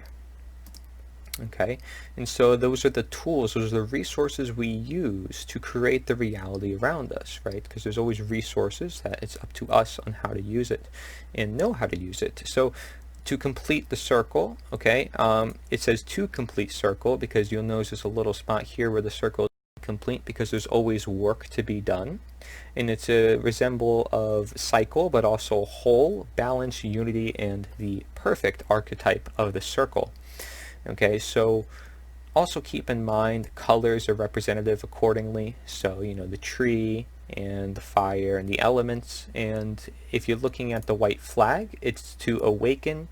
It's simple, it's open, it's whole, it's clarity, it's completion, it's unity. Okay, that is what this means. And so I hope you agree with Nature is the Answer, my logo I have here, my message, my mission for humanity, and our mission, frankly.